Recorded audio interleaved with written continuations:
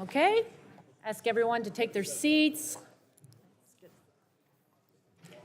Committee will come to order.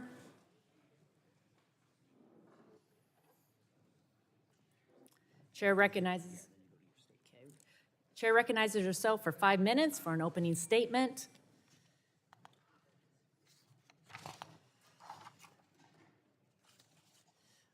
Welcome to our first Energy and Commerce Committee meeting hearing of the 118th Congress, especially to our new subcommittee chairs, Jeff Duncan, who's our new chair of Energy, Climate, and Grid Security Subcommittee, and Bill Johnson, who will chair the Environment, Manufacturing, and Critical Minerals Subcommittee.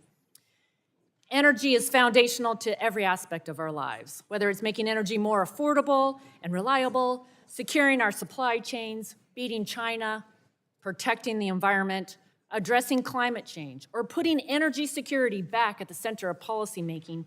These should be bipartisan goals, and we've already proven they can be over the last few weeks. One of our actions on the floor was passing H.R. 22, the Protecting America's Strategic Petroleum Reserve from China Act, and it passed with 113 Democrats voting for it. And then just last week, H.R. 21, the Strategic Production Response Act, and another bipartisan vote to help ensure a vital energy asset isn't drained for non-emergency political purposes.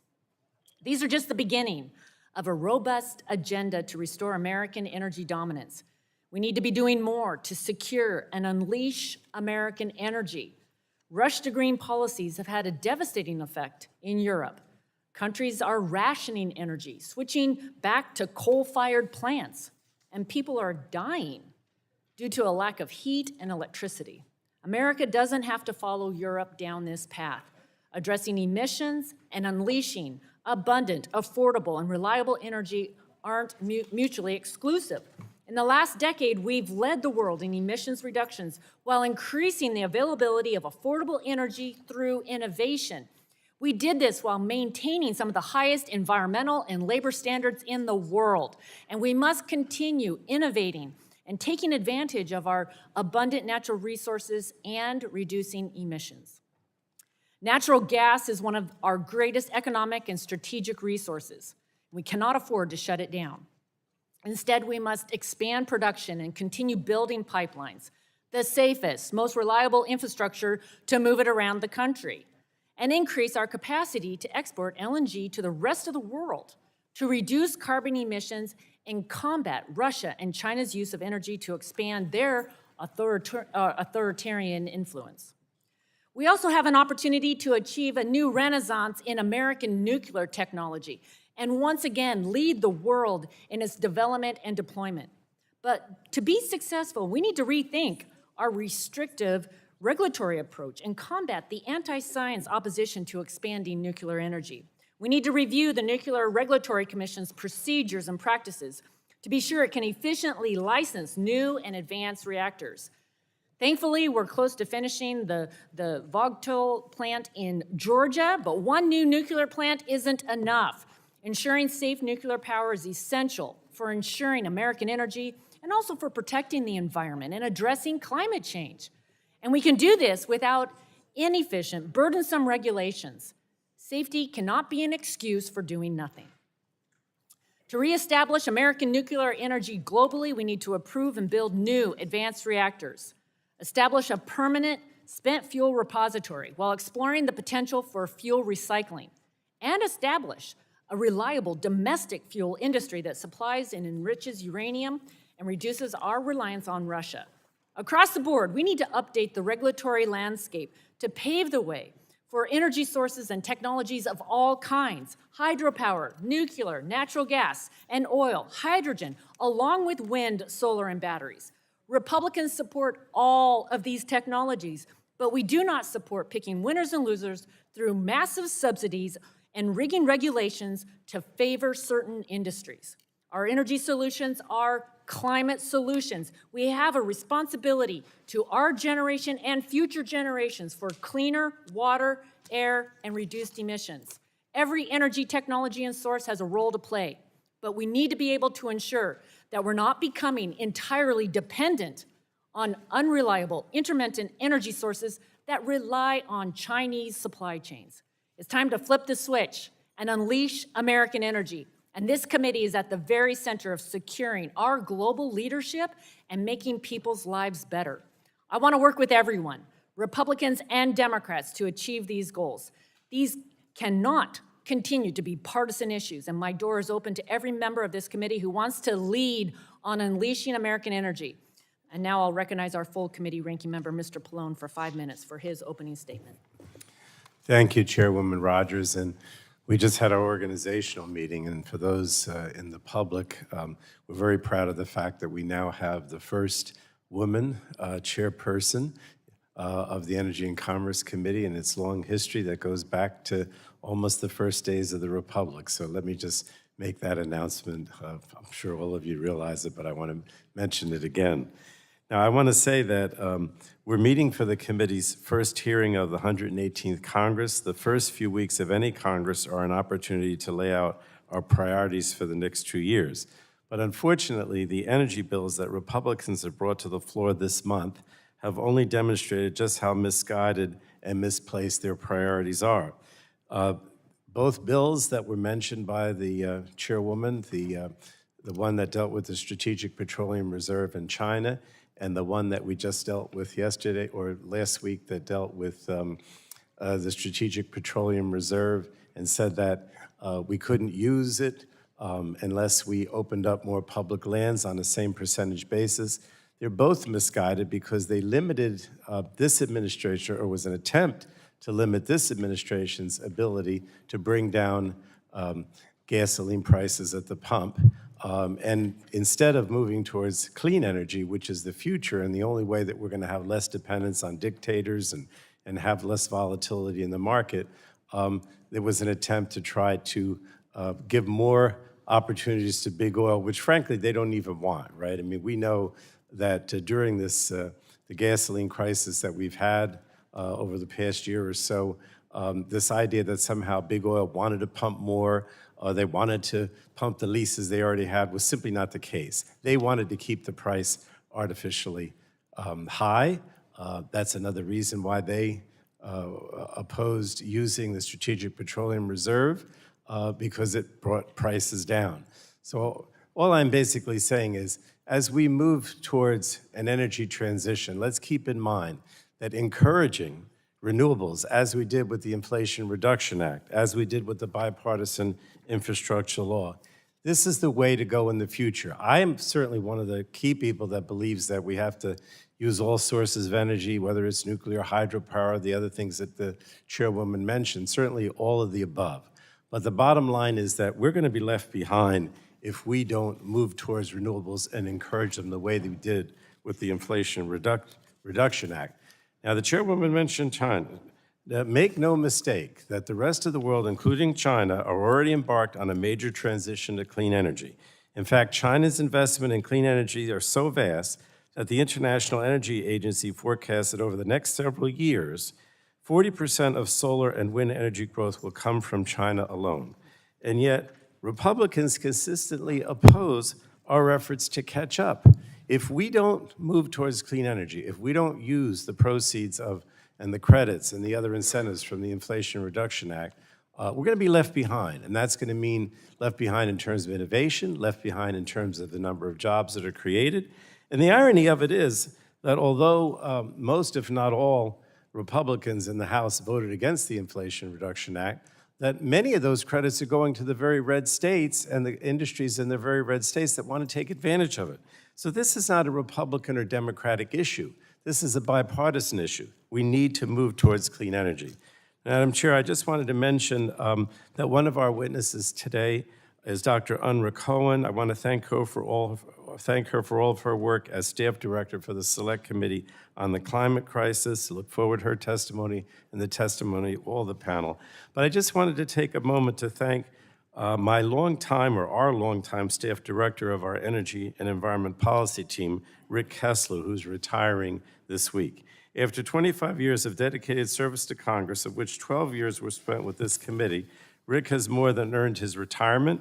Earlier in his career, Rick also worked in my personal office on energy and environmental issues, And last Congress, Rick was instrumental in our work on the Inflation Reduction Act, fighting to make sure meaningful climate investments, including many provisions from our own Clean Future Act, were included. And during his tenure, he was also instrumental in helping us pass the Frank Lautenberg Chemical Safety Act, the Pipeline Safety Act, legislation phasing down the use of dangerous HFCs, and many, many more energy and environmental laws. So he's been a devoted member of my team and our team, always guiding us by a sincere desire to improve people's lives. And I'm personally grateful for his many years of service. Wish him nothing but the best in the future. And with that, I yield back the balance of my time.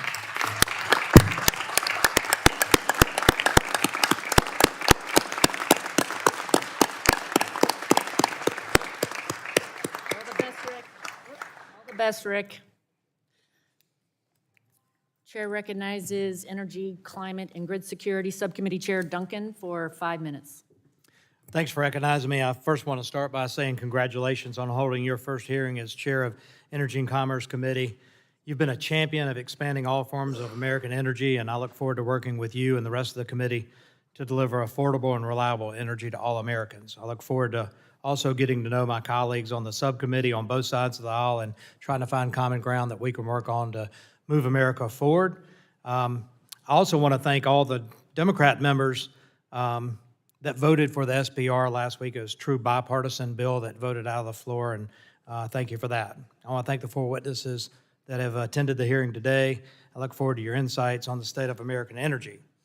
America became the global leader in crude oil and natural gas production while also leading the world in emissions reductions. We did this by encouraging the entrepreneurial spirit in the private sector. The shale revolution is a perfect example of this. It is estimated that shale revolution saved U.S. consumers $203 billion annually. That breaks down to about $2,500 per family of 4. It also lowered energy-related greenhouse gas emissions by 527 million metric tons per year, the most in the world. American energy production and emission reductions are not mutually exclusive. Unfortunately, Democrats and President Biden's regressive energy agenda takes a whole-of-government approach to phase out the oil and gas industry, and that's just wrong. Their agenda discourages investment, and the top-down aggressive regulatory approach seeks to create government-controlled economy and energy sectors. Republicans on energy and commerce have solutions to reverse the Democrats' regressive energy agenda. It starts with unleashing all forms of American energy by creating a regulatory structure that encourages investment and innovation to bring all forms of energy online. Energy is the foundation of our economy, and it impacts every aspect of American life. High energy prices hit low-income and middle-class Americans the hardest. According to the EIA, 1/3 of American households struggle to pay their energy bills. 1 in 5 households have to forego basic human necessities like food and medicine in order to keep the lights on and heat their homes. The Democrats' rush to green policies are making energy unaffordable for American families. High energy increases the price of everything and contributes to rising inflation. Our policies put the American consumer first, so they don't have to decide between putting food on the table or keeping the lights on. Ensuring we not only have affordable energy, but also reliable energy is critical. There's no question a secure and resilient power grid is necessary for national security and a strong economy. For these reasons, our energy grid is an attractive target for our adversaries. Pipelines, refineries, and other energy infrastructure are also extremely vulnerable to attack. Our policies must prioritize strengthening and hardening our grid and energy infrastructure. Energy security is national security, and our ability to export plays an important role in this. Since Congress lifted the crude oil export ban in 2015, we've seen the benefits of free trade and open markets in the energy sector. When America is the world leader in energy production, the world is a safer place. There's no doubt about that. We can and should export to energy-dependent countries who rely on corrupt nations. We have seen how Putin has used energy as a political weapon to keep this stranglehold over Europe. The best way to decrease the leverage of OPEC and Russia, and the best weapon against Putin, is a more aggressive U.S. energy production policy. Nuclear energy also plays a critical role in energy security. Exporting our nuclear technologies gives us the ability to set global nuclear norms. Many of our adversaries recognize this and are prioritizing building up their nuclear sector. It's time the United States takes a hard look at the regulatory obstacles that stand in the way of nuclear advancement in this country. Republicans have solutions to bring more nuclear online by addressing inefficiencies in the permitting process while also maintaining our global gold standard in nuclear safety. I look forward to working with my colleagues on both sides of the aisle to bring more nuclear online so that we can once again be a global leader. The ranking member mentioned China. There's no doubt that China is adding wind and solar and other renewables to their energy matrix. They're also building a heck of a lot of coal-fired power plants, fossil fuel generation, mining rare earths that they need for all the technology, which is very detrimental to the environment. So we've got to address those issues. China will be a big part of that addressing, and I want to thank Chair Rodgers for holding this timely hearing. It's time to flip the switch, unleash American energy production, and achieve American energy dominance. I look forward to the hearing and from our witnesses, and with that, I yield back. Chair recognizes Ranking Member DeGette for 5 minutes. Thank you so much, Madam Chair. It's really fun to say that. And I want to say one of the things that makes the Energy and Commerce Committee so unique is not just our vast jurisdiction, but the willingness of members to work together in a bipartisan way to get things done for the American people. I've had the honor of serving on this storied committee since I was a freshman member of Congress. As the chair of the Oversight and Investigation Subcommittee for the past 4 years, I'm proud of the work that we did to hold the oil and gas industries accountable for the high gas prices last year and to help move our country forward.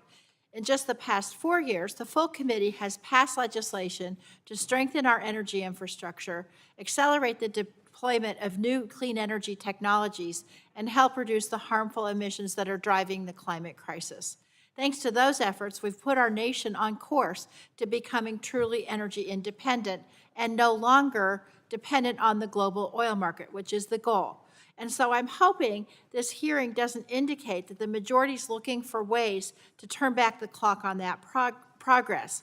I was disturbed that the majority memo that I read didn't mention renewable energy sources one single time, and instead doubled down on frankly outdated policies advocating increased fossil fuel production, which will impede U.S. energy independence and make us more, ironically, make us more dependent on an unstable international market. And that's because oil and gas is an international market, and so if we produce more here, it just goes into the international market. We've all heard the slogans, drill baby drill, energy dominance, and now energy expansion. But don't be fooled.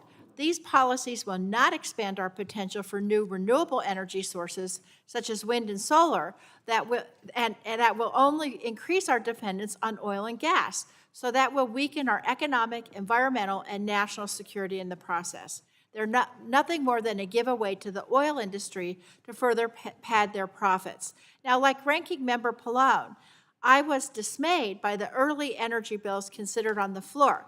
Just last week, Congress considered H.R. 21, a bill that would open up our public lands to oil and gas exploitation and limit the president's ability to respond to future energy emergencies through the SPRO.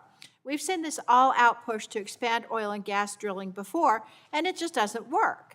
Last February, the United States produced more than 11 million barrels of oil per day, one of the highest levels of crude oil production in U.S. history. But when Vladimir Putin launched his war of aggression in Ukraine, the price of gasoline skyrocketed, and we as a nation were immediately reminded of how reliant we continue to be on a global commodity that's subject to disruptions of international markets. The only way to secure our economic prosperity, our environment, and our national security is to break the addiction to oil as soon as possible. And so to do that, we must transition to clean energy technologies. Now, I think that we could work across the aisle on this. I think that we could work together on supporting the research that we need to advance new clean energy technologies that will both make us energy independent and help us reach our nation's climate goals. I'm sorry that my colleagues didn't support the CHIPS and Science Act that's made investments in our energy and science agencies. But I will also say, I do think, and I'm looking forward to working with Chair Duncan and with our friends on the other side of the aisle.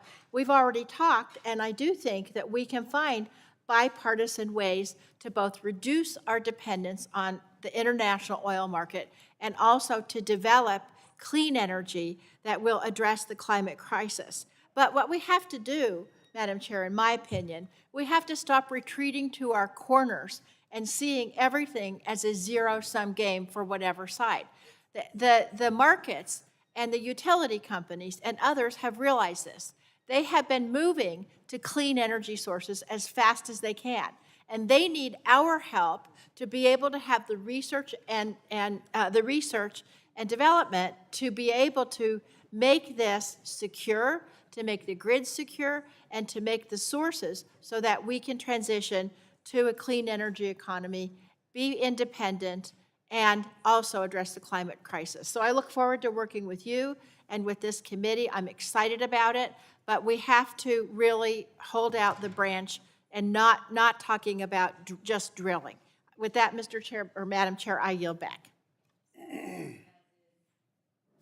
Chair recognizes Subcommittee Chair for Environment, Manufacturing, and Critical Minerals, Subcommittee Chair Johnson, for 5 minutes. Thank you, Madam Chair, and I too want to congratulate you for being selected as the chair of the best committee in the House of Representatives, the House Energy and Commerce Committee, and for holding your first full committee hearing as chair and making it about such a vital issue: American energy expansion, strengthening economic, environmental, and national security. And I too look forward to working with you and our members on both sides of the aisle to do the right things. I agree that it's time for all members of our committee to get to work to come up with solutions to the major problems driving inflation in our country. A staggering inflation which threatens to lower all American standard of living and make us less secure. Just over 2 years ago, America was energy dominant. For the first time in 70 years, we were the largest energy producer in the world, and fuel for our homes and automobiles was affordable for working Americans. Unfortunately, the president and the Democrat majorities in the last Congress decided to wage an all-out legislative, regulatory, and public relations campaign to suppress that energy dominance, leading to skyrocketing and unaffordable gasoline, natural gas, and electricity prices for many Americans. Not just that, but rather than relying on superior American innovation and ingenuity to solve emission issues, which we've demonstrated, by the way, we're clearly able to do, this campaign against American energy and energy workers is attempting to cancel proven, increasingly cleaner forms of existing energy resources in favor of only a few forms of weather-dependent energy sources. And that has very serious negative economic and national security implications. Put simply, energy security is national security. We've heard it said over and over again, and it's true. It takes energy to produce raw materials, to manufacture products, to produce farm products like produce, eggs, and poultry, and pork and beef, to get those products to market. In fact, energy is at the center of everything. Americans have seen firsthand, they're living it, that limiting domestic energy production and cheapening the value of the dollar through reckless federal spending is a textbook way to drive inflation higher. We can do better. We must do better. Now, I'm not reflexively opposed to some of the Democrat solutions being proposed, like, for example, greater renewables deployment in our country, but where I struggle is with the practical implementation of these policies and plans, the costs and the potential negative impacts on the quality of life for American consumers. We can't just take what sounds good in town halls in wealthier coastal or metropolitan areas and insist that folks in less wealthy, more rural areas just jump in line and do it as well. If we want viable, sustainable energy solutions that make all Americans secure, that appreciates the diversity of our landscapes and doesn't rely on premature aspirational technologies or the availability of mineral supplies from foreign countries being available, then it's time to turn the page on the current national energy strategy, or a lack thereof, particularly since it's one that makes us more dependent on nations that hate us. To illustrate the point, I asked my colleagues to consider a recent report in the Washington Post. It suggested senior U.S. military officials are predicting and preparing for war within 1 to 5 years with China, the very country we depend on for the critical minerals required for many of the rush to green solutions. This is why we need to maximize the production of clean, reliable, affordable American energy and the associated critical minerals right here at home, along with improving the permitting process so investors aren't deterred by government-imposed barriers and uncertainty for new energy infrastructure projects. And friends, it's time to get serious about making rolling blackouts on our energy grid a thing of the past and lowering gasoline prices with increased American domestic production, rather than being dependent on artificial market interventions by the White House. More domestic supply is necessary to meet these challenges, and we shouldn't fool ourselves into thinking that draining our strategic petroleum reserve assets is a recipe for success. We produce energy better, safer, and cleaner than any other place in the world. These facts used to be a source of national strength and pride, not to mention American international diplomacy. Let me conclude with a hearty welcome to our witnesses today. I appreciate that you're here, and I look forward to you sharing your experiences with us. With that, Madam Chair, thank you for yielding to me. I yield back the balance of, well, I've exceeded my time. So. Chair recognizes Ranking Member Tonko for 5 minutes. Thank you, Madam Chair. And first, let me congratulate you on your great achievement, and Chair Johnson for his taking on leadership of the Environment Subcommittee. I've had the privilege of working with the two previous Republican leaders of the subcommittee, Representatives John Shimkus and David McKinley. During that time, we certainly had our disagreements, but we also found issues where we could go beyond partisanship and work together for the benefit of our constituents' public health and indeed the environment. So whether it is drinking water, brownfields, harmful air pollution, or the many other issues under the subcommittee's jurisdiction, I do hope we will be able to find policies where we can work together. And as we begin to consider how our nation can improve our energy security, foster innovation, and become the global leader in the energy economy of the future, I believe there have been great strides made by Congress in the past several years. In the 116th and 117th Congresses, this committee played an instrumental role in the development and enactment of several historic energy and environmental laws, including the Energy Act of 2020, the AIM Act to phase down hydrofluorocarbons, the Infrastructure Investment and Jobs Act, and the Inflation Reduction Act.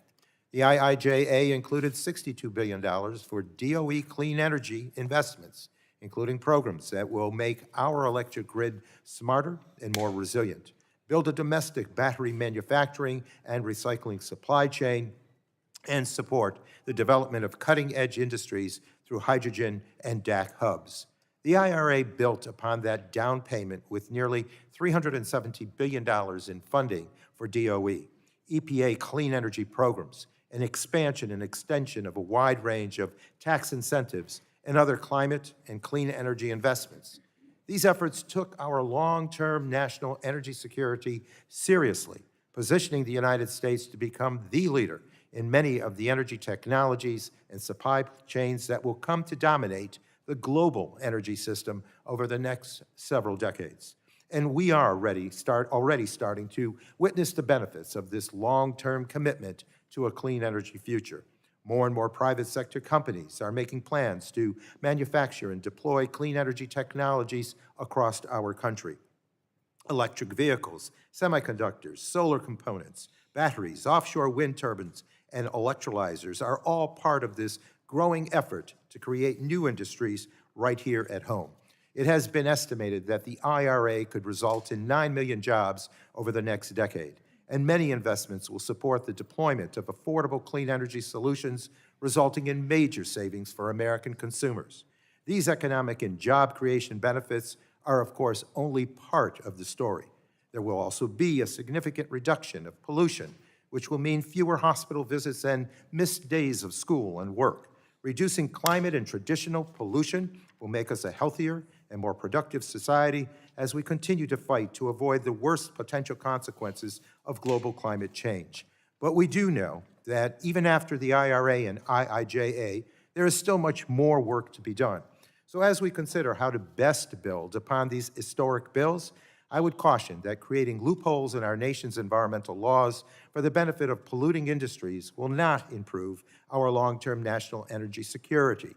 On the contrary, our environmental laws can be a driver of innovation, complementing the investments we have already made to support the development and deployment of next-generation technologies. I do want to welcome a great public servant to the committee, Dr. Anna Unruh Cohen, who can advise us on how to build upon the progress of the past 4 years. Dr. Unruh Cohen and former Select Committee Chair Cathy Castor played a critical role in the climate and clean energy successes of the 117th Congress. I can think of no one better to help us understand where we have come from, what we have achieved, and what is left to do to transition our nation and our planet to a more just and sustainable energy system. Thank you, Dr. Unruh Cohen, excuse me, for joining us today. And Madam Chair, I want to thank you for making this our first hearing of the new Congress. The American people should know more about the work that has been done to make our country less reliant on economically volatile and polluting industries. And soon we will be able to provide more information to our constituents and local businesses about how to take advantage of the generous tax credits and rebates in the IRA. So I look forward to having many more opportunities to share that information with the public in the months ahead. Earlier, our past chair, Frank Pallone, acknowledged Rick Kessler for the great work he has done with this committee and certainly with the subcommittee that I chaired. Rick, I thank you for an outstanding bit of professionalism that you brought to this committee. I thank you for the hard work, the passion, and the success that we've all enjoyed. God bless you as you go forward with your new career opportunities. And with that, Madam Chair, I yield back.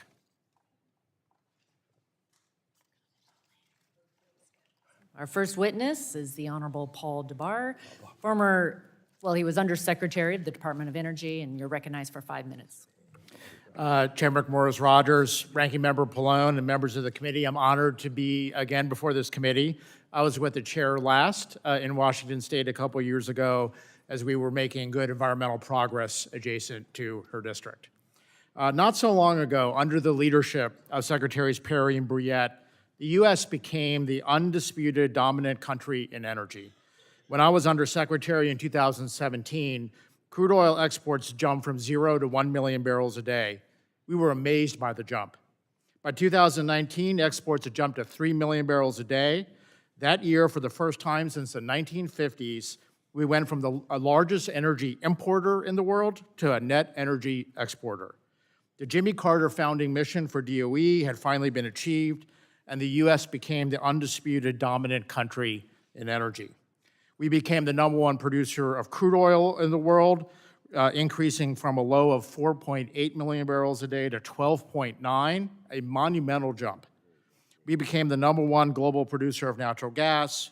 We became the marginal producer and the global price setter of crude oil, taking the crown from OPEC. We extended our lead as a top country in the discovery of new energy technologies, including solar, lithium-ion chemistry, and new drilling technologies. We were a solid manufacturer, including for turbines, nuclear, electric vehicles, and drilling. We allowed the country to build, whether it was wind, batteries, LNG, or pipelines. This resulted in energy price deflation, and the U.S. led the world in the reduction of tons of emissions. No other country came close to that combination. Production, technology, and manufacturing. Not China, not Russia, and not Saudi Arabia. This dramatic turn in energy posture not only created economic growth and security, it produced a new foreign policy playing field, and we were no longer at the bidding of a cartel. This allowed us to take the lead in stabilizing the global energy markets when COVID hit. We were so strong that the 2020 OPEC production agreement was announced from the White House. That was energy dominance.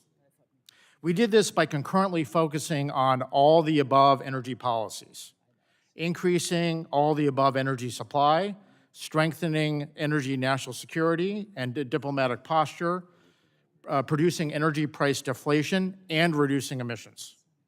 This shift happened for 3 reasons: U.S. energy technology innovation, government policies that encouraged all the above energy supply, and investment by the private markets.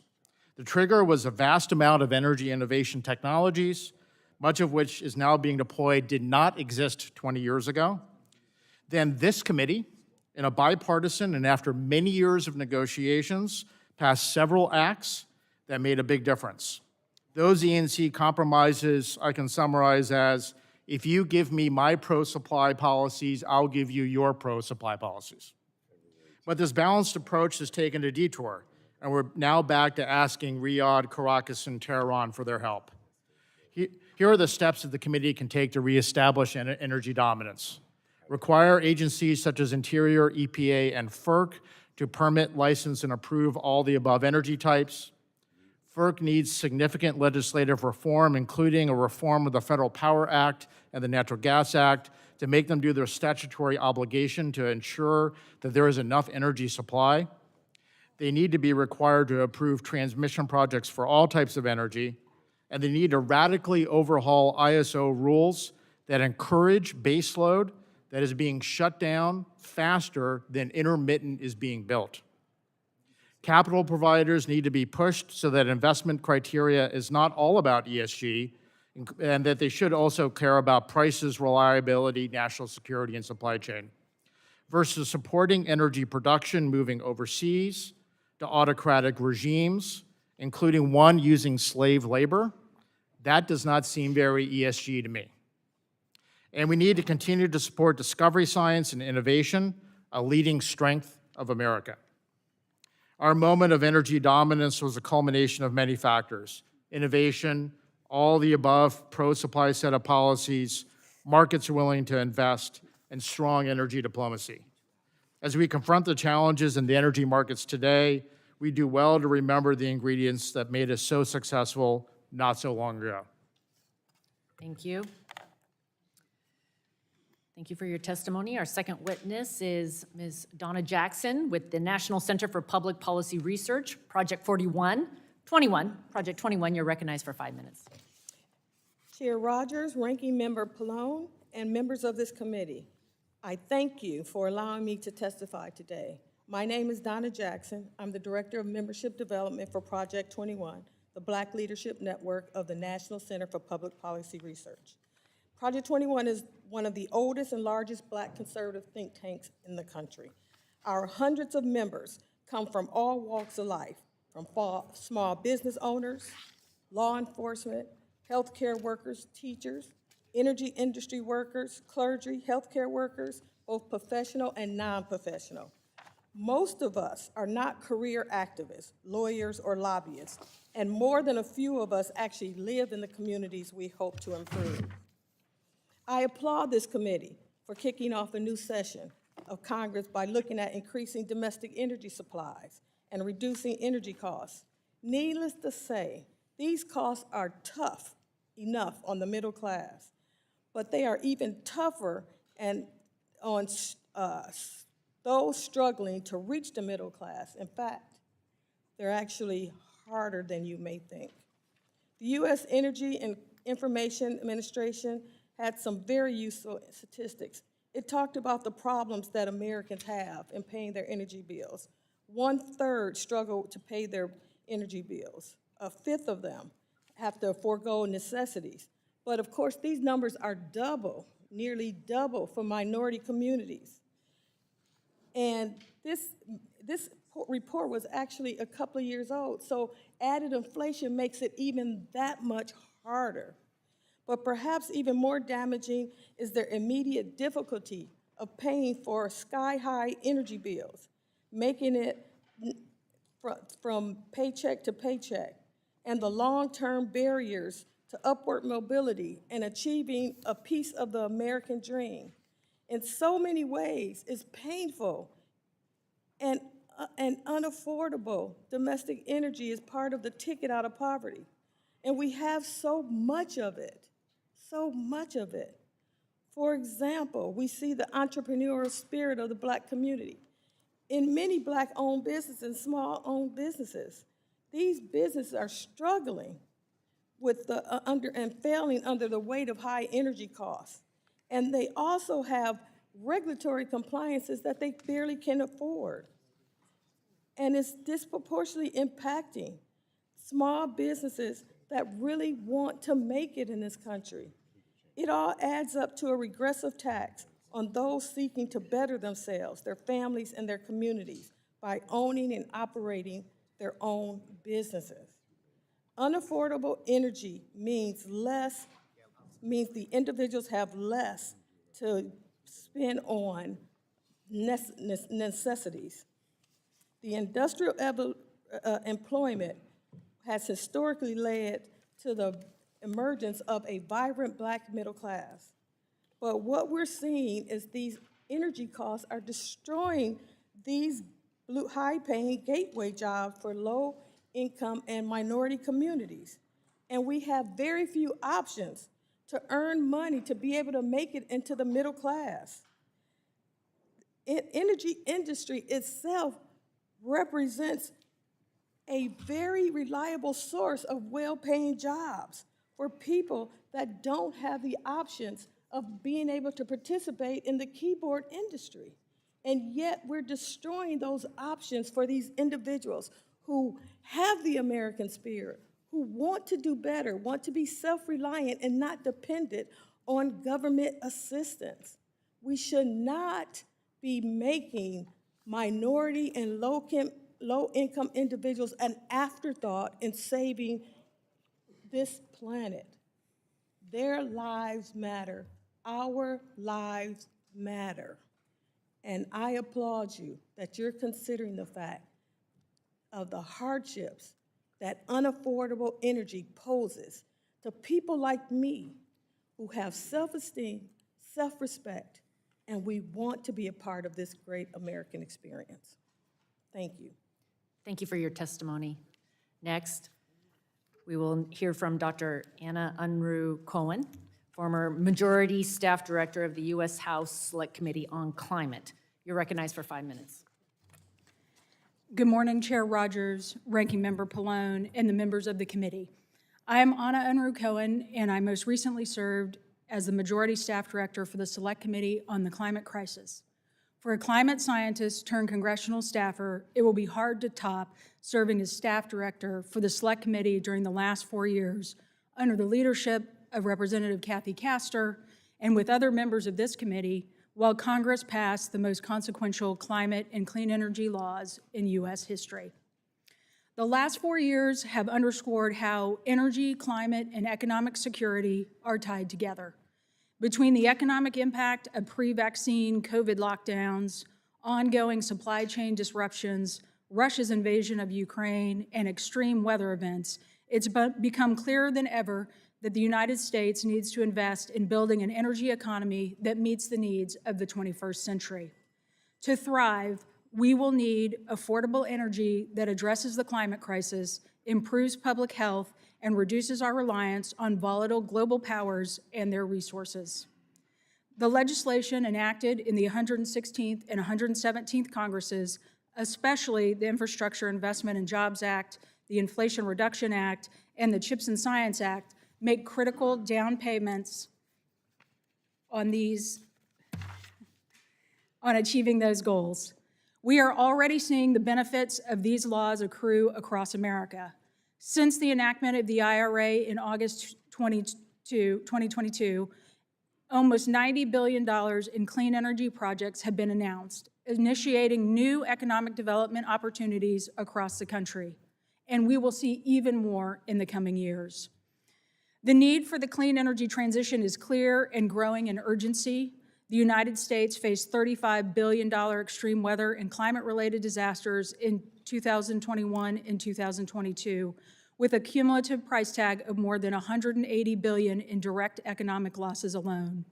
Other countries around the world have faced devastating heat waves, droughts, and floods in recent years. Without comprehensive climate action, the science points toward continued disasters with regional, national, and global consequences. The climate crisis and need for energy security will require governments at all levels to increase their engagement on energy and climate policies, to realize the potential created by the new laws, and to use the available tools to ease impacts on families when new climate and energy challenges arise. Congress, and especially this committee, will need to understand and respond to the increasingly dynamic global energy landscape to maintain U.S. global leadership and competitiveness. Successful energy and climate legislation must meet the test of cutting climate pollution guided by science, reducing energy costs on families, advancing equity and justice, and creating good family-sustaining jobs.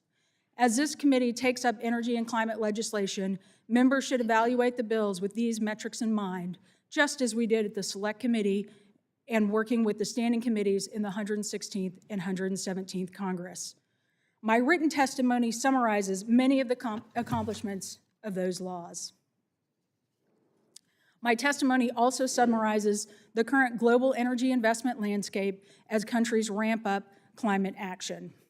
But climate considerations are not the only driving force behind increased interest in clean energy. Just yesterday, BP's chief global economist pointed to the Russian invasion as a reason that countries are seeking to increase access to domestically produced energy, most of which, he said, will likely come from renewables and other non-fossil fuels. As we've heard, China is leading that clean energy race, and we must catch up. They may be out front now, but the United States can close the gap and to power America in ways that improve our global competitiveness and help solve the climate crisis. American ingenuity is our superpower. Giving up on a technological competition is not the American way. Instead, we need energy and climate solutions that meet the needs of the 21st century, and we need them now.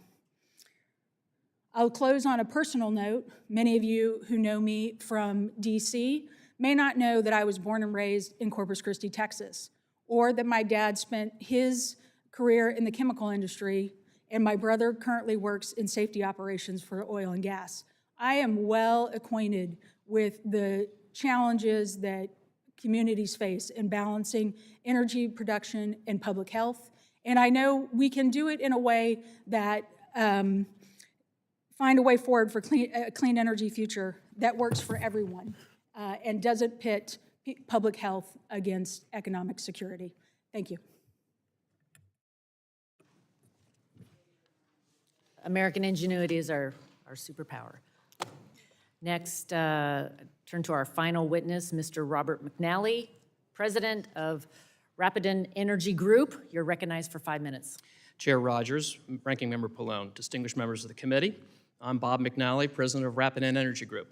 With the exception of 2.5 years in the Peace Corps and 2 years working for President Bush, I've been an analyst, a historian, and a student of energy markets, policy, and geopolitics.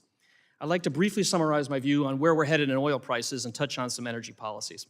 Let me start with the good news. For the best part of the last 20 years, OPEC is no longer controlling the global oil market. Let me tell you the bad news. For the best part of the last 20 years, OPEC is no longer controlling the global oil market. That's why we're seeing a return of this Space Mountain price volatility. It's paradoxical but true. When the oil market does not have a successful, durable supply manager like OPEC, or before it, the Texas Railroad Commission, oil prices wildly gyrate in boom and bust cycles that hurt our economy, national security, and environment. What to expect in the future as you do your work. More of what we've seen in the past. Oil prices are going to gyrate between 5 to 7 year boom phases when they go up and bust phases when they go down. At the late summer of 2021, we exited a bust phase, lower oil prices, and we're in the foothills of a multi-year boom cycle. President Putin's decision to invade Ukraine hit fast forward on this boom cycle last year, as we saw with $5 gasoline. But oil prices quickly retreated when all the Russian supply we thought we were going to lose did not go offline. Now, the shale boom is a huge economic and security benefit, but it will not insulate our consumers from oil price volatility. Therefore, we cannot retreat into energy isolationism. We must work with allies to support domestic energy production and support infrastructure, bolster free trade, maintain ample stockpiles, and prevent adversaries from holding the world hostage to economy-wrecking disruptions. As we enter this new multi-year boom phase, it's all the more important that we resist or correct policy mistakes. These include old ones, like 1970-era ideas of windfall profits taxes or restricting exports. Look, on the windfall profits taxes, profits are going to go up during booms and down during busts. Seizure of them by the government will only worsen supply and increase prices later. Restricting energy exports will not lower pump prices at all, for any meaningful period of time, if at all, for our consumers. Longer term, it will raise them. Restrict export, you get less supply, you get higher prices. Moreover, restricting exports now would help Putin, help Iran, and hurt our allies. Newer errors to resist or correct include an overall shift, unfortunate, from all the above to keep it in the ground. As we enter a boom cycle and face geopolitical risk, it's critical that capital flow back to fossil fuel production, refining, and infrastructure. Fossil fuel is 82% of our primary energy supply. Oil alone, 31%. Renewables, they're great, 7%. Policies that delay or impede the return of capital expenditure to fossil energy will only tighten supply-demand balances further and punish consumers with even higher energy prices. Strategic Petroleum Reserve cries out for course correction, members of Congress. At 372 million barrels, the reserve is down by about a half, the lowest in 40 years, due to recent emergency and non-emergency sales. Now, the energy gyrations after Russia's invasion of Ukraine illustrate the folly of frittering away our emergency supplies. To their credit, President Biden and the Congress agreed to cancel 140 million barrels of planned emergency sales. And it signaled an interest in refilling. And Chair Rodgers, you shepherded a bill that will also impose restrictions. Finally, and this is often overlooked but very important as you begin your work, I would like to highlight for the committee's attention an overlooked but crucial area for improvement. A large gap has opened between increasingly unrealistic energy transition targets on the one hand and objective and timely analyses required to assess their cost and likelihood on the other. President Biden and some members of Congress have called for outlawing the use of natural gas and coal in electricity by 2035. That's 60% of our generation. It's astounding there has been no cost estimate by EIA of this proposal.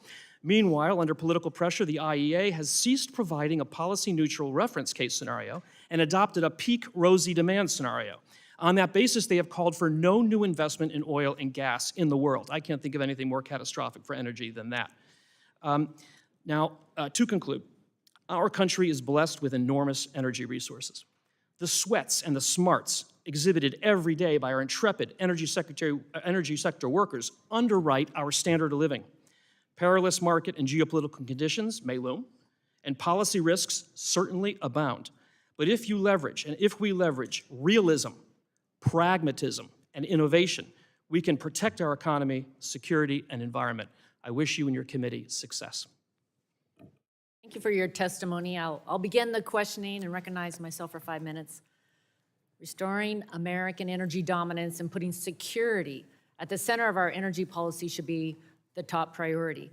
And we should be sure that our policies don't put Americans and our allies at strategic disadvantage to geopolitical adversaries like China. The Biden administration's national security strategy, released in October, mentions climate more than 60 times. It talks about, quote, an urgent need to accelerate the transition away from fossil fuels. By contrast, the Chinese president's annual report to the National Congress of the CCP, a few weeks later, only mentions climate twice and warns a gradual withdrawal from traditional energy must be based upon safe, reliable replacements. He talks about less restrictions on fossil fuels. There seems to be a mismatch of priorities here. Mr. DeBar, your testimony makes the point that as a dominant energy producer with an all-of-the-above mindset, America strengthened its national security, lowered prices, and helped drive down carbon emissions. The developing world will continue to demand affordable traditional energy for the next several decades. So does it make sense for the United States to cede its energy dominance in traditional energy to China? Thank you, Chairwoman, for the question. I would like to make the point that China is absolutely not the benchmark for clean energy. Some people like to point out about how much they manufacture. They produce more emissions than the whole OECD combined, and we lead the world in the reduction of tons of emissions, and China is increasing by 3 times per year than we're cutting. These are just numbers, right? These are just facts. And by far, I wrote a paper at Columbia I published last week, 57% of all the BTUs in China from all energy uses is from coal, and it's going up. It's going up. And so China's not the benchmark, right? They do manufacture some things well, but they are not the benchmark. I wish everyone kind of just knew kind of the fact pattern on that. U.S. leadership for energy allows us flexibility around prices, as we were hearing earlier. And as many people here who are veterans, there are less people in the way than when I was younger, when I was in the military, and it allows flexibility that did not exist, and it allows us, from a security point of view, to support our allies, which if we hadn't been building what we've been building in Texas and elsewhere, we would not be in the place today to help our friends. Would you speak briefly about how we make sure that we can export our energy and technological innovations like advanced nuclear to developing countries rather than having China and Russia increase their influence? So, Chair, as Congressman Tonko pointed out, U.S. leads the way in energy innovation. We need to do better at manufacturing. We're not bad at it, but we can do better. But almost everything that's out there in the world was invented in America. The lithium-ion battery chemistry was funded by DOE and the National Science Foundation. I was there when we won the Nobel Prize for the lithium-ion battery.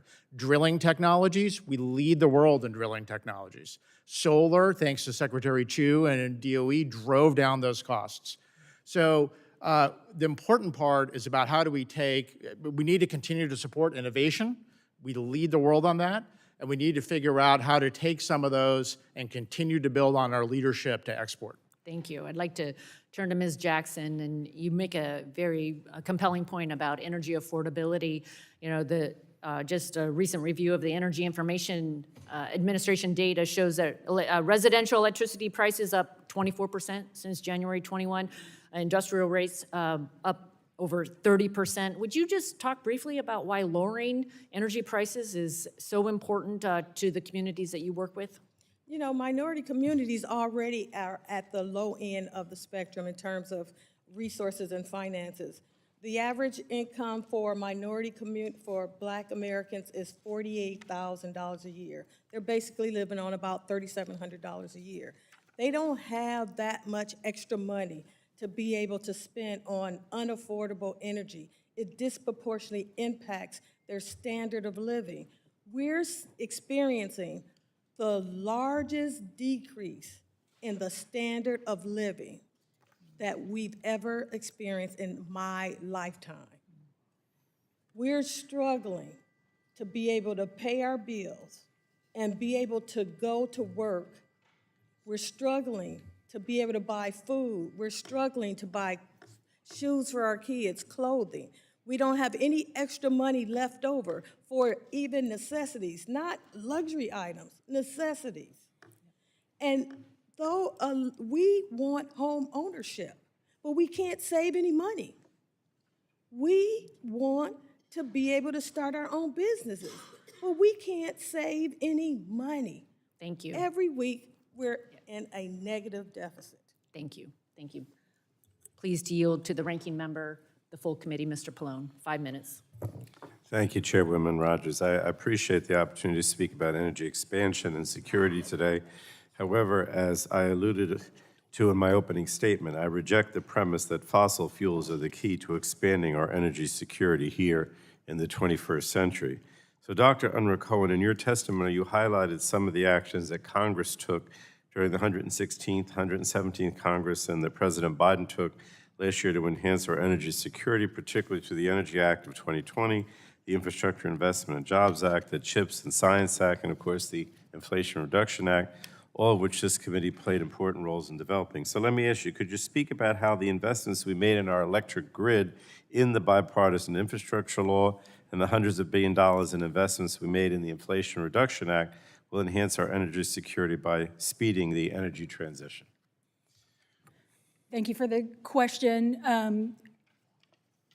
Enhancing and expanding the grid is one of the most critical aspects to transitioning to a clean energy economy, reducing pollution from the electricity sector, which then has knock-on effects for other sectors. And so in both the infrastructure bill and in Inflation Reduction Act, we had critical programs to invest in the resilience of the grid and the expansion of the grid. And I think we haven't, those will come to fruition soon. We're already seeing some good signs on building more transmission, as well as using the existing footprint to upgrade with the technology so that we can carry more electricity and electrons on the given footprint. Well, thank you. Now, I also suspect we'll hear quite a bit today about the so-called benefits of dirty sources of energy. But even from a pure energy security perspective, fossil fuels come with plenty of costs.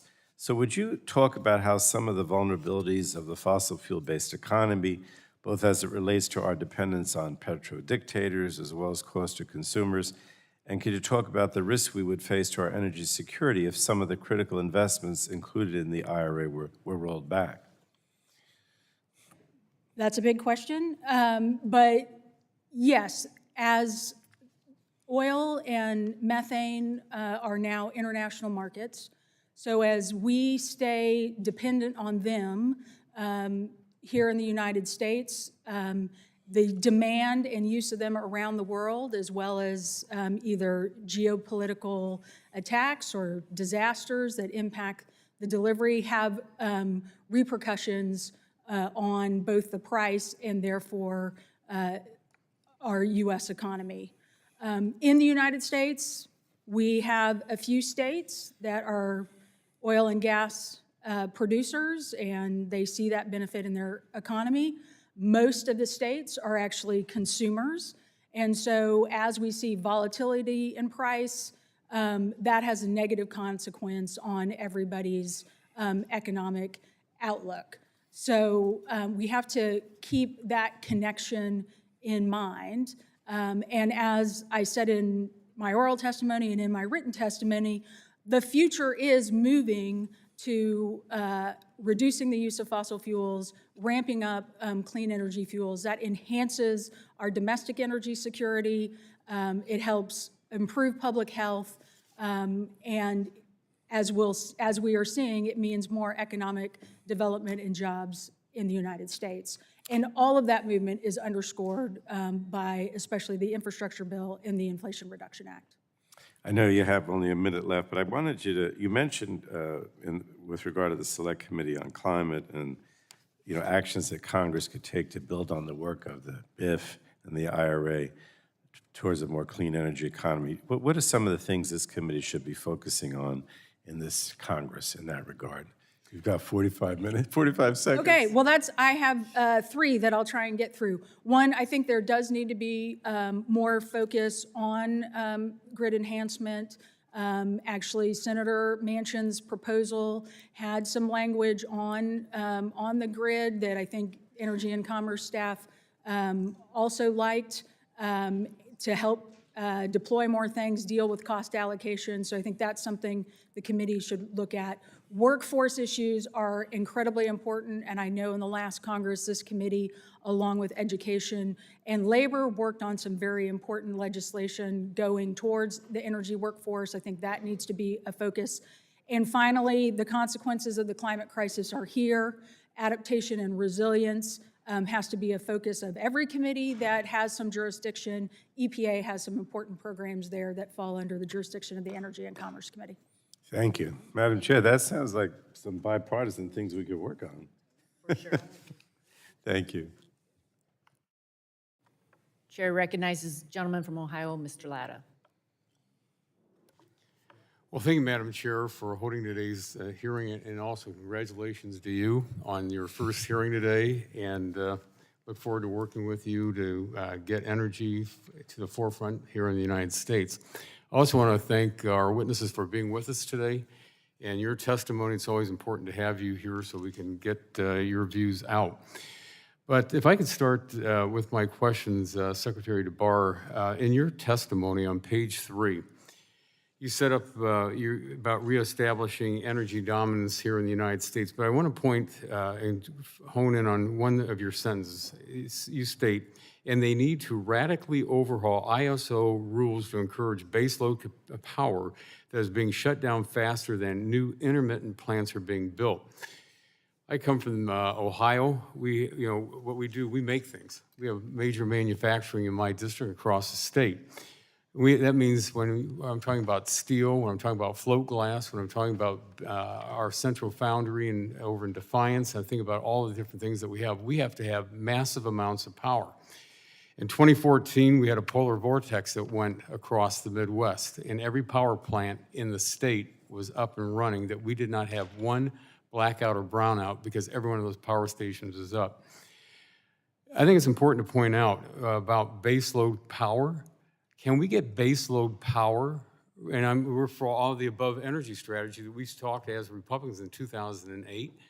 But my question is, when it comes to baseload and peaking, and I think that's a problem that a lot of people don't understand, but where is that limit where we have to be at to make sure that we can make sure that these lights come on every day and those plants go on every day with baseload capacity?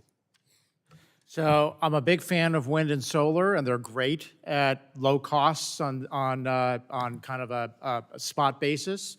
They are the worst technologies when it comes to availability and intermittency. Okay, these are just kind of technology kind of fact patterns. And what's happened with ISOs is that they've become kind of Rube Goldberg kind of contraptions that they used to be when many people here were part of initial setting up ISOs about free markets, about having market clearing prices and have transparency. In reality, what's happened, RPS standards, production tax credits, all these different things have made these constructs incredibly fragile and have encouraged baseload from being shut down. In New York, they shut down good, well-running nuclear power plants to replace it with intermittent.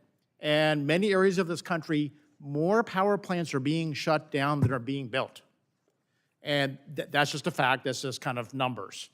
And so at the end of the day, the ISOs, under the Federal Power Act, under the authority of FERC, are allowing an increased vulnerability in the power markets year after year.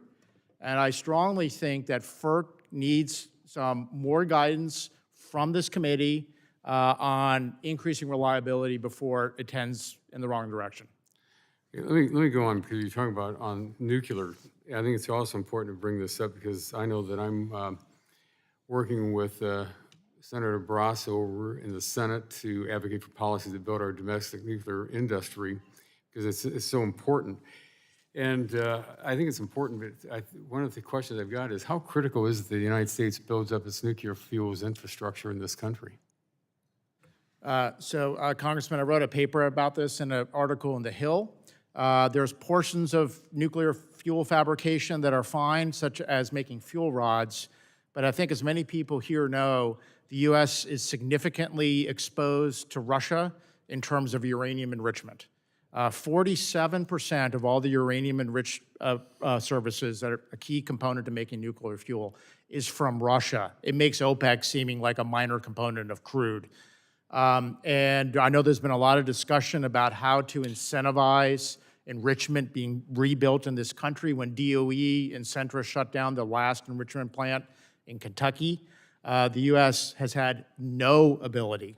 And as a side point, the U.S. has lost its ability to make high-enriched uranium for the nuclear weapons program. Most people have no idea that we've lost the capability of making new nuclear material for weapons. And that's all related to this topic. I think this Congress should take a look at how to incentivize and bringing it back from Russia. Well, and again, because again, when you think about with Russia and what's going on today and our dependence on them, it's critical for this country to get out there and make sure that we got a nuclear fuel security program that we can rely on. But I want to thank our witnesses, and Mr. Chairman, I yield back the balance of my time. I thank the gentleman. The chair will now go to Ms. Eshoo. Thank you, Mr. Chairman. I want to thank each one of the witnesses. I have to tell you that I'm having a little bit of a tough time figuring out what you're for, really what you're for. I hear a mix of, woe is us, we were in great shape, we're not anymore. some are for a mixed portfolio of energy sources.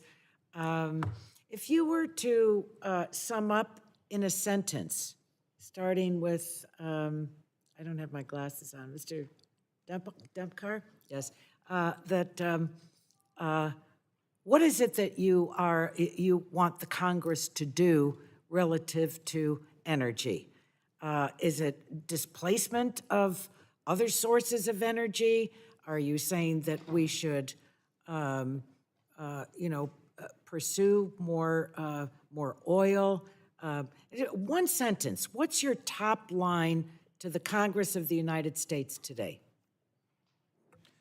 I think in one sentence, Congresswoman, I think properly incentivizing and authorizing all forms of energy that are support reducing emissions concurrently with that is the right general set of policies to do. What does that mean, though? What does that mean? Are you? I mean, if you're promoting oil and that there be more oil exploration, just say it so that it's clear, and then it's up to members to decide how that. I think that we have to have a mixed portfolio. I think that countries around the world, including the United States, are in big trouble given what emissions have caused us. We know that we have to have energy to operate, but it's a matter of what it is. So if it's oil, say so that it's clear, because otherwise it sounds like to me kind of a convention of just generally speaking, a convention of energy suppliers having a discussion. Do you want to redo your one sentence, or you're sticking with it? I would make one comment, Congresswoman, that a colleague of mine at Columbia made a point that there's a difference between supply and demand, and as long as there's a demand for an energy type, so as long as we're still having internal combustion engines for a period of time, maybe long, maybe short, you can have that debate. It's better for America to produce that oil. Saudi Arabia right now intends. Well, your colleague over here said the good news is that the OPEC is not in charge of the bubble or whatever anymore. So you don't see. I don't think. Well, whatever. It's a difference of opinion of witnesses here. How about the gentleman at the end? What's your one sentence? Yeah, Congressman Eshoo, so my one sentence would be, go back to all of the above. Federal policy in the last 2 years has shifted from bipartisan, all of the above, to anti-fossil fuels. Keystone Pipeline decision, call to end federal leasing, the ban on gas and coal That's a and long electricity. sentence. Okay, because my time's running out. Doctor? Congresswoman, I'd say what Congress needs to evaluate their actions on is getting America and the world to a net zero carbon pollution economy. So you need to evaluate everything that's coming through here of whether that will help advance that goal in the United States or us working with partners. It may not mean the total end of fossil fuel, but it will be a managed transition to achieve that goal. Ms. Jackson? Yes, I'm for letting the markets decide what energy sources we should use. If you prop up a energy Okay, industry. that's one sentence. That's one sentence. Well, if you Thank you. subsidize something, then of course they'll produce more of that. Thank you. I yield back. Thank you, everyone. Gentlelady yields back. The chair will now go to Mr. Guthrie from Kentucky. Thank you very much. I think someone said more plants are being shut down now than being built. You know, the concern with that is on December 23rd, when we were all wondering if we're going to get home for Christmas because of all the snows coming in, the ice coming in, the storms coming in, our planes going to fly.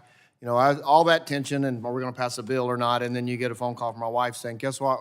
We were out of power. So in Kentucky, where I represent the Paradise, a plant that John Prine's parents are from, that area. They finally shut down the coal plant after that song's been around for a long time. But we're having rolling blackouts in Kentucky, December 23rd and December 24th. So my constituents experienced that. So Mr. McNally, according to the Energy Information Administration, carbon emissions from coal from the United States is 2.5% of global carbon emissions. And yet we're shutting down coal plants where people are not able to have heat on the coldest days of the year. So my question for you, can you talk more about implications for policymakers of like the International Energy Agency? They provide forecasts that do not include accurate baseload power needs. And also, let me just go to my second question for you. What information are expert statistical and energy information agencies like EIA and IEA not providing us? And do you think that these forecasts gloss over the factors that should be considered like grid reliability? Thank you, Congressman Guthrie, for that question. And if I could have added a comma and a sentence or a phrase to my sentence, it would have been, and get objective and timely data so you can do your work. Indeed, one of the main reasons we need to have IEA especially return to what we call a business as usual or a reference case scenario is you can't do a cost-benefit analysis without one. When folks refuse to put a forecast out saying, look, here's the future if we just freeze policies in place, they don't do that, then you cannot assess the cost and benefits of different policies to maintain adequate electricity supply for your constituents while we're trying to decarbonize, which is important. So we have to insist that the International Energy Agency go back to providing the tool you need to evaluate policy. On the EIA side, they are ably led by Joe DeCarolis, and they're a wonderful resource for this country. However, they have been AWOL in terms of providing you with objective, honest forecasts of the implications of the policies that are being pursued by this administration or proposed. That's simply unacceptable. We ought not be afraid of science and analysis and forecasts, but you're literally flying blind at this time. Okay, thanks. And Mr. DeVar, a lot of times when I hear people back home, these questions will ask me, though, let's say we do what? I think California has electric-only vehicles by 2035. If that was to come to pass for the country, something to that nature, you're dismissing, you have some environmental issues you're trying to address, but you create so many other implications and issues. People ask me, what are we going to do with the batteries once they're used? The rare earth minerals that I think we left $3 trillion in Afghanistan when we pulled out in that chaotic decision the Biden administration did. I think the Chinese were waiting to move in. I mean, so what are the implications of outside? I know we're trying to decarbonize, but what are the other implications of some of the decisions coming from the things like the Green New Deal, the IRA, other things such as that? Yeah, so one of the things I always find very problematic is arbitrarily picking technologies by legislators. The technology market moves much faster than a legislative process. I'll give you an example. I just wrote a paper in The Hill in which I pointed out that California has looked at banning all internal combustion engines. But in Congresswoman Kelly's district, they figured out how to manufacture negative carbon gasoline, that when you burn it, it's net zero, okay? So a technology neutral option of something interesting coming out of Illinois, rather than saying everything has to be electric vehicles, why not let innovation drive the opportunities that we have in front of us had not been invented? And so I think that there's a lot of great examples that we should have a technology neutral policy and let us kind of drive to the future based on that. Thank you. In just about a half minute that I have left, what are some lessons learned from Europe in their decisions in their carbon fight? What's some good lessons? Maybe you or Mr. McNally can answer. Don't become dependent on Russia or any other adversary for your critical supplies of energy, a lesson we ought to take heart, as we've heard with regard to China. Thanks. And you hear people say that that's the reason we need to do all the wind and solar, because we can be independent ourselves and still have fossil fuels in this country. We lost that independence. So my time has expired and I yield back.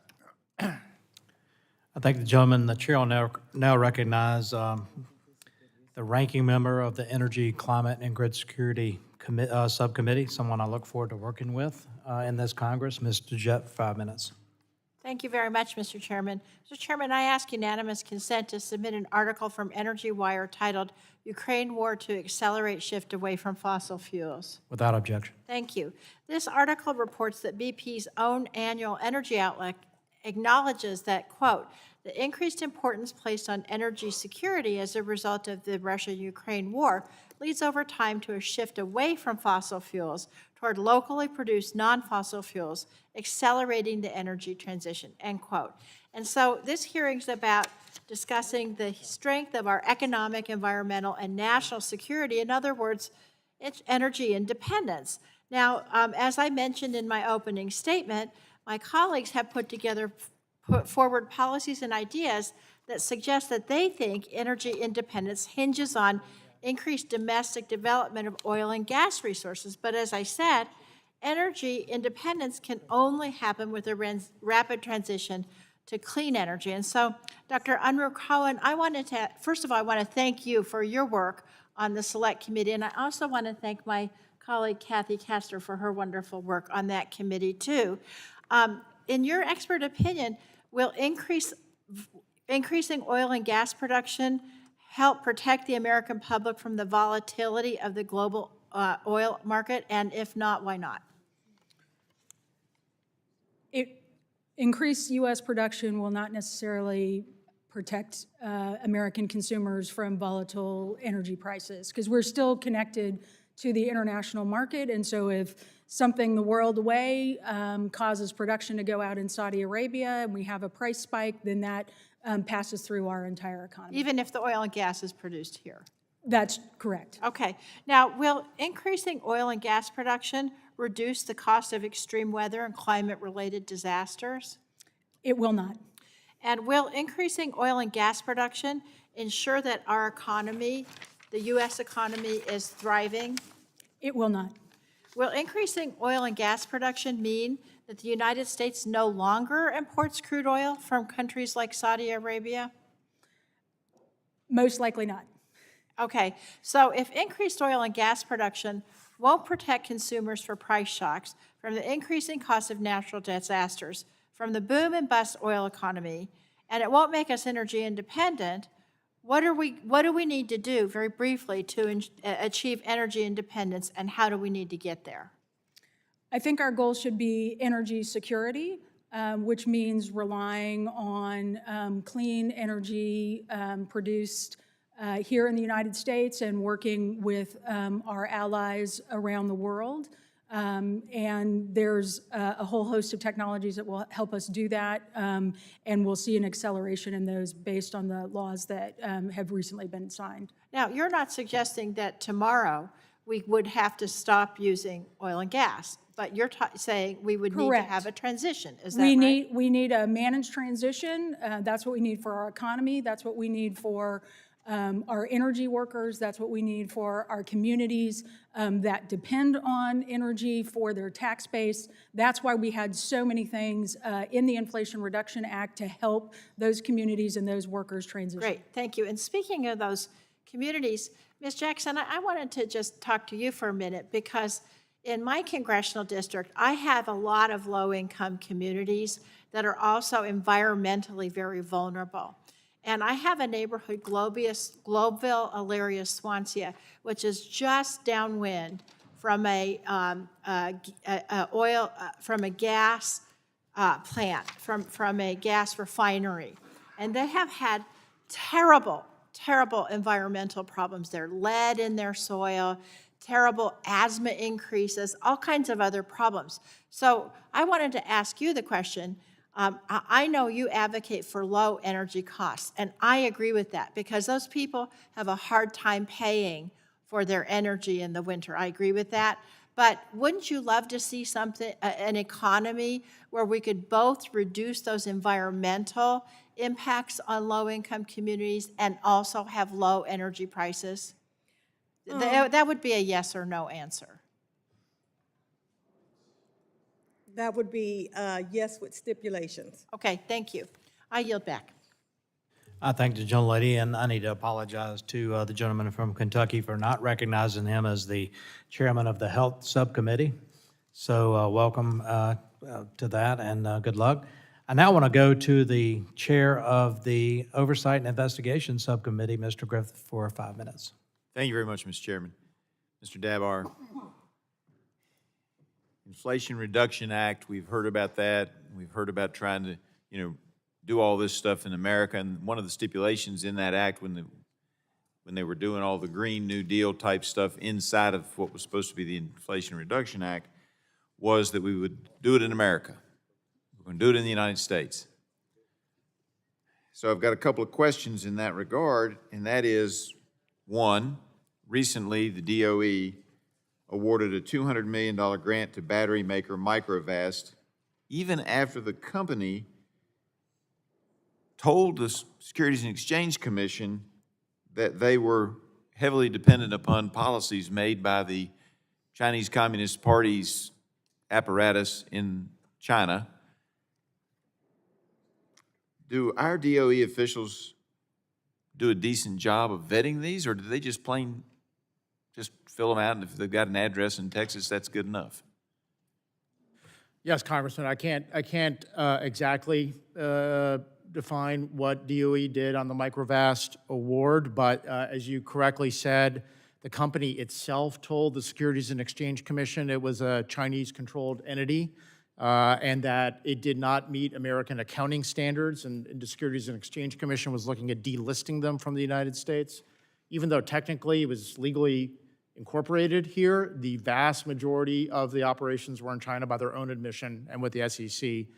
It is, I think it was the intent of the Inflation Reduction Act and the Infrastructure Act to strengthen American companies and to for those battery technologies, amongst others, get us away from China. And that is a bit of a question on why they decided to see that. So you would think that was a bad decision by DOE to give them $200 million? I think that there are plenty of other companies, there are plenty of battery companies, and I'm not certain why awarding it to someone who self-admits that they're a Chinese-controlled entity. There's probably other ones in the United States to support. Let me ask you about Contemporary Amperex Technology Company Limited. Now, this is a Chinese battery manufacturer and also attempting to get both Virginia money and federal money, made a deal with Ford, but in that deal, Ford would own the physical plant, but the Chinese company would have all the technology, they would control all the technology and all the actual manufacturing. Is that really a way to bring American green technology into the forefront, or are all we doing is becoming a colony of China when it comes to battery technology, when we take our taxpayer dollars and give it to the Chinese, even if they have a Ford nameplate on the outside of the factory?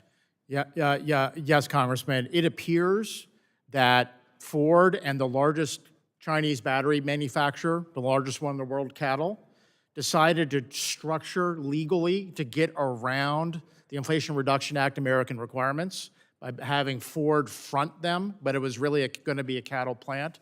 I applaud the governor of Virginia to turn that down. But whether it's this committee or Ways and Means, I would hope that someone would write a letter to Treasury as they look at writing the tax code underneath the Inflation Reduction Act, and make certain that lawyers, no disrespect to lawyers, I'm a nuclear engineer, don't come up with all these options that legally get around the Treasury rules, but allow Chinese companies to get a greater foothold in the United States. Hopefully that's quite bipartisan.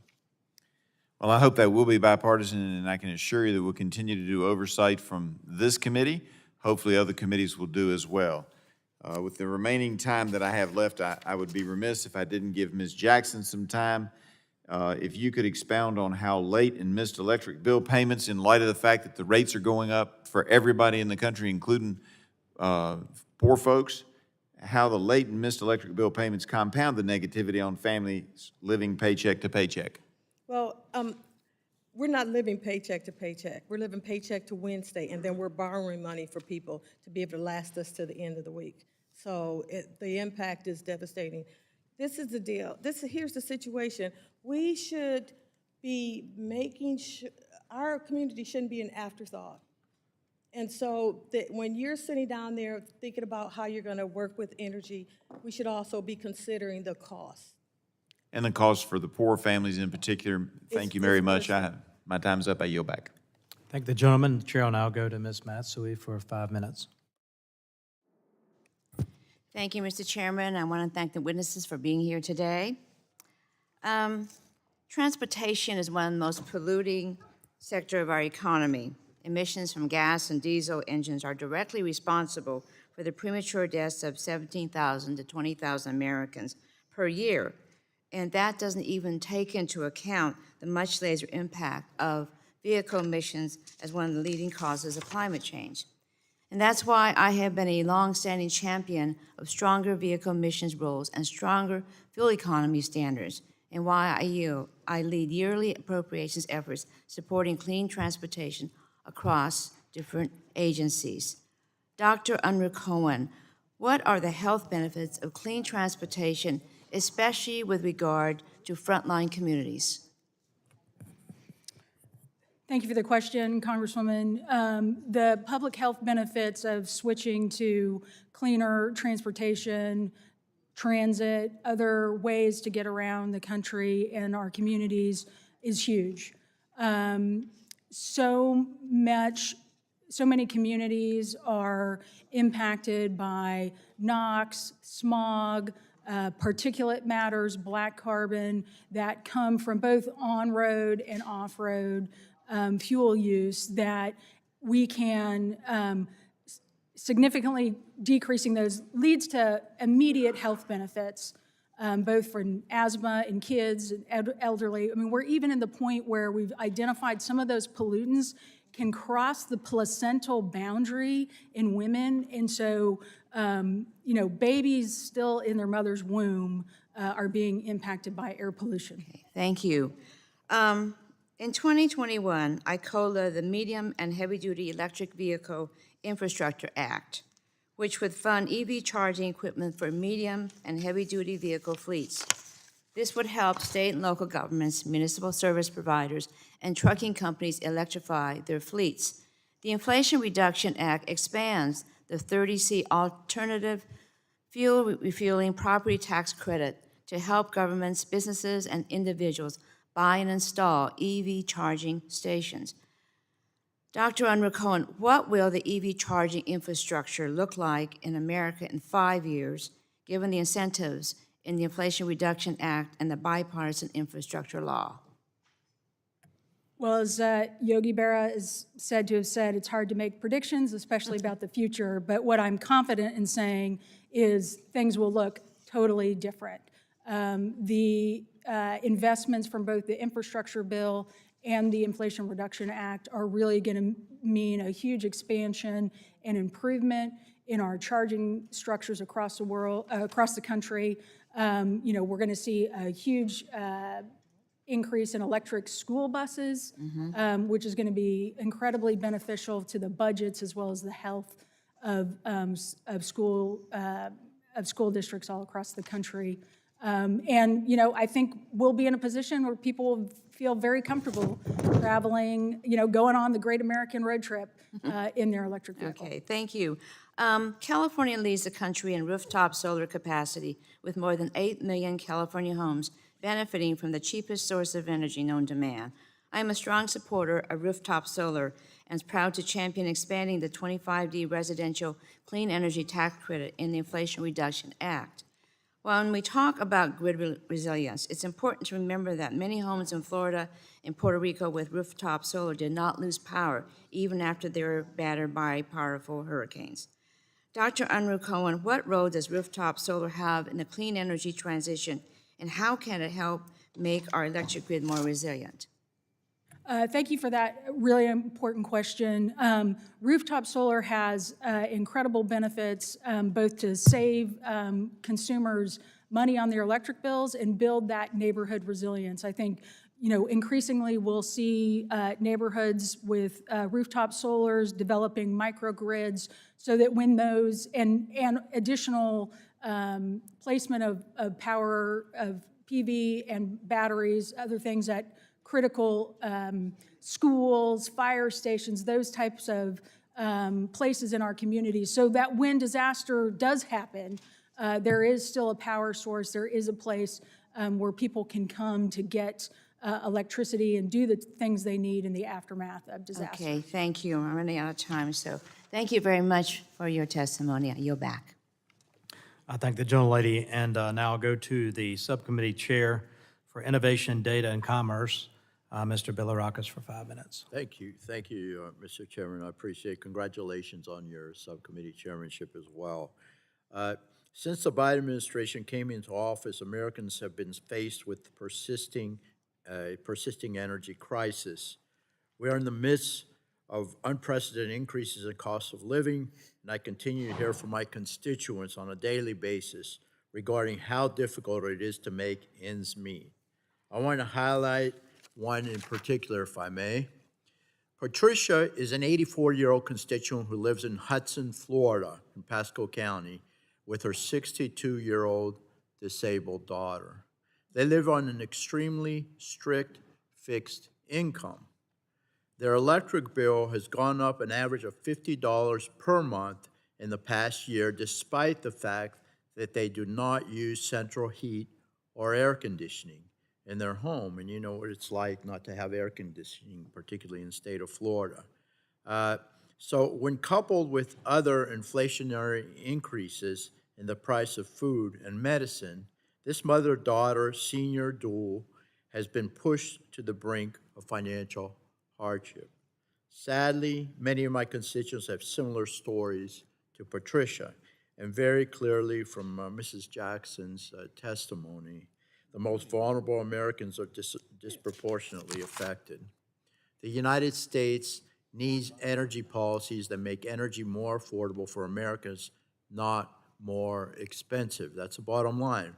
Particularly, I want to focus on improving the permitting process for pipelines and expanding pipeline infrastructure. I mentioned that this stat, I mentioned it earlier in the roundtable that we had last week, but according to the American Petroleum Institute, Florida will face a 42% higher market forward prices for natural gas than the average this calendar year. One of the main factors contributing to these higher costs is a lack of adequate pipeline infrastructure. Mr. DeBar, can you please talk a bit about how delays in pipeline permitting, like for the Mountain Valley Pipeline and the canceled Atlantic Coast Pipeline, impact the ability for these projects to be completed or even deter the undertaking of these projects in the first place? And again, what recommendations do you have to help expedite pipeline infrastructure for the American Southeast? Yes, Congressman. So when a company comes along and wants to build a pipeline or a transmission line, they estimate how much it's going to cost and how long it's going to take to start building and how long it's going to take to build. There's two things that have really exploded the challenges around that. One is that the extended approval processes, when people come up with a project cost and the approvals take a very long time, those project costs, because of inflation, become uneconomic. And we're seeing that, for example, in Massachusetts, actually, with offshore wind right now. They proposed a contract. The approvals have taken so long, and then the inflation topic is on top of it. All of a sudden, the offshore wind projects, they withdraw them because they don't make economic sense anymore. So the combination of inflation plus very, very long approval processes are really impeding any sort of construction in this country today. Thank you. Another question for Mr. DeBar. In addition to addressing the delays on the agency's side, is there anything we can do in Congress to reduce the delays brought about by the courts? Congressman, I'm not, never written a law from scratch like everyone here has, but I do think that the Federal Power Act and the Natural Gas Act are not definitive enough to make FERC approve and meet their statutory obligation to deliver energy of any type. Everything is getting held back. So I would recommend that this committee take a look at how to facilitate and maybe things such as time stops, time clocks, the maximum amount of time to review. That's not to say yes or no, it's just put a timeline on so it doesn't take 10 years for a 10-mile road. Very good, thank you. I yield back, Mr. Chair. Appreciate it. Yeah, I thank the gentleman. Chair will now go to Ms. Castor for 5 minutes. Thank you, Mr. Chairman. Dr. Unruh Cohen, thank you for returning so soon to help us focus on policies that will help America build greater energy security and policies to help solve the urgent climate crisis. While it's disappointing that Republicans in Congress have dismantled the Climate Committee, I have incredible pride in the progress that our committee and the Democratic-led Congress made for America. We're talking about lower cost clean energy, creating good paying jobs, and building healthier, more resilient communities. We could not have accomplished all that we accomplished without your leadership and expertise. So thank you very much. You know, at the outset of the creation of the Climate Committee, we convened and did broad outreach to people all across the country, business, labor, faith leaders, scientists, farmers, entrepreneurs, and members on a bipartisan basis. It culminated in this Solving the Climate Crisis Action Plan that made 715 policy recommendations to help solve the climate crisis. And I'm so proud to report that as of today, 438 of our policy recommendations were passed in the House of Representatives, and 314 were passed into law. The report was described as the most detailed and well-thought-out plan for addressing the climate crisis that has ever been part of U.S. politics, an extraordinary synthesis of expertise from social and scientific fields. What that did is it really culminated in a lot of the new laws, the Inflation Reduction Act, the largest clean energy and climate investment in U.S. history, the bipartisan infrastructure law that will help make communities more resilient and electrify transportation, the CHIPS and Science Act that will empower industries to lead the clean energy transition. And I love the stat that you cited in your testimony. In the 9 months since the Inflation Reduction Act was signed, companies have announced more than $90 billion in new clean energy investments. So these are magnets now for capital, investing in our workers, in our communities, and in the clean energy future. And though the Climate Committee ended with the last Congress, our fight has to continue. And I want to highlight to everyone, I'm going to send this around to their offices, we did a year-end report that highlights key accomplishments and then additional opportunities, because there are so many more opportunities that we've got to focus on. Meanwhile, the last 8 years have been the hottest on the planet. The Intergovernmental Panel on Climate Change, in their recent assessment, made clear that the next few years are critical to limit warming. Thankfully, progress begets progress, and with our accomplishments, we are poised now to move into significant implementation. You answered a question from Rep. Eshoo about the most important is to focus on net zero, getting to net zero as soon as possible. So go into a little more detail on the most important steps of implementation on how we get there to reach our climate goals and reduce climate pollution. Thanks for the question. And, you know, one of the good news, just going back to some of the permitting discussion in the Inflation Reduction Act, we also had nearly $1 billion set aside to agencies to help them do those analyses and get the projects permitted that we need to get permitted. So I think that's one of the first things that we need to see. We need to see that implementation on the ground. We need to see, we need to build the EV infrastructure. We need to upgrade and expand our transmission infrastructure and using the programs that we passed in the infrastructure and in the Inflation Reduction Act. We also need to see the partnership with states and local communities and business organizations, because much of what we passed in the Inflation Reduction Act there's tax credits, there's other programs and initiatives that are going to help states do even more. So I think it will be really important for Congress to work with the Biden administration to see those the implementation of those two laws in particular come to We fruition. really are at an exciting pivot point, and thank you again. I yield back. Generally yields back. Chair will now go to the Chairman of the Subcommittee on Environment, Manufacturing, Critical Minerals, my friend from Ohio, Mr. Johnson, for 5 minutes. Thank you. You know, today it's clear from our testimony that America needs a course correction on our national energy strategy because the current strategy simply is not working. In fact, it is increasingly evident that we don't really have a national energy strategy at all. A change in direction must be made. Republicans on this committee have the plans and the legislative proposals to do just that. It's already been said, energy security is national security. That goes for us here in America and for the rest of the world. Other countries are thinking about this. Look at China. Do you think they cornered the market on rare earths and critical minerals by accident? Do you think it never occurred to them that in a time of great power competition, this would give them the upper hand?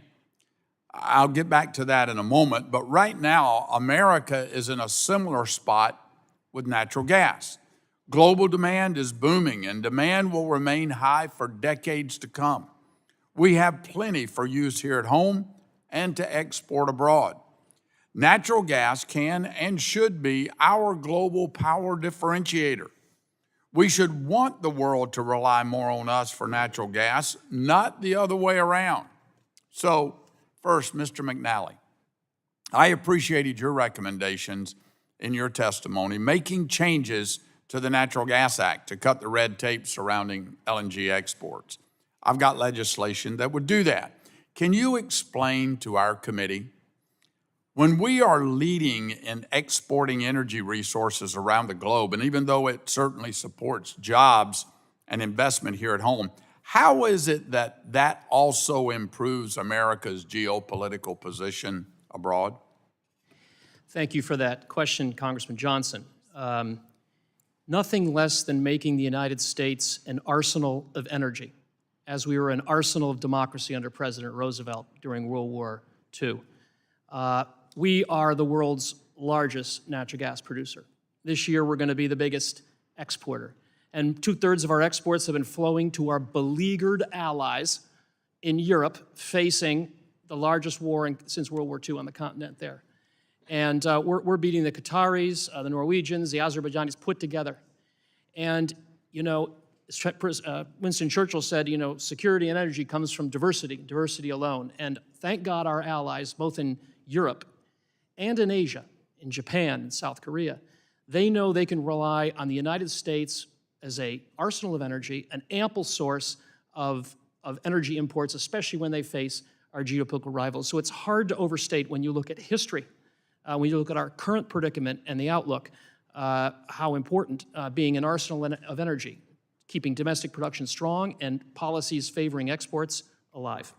Well, continuing with you, Mr. McNally, back to critical minerals and rare earths, I mean, it's hard to believe our military relies on China for this stuff.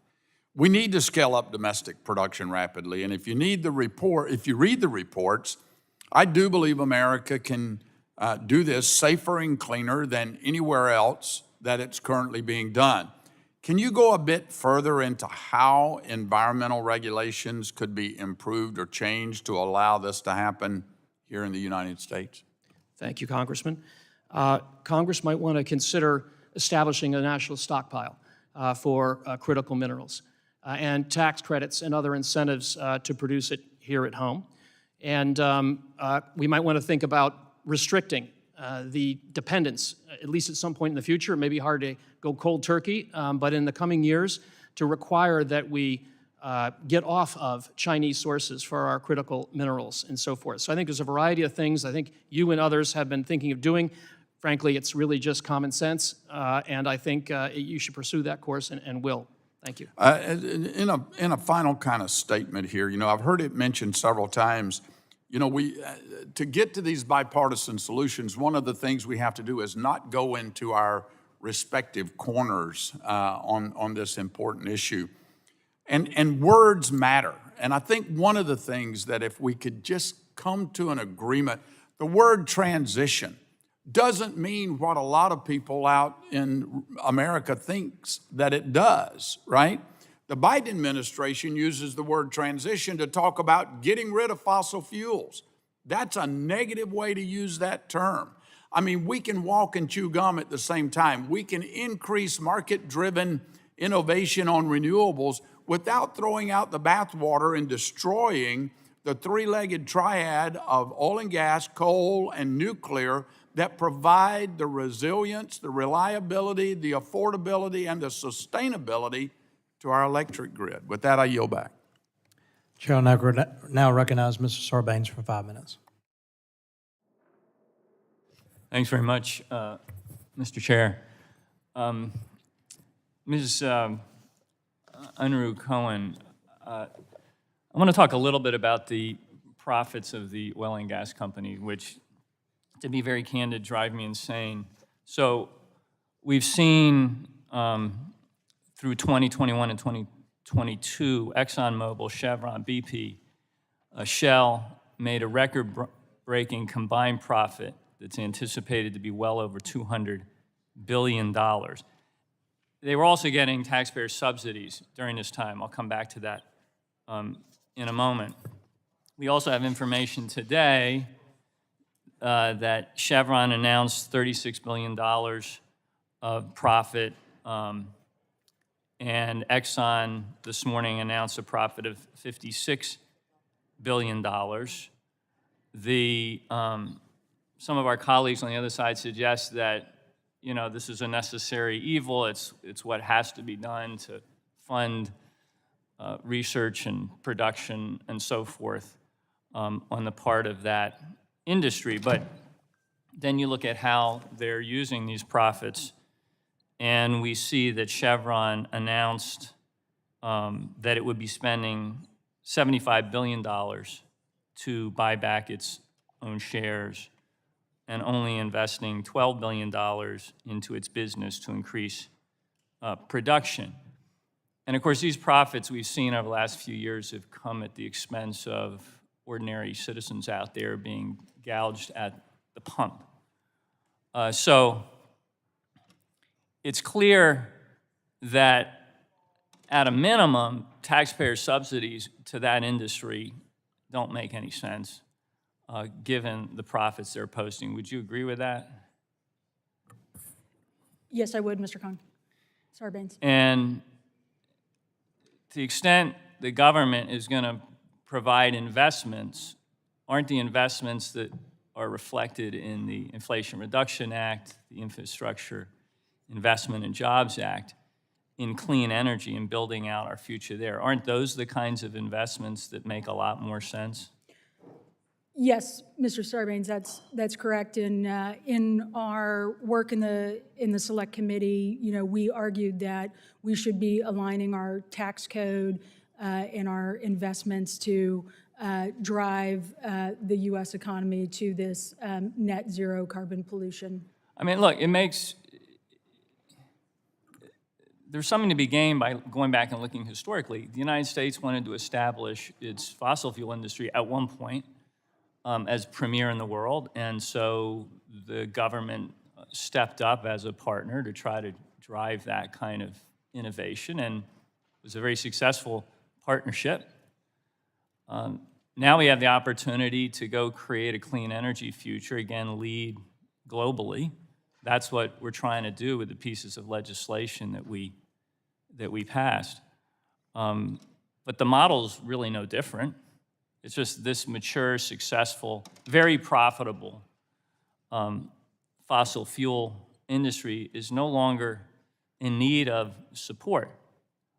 if anything, we should be looking at ways to suss out what about their profit-making enterprise is fair to the American consumer and what is unfair, and how we can look to different kinds of investments to stand up this other set of opportunities.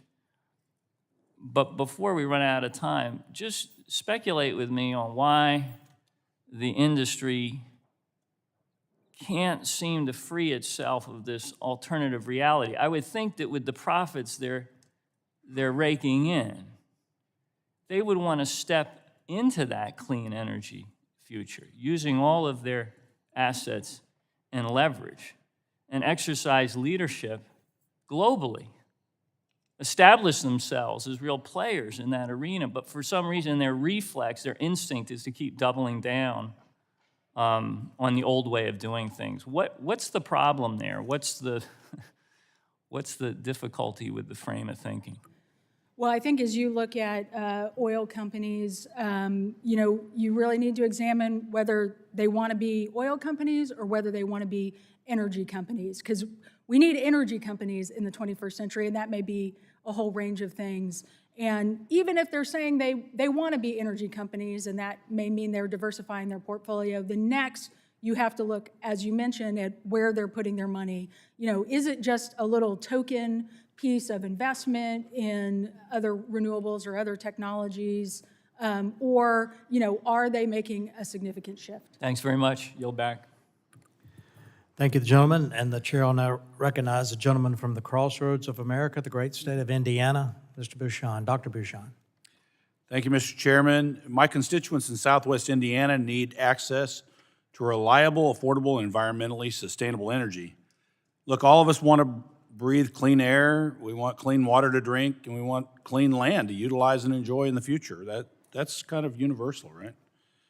But when out visiting energy stakeholders recently, someone explained the current ideologically driven efforts to replace all the fossil fuel generation with wind and solar in this way, and I'm paraphrasing, basically said this is a battle between politics and science and physics. And I can tell you which one will win out. And I think what he meant by that is we need to start looking at the facts and get away from the ideology. And in that vein, Dr. Cohen, I just want to ask you a yes or no question quickly. Does the U.S. government own any gasoline stations in America? Did you say gasoline? Yeah, like you go to pump No, your they gas. don't. Does the U.S. government own any I of them? assume DOD has some fueling Did we build infrastructure. them? So. The answer to that question is no. And so I just don't see why the U.S. taxpayer should be funding EV charging stations across the country. Look, I support EVs, but why should we be doing that? Because we're doing that because the market won't bear it. The free market at this point in our country won't bear it. If it in the future does, I'm all in. Let the private Well, the sector US do it. government And so has I didn't ask you a certainly question. engaged. I didn't ask you a question. Every point you make on energy issues in this hearing depend on massive federal government subsidies and not the free market. So I just wanted to point that out. We have just a disagreement, I think, between our two sides here.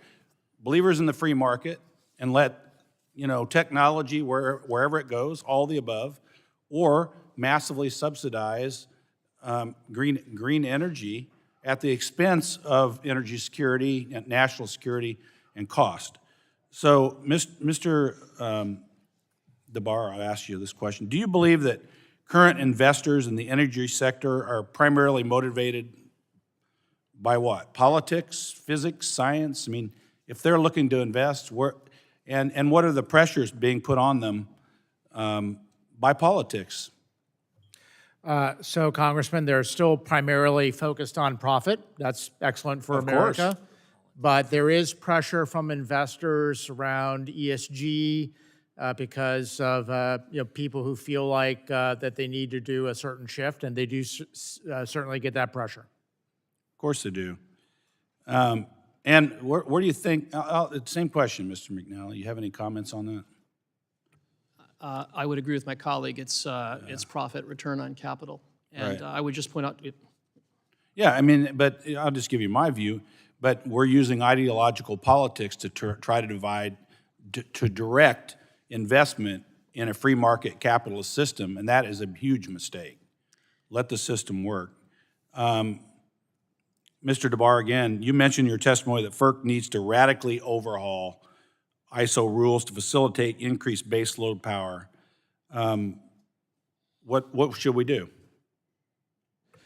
The markets that right now try to support base load, the capacity markets don't work, and more power plants are being shut down than are being built.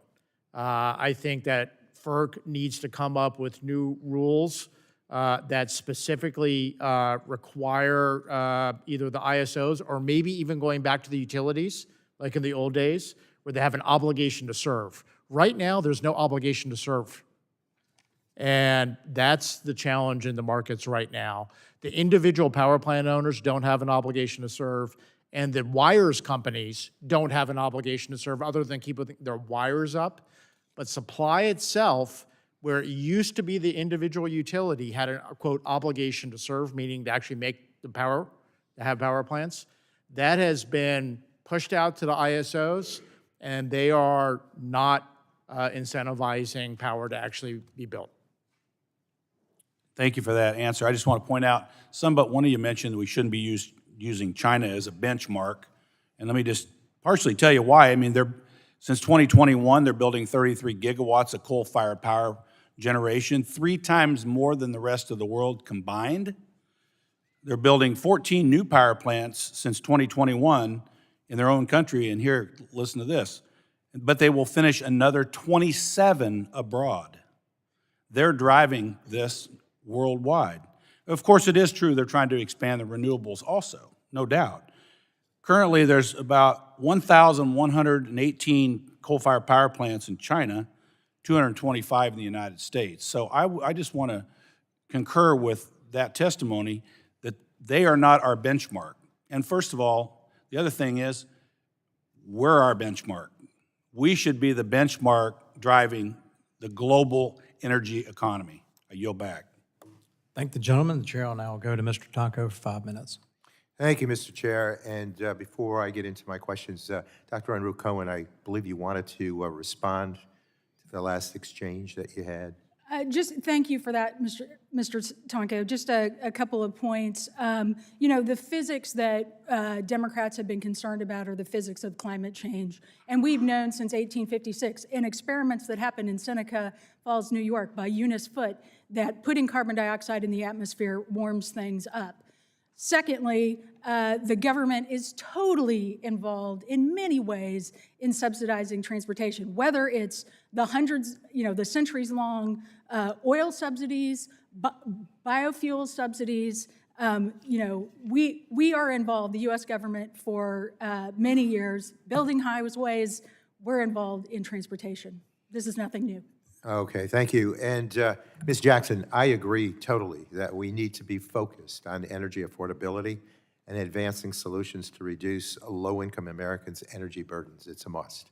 In 2015, though, I would acknowledge that 1 in 3 households reported experiencing energy insecurity, and 1 in 5 reported reducing or foregoing necessities such as food or medicine to pay an energy bill. 11% of households reported keeping their home at an unhealthy or unsafe temperature.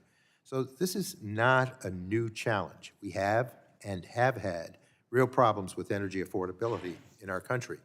But we also have very important programs that can help alleviate these burdens like LIHEAP and DOE's Weatherization Assistance Program. So Dr. Unruh Cohen, the Select Committee's report recommended significant support for DOE's Weatherization Assistance Program. Can you explain why we should be providing upfront funding to low-income families to support cost-effective energy retrofits of their homes? Yes, absolutely. Thank you for that question. Weatherization is one of the most important things we can help low-income families deal with. The incentives for renters sometimes precludes, upgrading on energy efficiency. And so instead of seeing their energy bills skyrocket with insulation, with that weatherization, they can stay warmer in the winter and cooler in the summer, and reduce their energy use and thus their energy bills, and insulate them also from the volatility of electricity markets. On a personal note, my mother benefited from this program in Colorado, and it has meant a warmer house for her as she's seen some deadly cold weather there in Colorado Springs lately. Thank you. And in the 117th Congress, the bipartisan infrastructure law provided some $3.5 billion for the Weatherization Assistance Program. This funding will do a lot of good. Households receiving weatherization assistance save on average of $372 each year on their energy bills. These are real savings that can make a huge difference for families struggling to pay their utility bills. And there are other modest changes we can make to the program to improve it further, like allowing more funding to go to each household to account for the increased cost of construction materials and to allow service providers to train and retrain a qualified workforce. Dr. Andrew Cohen, I mentioned the Weatherization Assistance Program funding in the IIJA, but are there ways the Inflation Reduction Act is expected to reduce energy costs for Americans? Yes, there's a whole host of additional things in the Inflation Reduction Act that will help homeowners be able to purchase more efficient appliances. We'll see more money flowing to state programs that help provide rebates and upfront, cutting the cost upfront as people are purchasing those appliances, as well as just the overall advancement of adding more clean electricity. People will see just a general reduction in electricity costs. My written testimony quotes some of the analysis that have been done on the Inflation Reduction Act that gives us some sense of the benefits to come. Thank you. And Mr. DeBar, based on your testimony, you seem very proud of the work you did at the Department of Energy to support the development of innovative energy technologies. You mentioned breakthroughs in battery chemistry, solar technologies, and nuclear energy. Can you explain what you see as the role of the federal agencies like DOE to partner with the private sector and academia to support emerging energy industries? Yes, Congressman, as we've talked in the past about Brookhaven and elsewhere around the country, new energy technologies, we lead the world in New York and elsewhere. And one thing I want to point out is that beyond lithium-ion battery chemistries, lithium-ion's great American invention, Nobel Prize, say again. But there are many other technologies in the battery space that can outperform potentially lithium-ion. And that will reduce the critical mineral requirements and imports from elsewhere around the world and actually have it perform even better. And the support by this Congress, many labs, DOE, is leading the way to even more innovation on that front. Thank you. And with that, I yield back, Mr. Chair. I thank the gentleman from New York, and now I'll go to the Tar Heel State, North Carolina, Mr. Hudson, for 5 minutes. Thank you, Mr. Chairman. Let me just say you're doing an excellent job there. You look good with that gavel in your hands. And it's really an honor for me to serve on this committee again, this Congress. Our committee has a long history of coming together to produce bipartisan solutions, and I look forward to continuing to work with all my colleagues on both sides of the aisle in the coming Congress. And I want to thank our witnesses for your time today and for the excellent testimony you've provided. For the last 2 years, the Biden administration has failed to take meaningful steps to address energy production. Energy prices have surged to historic highs because of this, and all of our constituents have been paying the price. This winter has been extremely difficult for my constituents, particularly those on fixed income. Bad energy policy and the rising energy prices and the disruptions to supply that result from that disproportionately impact working families and lower income communities. And Ms. Jackson, I appreciate your testimony to that effect. I would like to extend you an opportunity to answer the question earlier about LIHEAP and affordability for lower income, if you'd like to expand on your answer. Yes, I wanted to piggyback on her.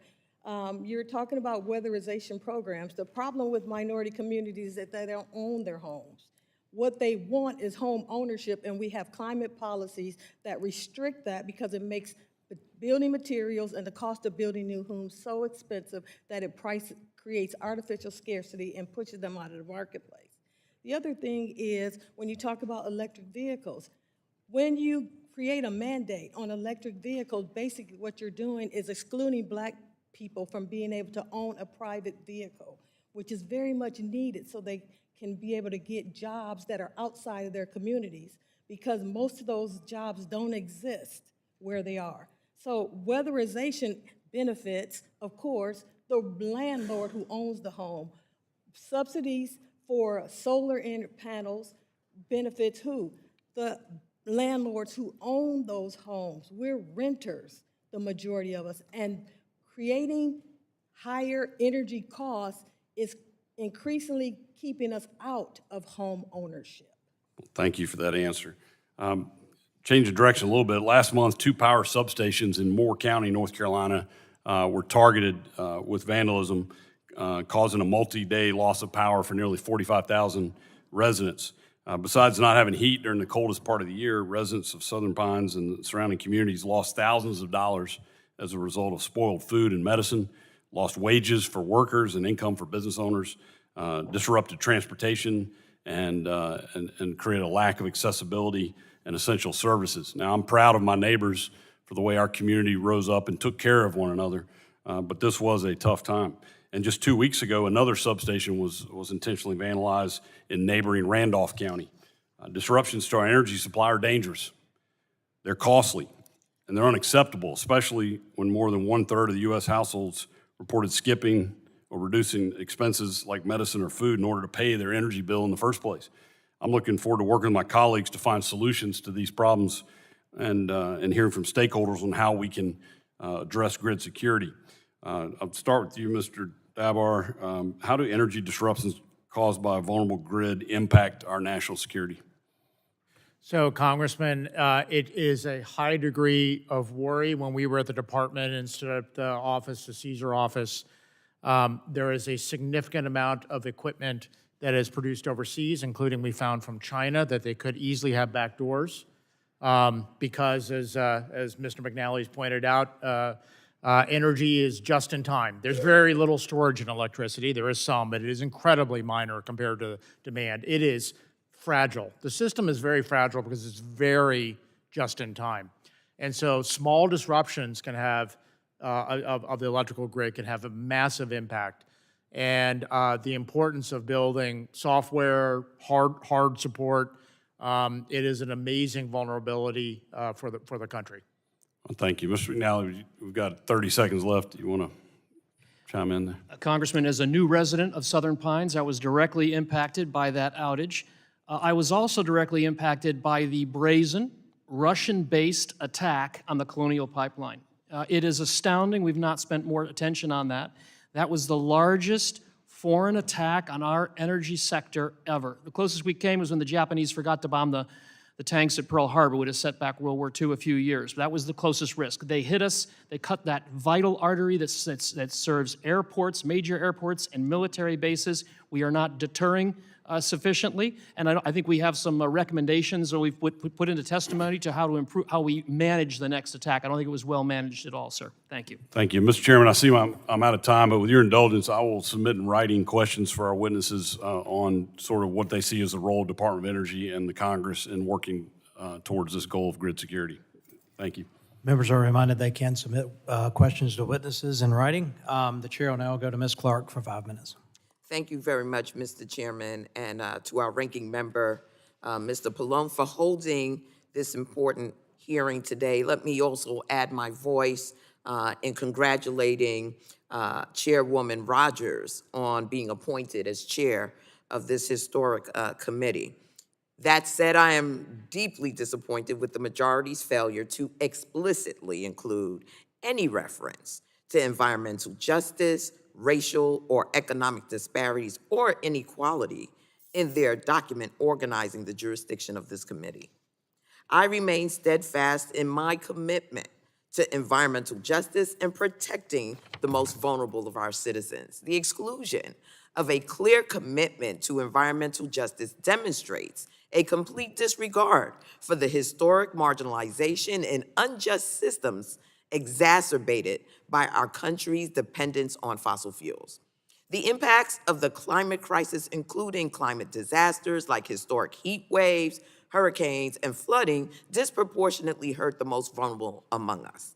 Historically marginalized communities of color, those living with medical conditions that require electricity, older people, communities where there are language barriers, pregnant women, and children.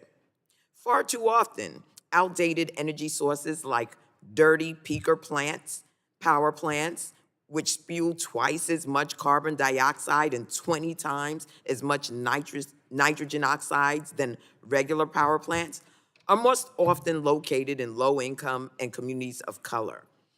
Democrats understand that our country cannot continue to invest in sources of energy that exacerbate environmental injustices, pollute our communities, and rely on markets dominated by foreign dictators. That's why we passed the Inflation Reduction Act, which invested a historic $369 billion in clean energy made in America and bringing down greenhouse gas emissions. This bill, which not a single Republican in the House voted for, included provisions to lower energy costs, electrify homes, and so every American, not just the wealthiest, can be part of the transition to the clean energy community. This transition must be both just and inclusive, which is why we have to look back as well as forward to remediate past injustices. I want to thank all of our witnesses for joining us today. My first question is to Dr. Unruh Cohen. Can you expand on the intersections between climate change and racial injustice? Thank you, Congresswoman Clark, for that important question.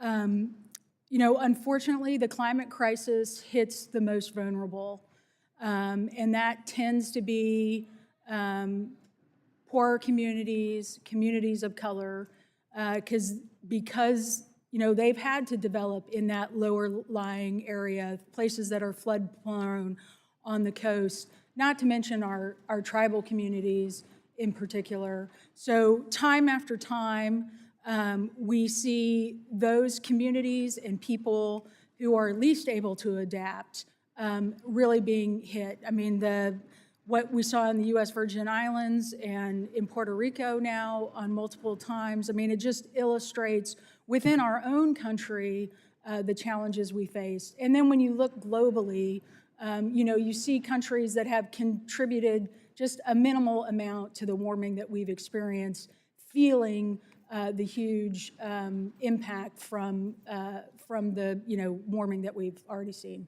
So as natural disasters caused by climate change continue to increase in frequency and severity, we must invest in resilience in low-income communities and communities of color so that our homes and critical infrastructure are prepared for when the next superstorm, wildfire, flood, or heat wave strikes.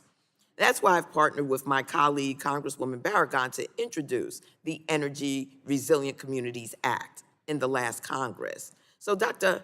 Unruh Cohen, could you explain the role of distributed energy sources like microgrids powered by renewable energy in building out our nation's resilience to climate change disasters?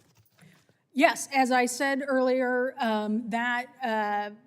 rooftop solar and microgrids in a normal day help lower costs for the electricity. When disaster strikes, they can be isolated from the grid and continue to be able to provide power and electricity to communities as they're confronting, some terrible times.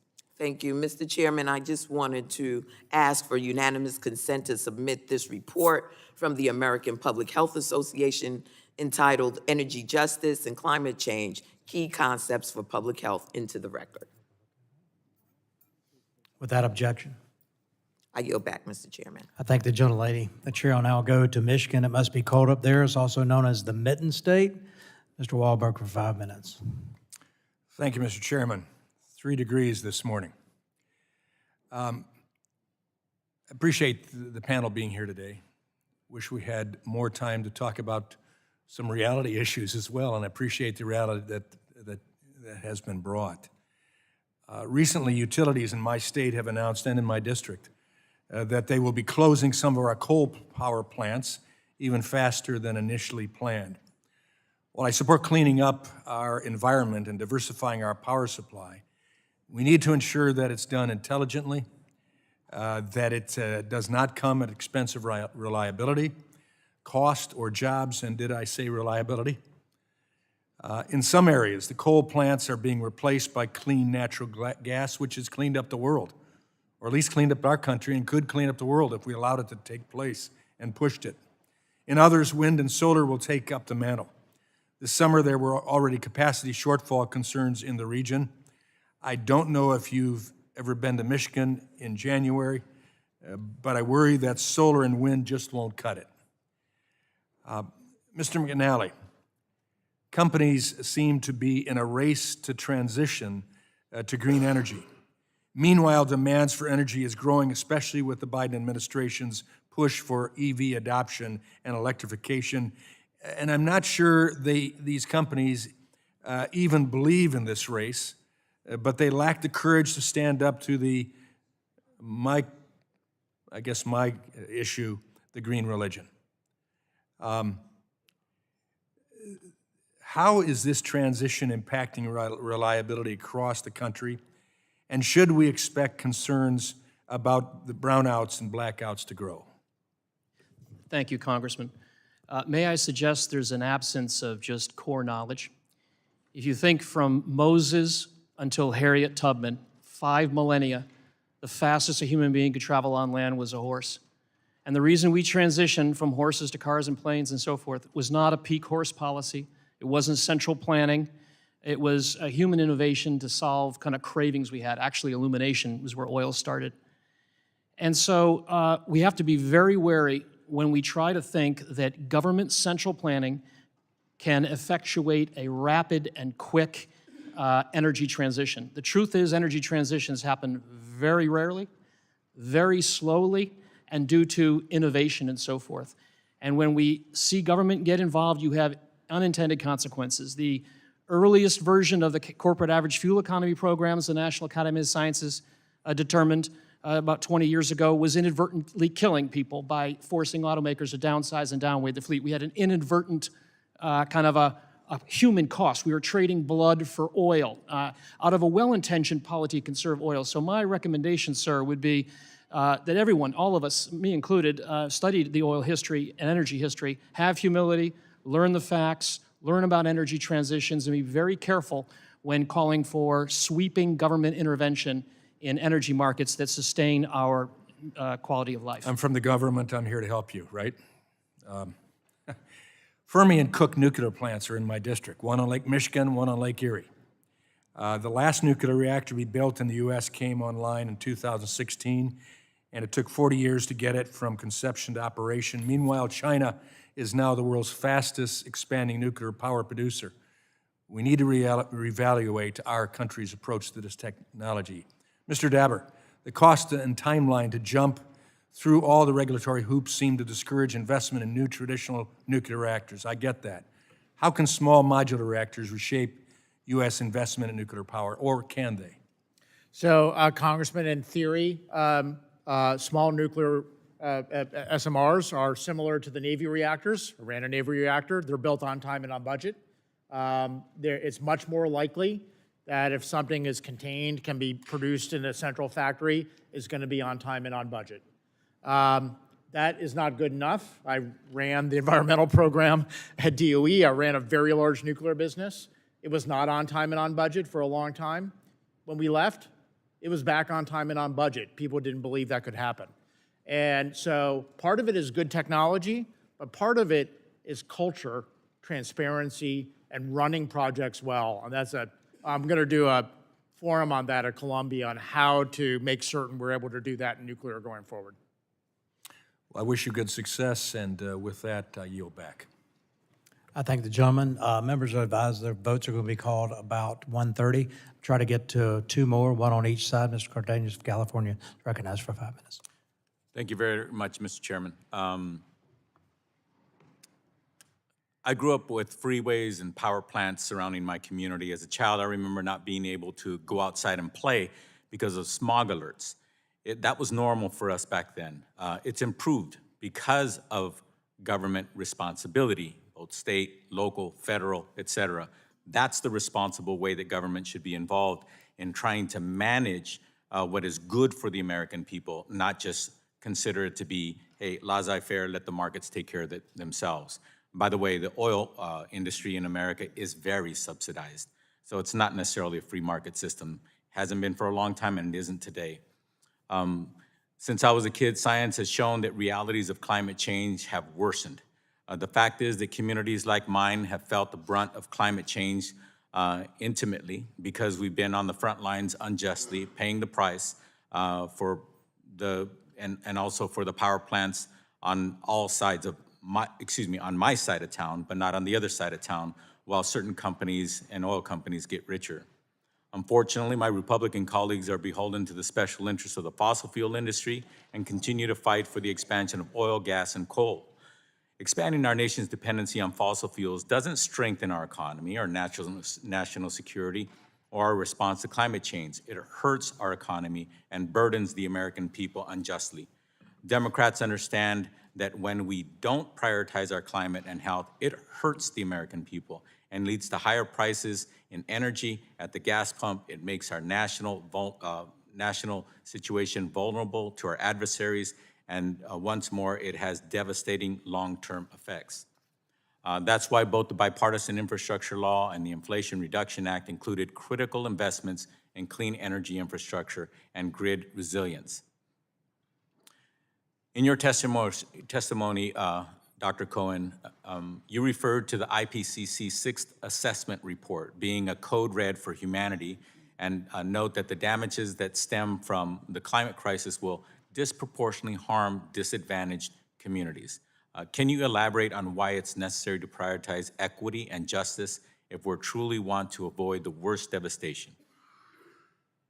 Thank you for the question, Congressman. And, I think it goes back to your childhood experience. Until we had government's standards and safeguards for public health, communities like you, kids like you, were growing up, surrounded by smog and other things.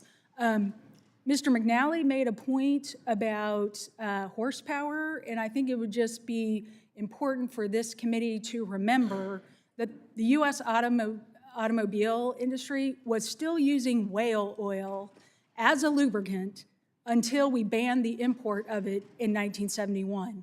So there are important reasons for the government to intervene, and equity and addressing environmental injustice is a critical one right now. We spent a lot of time on the Select Committee thinking and recommending we integrate that. I think we're in a place where we have turned that corner, and every climate and energy bill really needs to have that environmental justice and equity lens. The Biden administration is moving forward on that with their Justice 40, and I think Congress needs to continue to support those type of programs. When was the EPA created? Wasn't it early 1970s? It was, yes, in the 1970s, yep. And has the EPA been a good impact on improvement of our environment in our country, or is it something that maybe should have never come about? I think the EPA and its mission to protect public health and welfare has been incredibly critical to our economic development. We have seen the U.S. have a phenomenal economic growth since the 1970s, as well as cuts in air and water pollution. We need to do more as we learn more, but we can absolutely protect every American's health even while we grow our economy. One of my colleagues talked about foreign attacks, but yet at the same time, I think they called it the freeze that happened in Texas. And that turned out to be not only deadly, but also beyond that, long-term shocking for families that were paying hundreds of dollars a month for their energy bills and then found themselves with $5,000 and $10,000 or more in energy bills. Was that an attack from another country, or was that Mother Nature? That was extreme cold and the natural gas industry in Texas not being prepared for it. Or not being regulated very well either. I think they could do better, speaking as a native Texan. Okay, thank you. Thank you, Mr. Chair. I yield back. Thanks, gentlemen. The chair will now go to the peach state, even though we grow more peaches than you do in my district. Mr. Carter from Georgia for 5 minutes. Thank you, Mr. Chairman. And I want to take this opportunity to begin with to congratulate the chairwoman. I'm excited about what's ahead for us on this committee in the next 2 years in this session, and I want to congratulate her. I also want to congratulate her on the choice for the first full hearing that we have. What better bipartisan subject could we have than American energy? And I think, we all agree that we want America to be a positive energy leader in the world. So kudos on choosing this, and it's extremely important.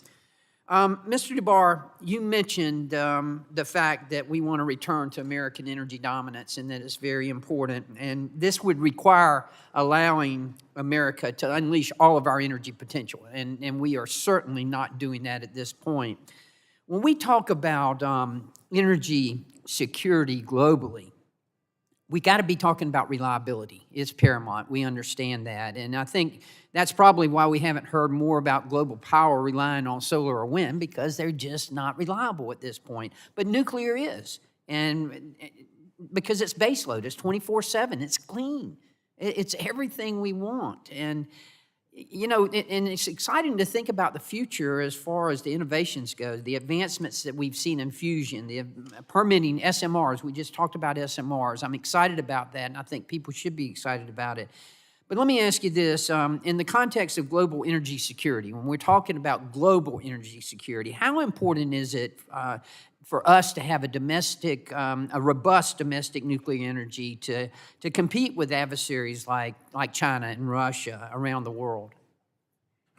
So our energy costs have been the lowest, amongst the lowest in the world, including in electricity. That's a great sucking sound of industry. And we're seeing the opposite of that in Germany at the moment, right? High-risk energy policies, high prices. Their industry is moving out, and it's great. They're moving to America. That's actually a big strength of what we have as a result of all that. And so that's energy security drives the economy, drives us as a nation. It's also about us in the world. Once again, I'm making reference to all the veterans here. We fought a lot of wars. A lot of wars were around energy. The whole Kuwait War was frankly, about them invading and about energy. And our ability, and with all disrespect, when we moved from 4.8 million barrels a day of crude oil to 12.9, we came off. If you just look at the numbers, we came off of energy risk from OPEC. That's just numbers. We imported less from OPEC. We were less exposed to OPEC, and the energy prices were set in the Permian Basin for the world. And that's actually something driving innovation, driving costs down. That allowed us to have flexibility that is incredible.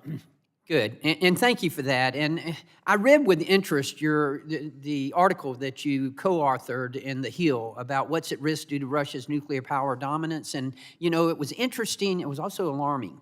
Alarming that, we've got to address this with our allies. And it's something we got to work together with our allies. You also mentioned about Europe just then. I had the opportunity to go to Europe with the Conservative Climate Caucus, and what we witnessed there is a situation where they've allowed their policies to get ahead of their innovation. They're shutting down nuclear plants and relying on wind and solar when they're not ready for it yet. We all want to go to renewables. We all want to do that, but we've got to do it in such a way that we don't allow our policies to get ahead of our innovation, and that's exactly what they've done. But again, the points that you bring up in this article that you co-authored, they are alarming, and I appreciate you bringing it to you. I want to go quickly to Ms. Jackson. Ms. Jackson, you bring up some great points, and I had the opportunity to read an article that you wrote as well about the minority exploitation game called environmental justice. And you mentioned there about Ford Motor Company and about how they have $60 billion in the IRA, there was $60 billion for environmental justice programs about the size of Ford Motors, who employs over 200,000 people.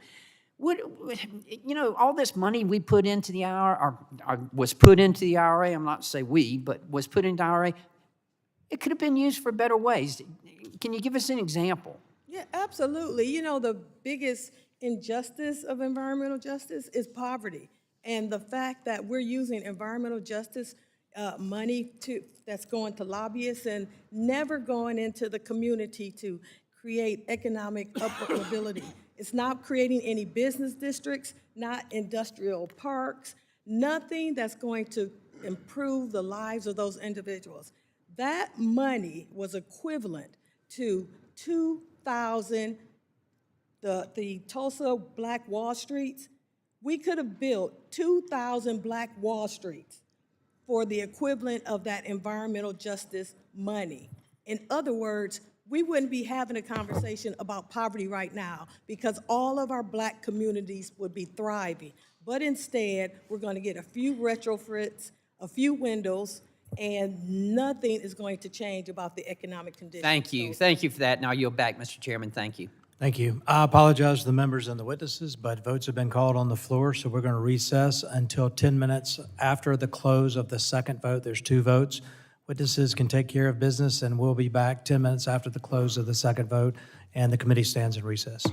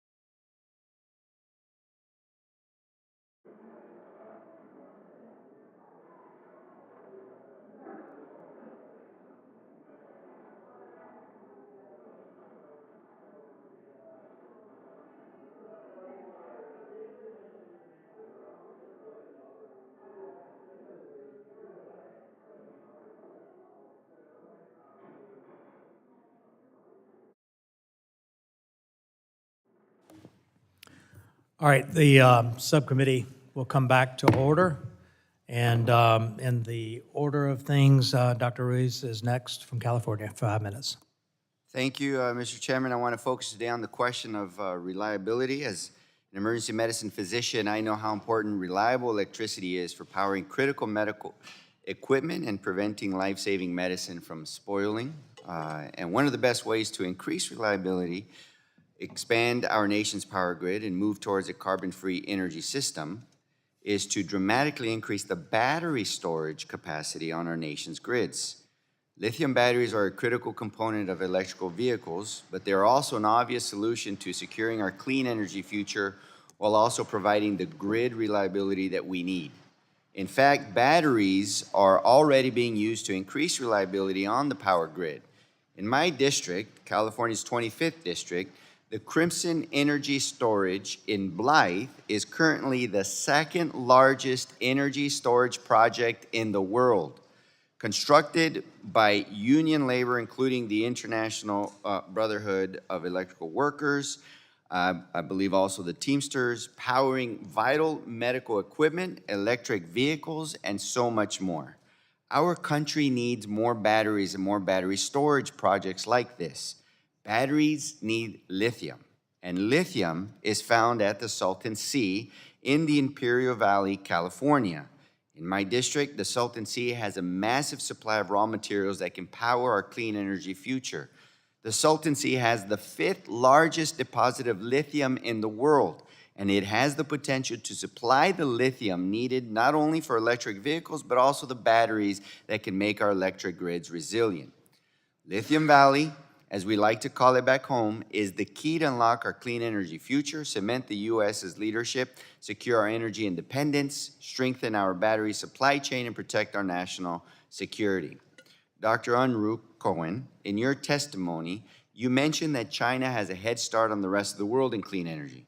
I'm sure you know that the head start includes both the chemical supply of lithium and the manufacturing of lithium batteries. In fact, according to the World Economic Forum, the United States is 8th in lithium production in the world, and China has 60% of the lithium refining capacity in the world. Can you talk about the effects of the United States lagging in producing a lithium supply and in manufacturing batteries? Thank you for the question, Dr. Reese. And let me just underscore the importance of reliability first and say, wind and solar availability is predictable. And so when you couple that with battery resources, we start to have a full spectrum 24/7 hour opportunity to provide electricity to the grid from renewables. To do that, you're right, we need more lithium. And I know, there's projects in Salton Sea and around the country that are, getting their permits, moving forward, getting investments. And I think, the investments that we see in the Infrastructure Act and in the Inflation Reduction Act are going to drive that further. The additional good news when it comes to the grid is we actually can take, when an EV has used their batteries and they're no longer great for that, you put them in ways to use in the grid. So there's a lot of innovation that's going to happen. So in terms of China, us importing the majority of our batteries, et cetera, lithium from other countries, we all know too well that it's dangerous when our nation is dependent on foreign supply chains, because if a foreign country decides to block exports or favor its own domestic companies for whatever geopolitical reasons, our clean energy revolution is stopped dead in its tracks. That means we need strong domestic supply chains that start in communities like in the Imperial Valley. That means making sure companies don't simply come in, extract community resources, and turn it into batteries elsewhere. And that means that those jobs are filled by local workers and those benefits come home to our communities. All of this is more important than ever to ensure that the benefits of this lithium goes back to the Salton Sea, which could become a worse environmental disaster with reduced waters flowing from the Colorado River and the exposed playa putting fine particulate dust in the air that can affect people's lungs, blood, et cetera. So the Inflation Reduction Act will help us build a strong supply chain for our clean energy future here at home. In what ways do you expect recently passed legislation like the IRA to strengthen our domestic supply chains and encourage domestic manufacturing of batteries in the U.S.? I think we're already seeing the results of that. I mean, of that $90 billion in investment that I mentioned in my testimony, a lot of that is electric vehicles. I think we just had one today that maybe I didn't get to incorporate. So almost every day there's a new announcement. Gentlemen, time's expired. I'll now recognize myself for 5 minutes. I want to thank the panelists for being here. It's been very informative. I approach energy in two broad categories. Transportation fuels, which is fossil fuels and electricity for EVs, and then baseload power generation. And in baseload power generation, you have nuclear power, which can't be ramped up and ramped down very quickly or easily, so it remains constant. And then you have renewables as part of the energy matrix as they mix everything for transmission. Renewables come online when the sun comes up or the wind is blowing. Could be a climatic event that makes solar go offline, or they can see it start decline, or it might be the sun setting. And so when that happens, they've got to fill the gap to make sure that the baseload power is constant for our consumers. That's our constituents' homes, that's manufacturing, that's municipalities. And so what works in that gap-filling area is coal, hydro if it's available, and natural gas. And so we've got to make sure that natural gas is a big part of that. And what I hear from a lot of my utilities is that we have a pipeline issue in this country, that our pipelines are about at capacity for the amount of gas that's drawn off of it. And if we don't meet that future demand, the gas isn't going to be available. So I wish the infrastructure bill would have included more gas pipeline permitting and projects, but unfortunately it didn't. It focused a lot on EVs and charging stations and all that. And look, as Mr. DeBar said, I like wind and solar. I think it's groovy and I'll be part of the matrix, absolutely. But I also know what works to provide that baseload power that our manufacturers need, always on, always ready, always available, 24/7, 365 baseload power. And right at Christmas Eve in South Carolina even, we just about had a Texas event because of some of those situations where wind and solar wasn't possible. Coal-fired power plants take 3 days to crank up to thermal capacity to meet energy needs. Natural gas is 30 minutes. So it's got to be a big part of that. Pipelines is the new word from The Graduate. It was plastics in the movie The Graduate. It's pipelines today. So I want to focus on nuclear. Nuclear energy must be a part of our energy matrix. Moving forward, unfortunately, other countries are outpacing us. Adversaries like Russia and China have continued to develop and invest in their nuclear industries. In just the past few years, China has brought 21 reactors online. Many of them are advanced reactor designs, and 31 plants are under construction. In this country, we've got to focus on advanced nuclear, small modular reactors, thorium reactors, things that work, things that could be walk-away safe. Unfortunately, the lack of development in the U.S. industry is in large part due to a regulatory and licensing structure that disincentivizes private sector investment. I've got a piece of legislation we filed in the last Congress we hope to reintroduce if we haven't already that expedite the permitting process for nuclear power plants. If you've got a proven design that works, we can replicate that. Do the geology, make sure that there's no things there with the earth and earthquakes and other things, that it can be sited there, that water source is there for cooling, but replicate that in an expedited permitting process. Let's get nuclear power online as we continue to look at SMRs and other advanced nuclear reactors. I was glad to see an article this week that the first SMR was actually permitted and to come online and start producing energy as a test case. But once we see that it works, heck, it's worked in the United States Navy for, 50, 60, 70 years? It works. Modular reactors work. So those are some of the things that I believe in. Mr. DeBar, we, of course, don't have a government-controlled energy sector. We need to incentivize private sector investment. What are some of the high-level suggestions to modernize the nuclear regulations of this country to invite innovation, to invite growth, to encourage exports of nuclear technology and lead, once again, this globe in nuclear energy? So as you pointed out, Congressman, the Nuclear Regulatory Commission is extremely conservative. As you know, you interview regulators all the time. Over the course of time, they get more and more conservative because they don't want anything overturned in the courts.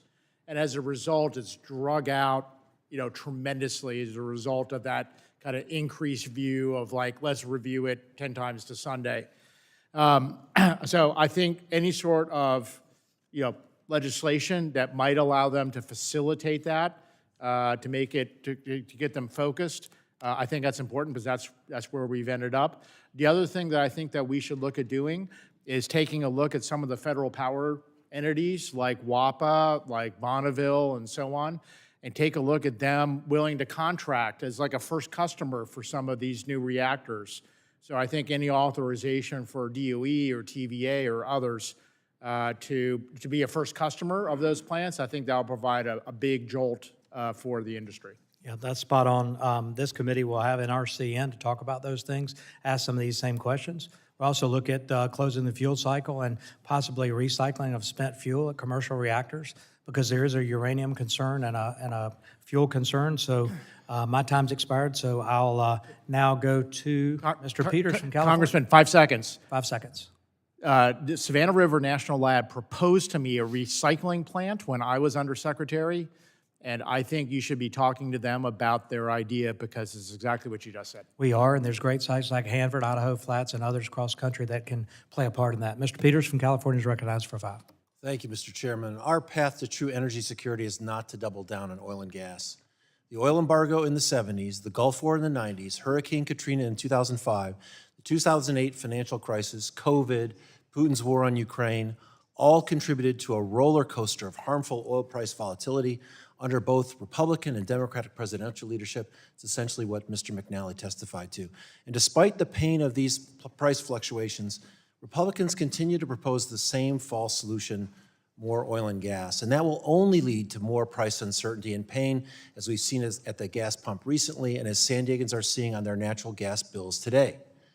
The solution, long-term, is clean, innovative energy technologies which are becoming cheaper than fossil fuels and can produce energy domestically without reliance on foreign adversaries. It's not radical, it's smart. Even Texas takes 40% of its power from non-carbon sources, and it's not because Texas is against oil and gas. It's because it's the sensible thing to do. I'm proud that we provided significant funding in the 117th Congress to build this clean and more secure energy future, but I want to talk today about the 118th Congress. Something we haven't talked about much today is speed, because we can have all the money in the world, but we will still fail if we don't act faster. Look at high voltage electric transmission lines. According to research from Princeton, 80% of the projected emissions reductions from the Inflation Reduction Act depend on building transmission faster. Berkeley Lab found that there are currently enough wind, solar, and storage projects in the pipeline to power nearly 85% of our economy, but 80% of those projects could be canceled due to insufficient transmission. According to Jesse Jenkins at Princeton, the current power grid took 150 years to build. To get to net zero emissions by 2050, we have to triple its size in the next 30 years. That means 200,000 miles of new transmission lines by the 2030s, 200,000. Over the last decade, we've built just 1,800 miles per year because each one takes more than 10 years to complete. And 7 of those 10 years are just for planning and permitting. Other countries are doing it just fine. According to the Americans for a Clean Energy Grid, North America has built just 7 gigawatts of interregional transmission. Less than half of that's the US, so say we're about 3 or 4. South America is 22, Europe is 44, and China is 260. In the 1970s, our environmental priority was to stop dirty, destructive projects. The National Environmental Policy Act, or NEPA, was designed to require public input and to ensure federal agencies assess the environmental impacts of proposed federal projects and their alternatives before they made decisions. And we have NEPA to thank for a great deal of environmental preservation, but its implementation is inevitably slow, with documents that are thousands of pages long, reviews that take more than up to 4 years to complete. And NEPA is also the most litigated environmental statute, with lawsuits dragging on for more than a decade, and the simple threat of litigation can prevent new projects, including the climate action projects I've named that we must build to meet our climate goals. Climate action is about building things, not stopping things. To save the planet, we must build transmission, utility-scale solar power, passenger rail, hydrogen pipelines, direct air carbon capture, bike lanes, tons of infill housing, and ironically, many of the laws intended 50 years ago to protect the environment could undermine our climate action. Some claim that NEPA isn't the problem or that it can't be touched, but as someone who's practiced law in this field, I must say I don't believe we can sustain project by project litigation on climate initiatives and still achieve climate action with the time and the money that we have. These excessive process requirements effectively inflict a punitive tax on clean energy. And fixing laws to serve the public good, that's our job. We can achieve high environmental standards with less time. NEPA was signed into law in 1970. 165 of our congressional colleagues were not even yet born. And we are as far in time from 1970 as 1970 was from 1917. This is an old law, folks. And we are charged to update it for our times, and that's okay because it didn't come from Moses on tablets. It came from people just like us who had IBM Selectric typewriters. Excessive process is not the only climate challenge, but it is one undeniably. And those of us committed to climate action who say that it's the greatest threat we face, we're called on to rethink cumbersome requirements that are decelerating clean energy projects. To unlock a future that doesn't depend on greenhouse gas energy, we have to update our environmental laws to make it easier, not harder to build. I encourage all of us to engage in a constructive process with the White House, with the communities of interest, to come up with real bipartisan process to enact sensible permitting reforms, deliver energy security and environmental protection for the American people. I look forward to working with all of you on that, and I yield back. Thank the gentleman for yielding back. The chair now recognizes Mr. Palmer from the great state of Alabama for 5 minutes. Thank you, Mr. Chairman. I want to start off by talking about how these Green New Deal policies impact people. Right now, there's about 2 billion people around the world who have little to no access to reliable energy. And it reminds me of a quote from Thomas Hobbes' book, The Leviathan, when he described life at that time as solitary, poor, nasty, brutish, and short. To just give you an idea of what having access to reliable energy means, the World Bank reported that since 1980, energy consumption has doubled. It was half what it is today in 1980.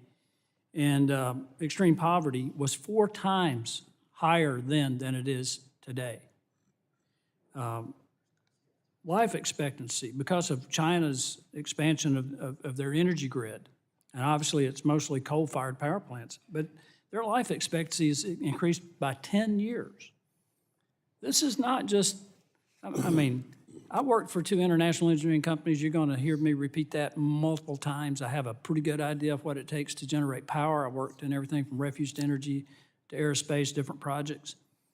And I'll just be honest with you, and it's not just my opinion. There was a report from the Electric Power Research Institute that basically says that the study shows that clean electricity plus direct electrification efficiency are not sufficient themselves to achieve net zero economy-wide emissions. In other words, no amount of wind turbines, solar panels, hydropower, nuclear power, battery power, electrification of fossil fuel technologies, any of that is going to get us to net zero by 2050. That's a Wall Street Journal article describing that policy, that research paper. Ms. Jackson, you and I have had this discussion before. I grew up dirt poor. My dad had an 8th grade education.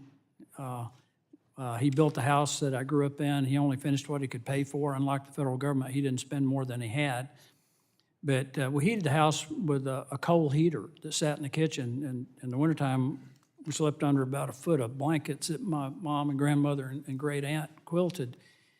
What does it mean to people when they see their power bills going through the roof and they're having to make decisions on how much food they can afford to buy and still be able to adequately heat or cool their home? You know, one of the things that we always advocate for, because I hear a lot of people talking about climate change policies, but I've never heard anybody talking about actually how many degrees it's going to save. If climate change policies are more harmful than what we're trying to save, then we shouldn't be enacting it. One of the things we advocate for is that you do an economic impact study on the lives of the people that it's going to affect, because the climate change policies right now are more harmful for low-income and minority families than what the climate change is supposed to be doing. But we're hurting people. We're hurting real people I get calls every day from people that don't have my political lean, asking for help. Black people, NAACP people, Urban League people saying we need help. They can't afford to pay these bills, but nobody's listening. What gets me is we keep hearing report after report from from Europe, from the United Kingdom about the number of people dying as a result of excess winter deaths because they can't adequately heat their homes in the wintertime. We see that here as well. People can't afford to heat their homes adequately and still afford their medicine. It really impacts people with respiratory disease, cardiovascular, that sort of thing. And it's almost like my colleagues across the aisle think this is collateral damage and that it's acceptable to achieve what clearly they're not going to achieve by 2050. Yeah. So, Mr. McNally, I want to ask you, I want to pivot now. China's building coal-fired plants all over the world. There was a report came out last fall, that they'd built 14 coal-fired plants. They're building out infrastructure around the world, developing allies, and yet we're going to make ourselves dependent on China for our energy production. Does that make any sense to you? Congressman Palmer, if there's one area perhaps of bipartisan agreement, I think we're all clear-eyed, or hopefully are, that China views energy and the transition and dominance of both the power and the transportation aspects of energy as a way to replace the United States as the world's preeminent power. It's a militarized superpower strategy, and we ought to see it as such and build our own clean energy here. Mr. Chairman, that time went by quick, but my time has expired, so I yield back. The gentleman yields back. The chair now recognizes the gentlewoman from New Hampshire, Ms. Custer, for 5 minutes. Thank you, Mr. Chairman, and Ranking Member Pallone and our Energy and Environment Subcommittee leaders for holding this important hearing. I want to start by taking a quick moment to congratulate Chairwoman Cathy McMorris Rodgers on making history as the first woman to chair this great committee. While we may represent districts on opposite sides of the country, our constituents rely on similar energy resources, including hydropower. And that's why I look forward to working with all of you to unlock the full potential of hydropower to provide affordable, reliable, and clean energy to communities from the Pacific Northwest to the Northeast. It's important today to remind ourselves that Democrats and Republicans share many of the same values when it comes to our nation's energy resources. We believe that all Americans should have access to low-cost, reliable energy that does not depend on foreign resources or foreign technologies. While we may have our policy disagreements, if we focus on these shared goals, I believe that we can find enough common ground to deliver on. Last Congress, we passed historic legislation to invest in our country's clean energy future and put the U.S. back on track to lead the clean energy revolution. The Infrastructure Investment and Jobs Act, IIJA, included approximately $800 million in investments in our nation's dams, including to upgrade our electrical grid for hydropower energy. In his testimony, Mr. Debar spoke about the importance of FERC prioritizing baseload energy, and I agree. Hydropower is the baseload power that we need. With black start capabilities and the potential for additional energy reserves through pumped hydropower storage technologies, hydropower can provide additional resilience to our energy grid. I wanted to ask you, Dr. Unruh Cohen, can you speak to the ability of clean energy resources and technologies, such as hydropower and hydropower storage, to bolster the resilience of our grid as we transition to clean energy? Thank you for the question, Congresswoman. And hydropower has been an incredibly important power source for the history of our country. I mean, it was the first power source for our industrial work up in the New England and the Northeast. And it continues to be critical. And I think the important thing to consider for this committee, and especially looking at the investments that we've made in dams over the past few Congresses, is the water cycle is very sensitive to climatic change. And so we are going to see challenges to hydropower. Unfortunately, our friends in the West are really seeing that challenge now with the Colorado River level, but it impacts in the Northeast too. And so in order to continue to provide that incredibly important clean energy from hydropower and from pump storage, we really need to look at the investments and make sure we're maximizing the clean power that we're getting from our dams around the country. Yeah, and I just would add this pumped hydro storage. I was out in Mr. Curtis's district in Utah and meeting with the company there that is interested in pumped hydro storage and how that can be help with baseload and with peak and how we manage that. So my time is limited, but I'll just say it's important that this committee does not overlook the potential of our nation's hydropower resources to deliver abundant, reliable, clean energy. It exists. We have 90,000 dams. Some of them can be retrofitted with turbines.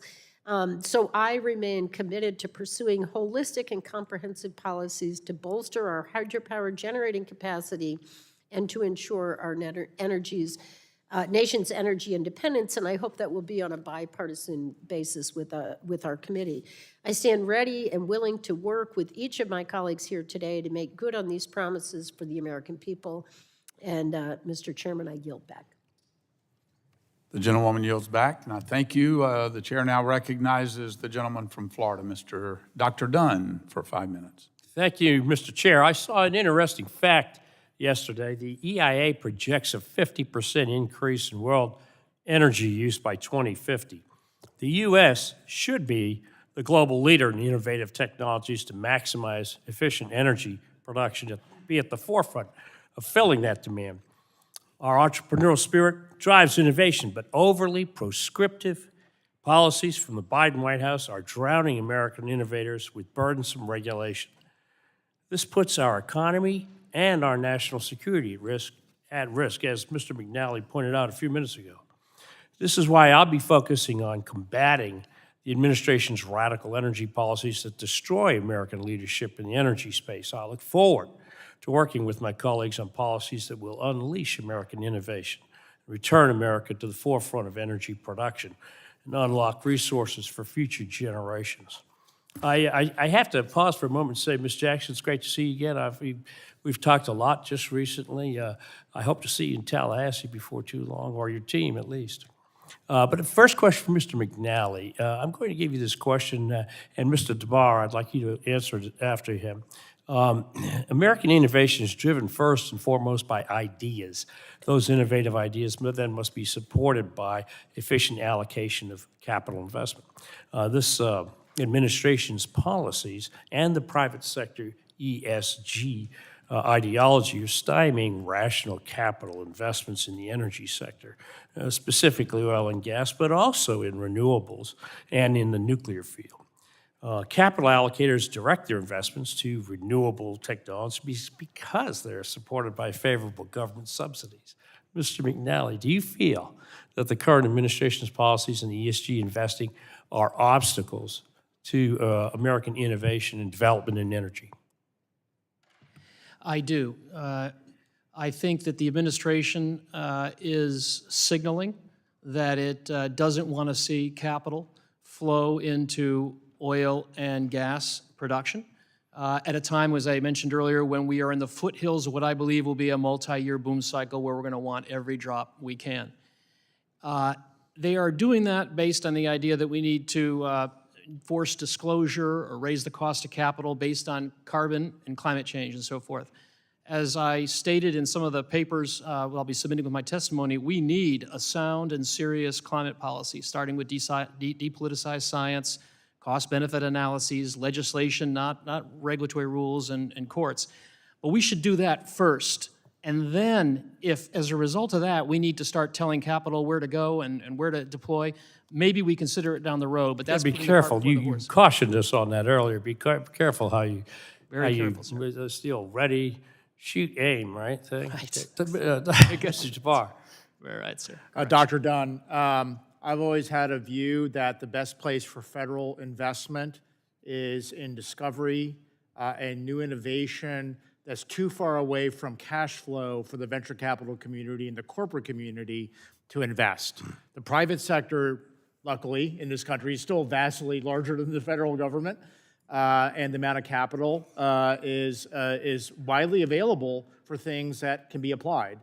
And the better use for federal money is where the private sector doesn't see anything quite yet to invest in, and therefore discovery science and innovation and new things is more efficient for the federal spending. Well, okay, very good. On that subject, Mr. DeBar, I'm going to ask you to spend the rest of this time opining on what we can do to make America a global leader in the nuclear energy technology. And this is a pointed question because we have a large gathering of the nuclear industry this evening. So take it away. I think the Advanced Development Reactor Program that was passed here a few years ago has really triggered a lot. There's a lot of excitement within the industry right now, and I think that is moving along very well. So I think Congress has done a lot with that.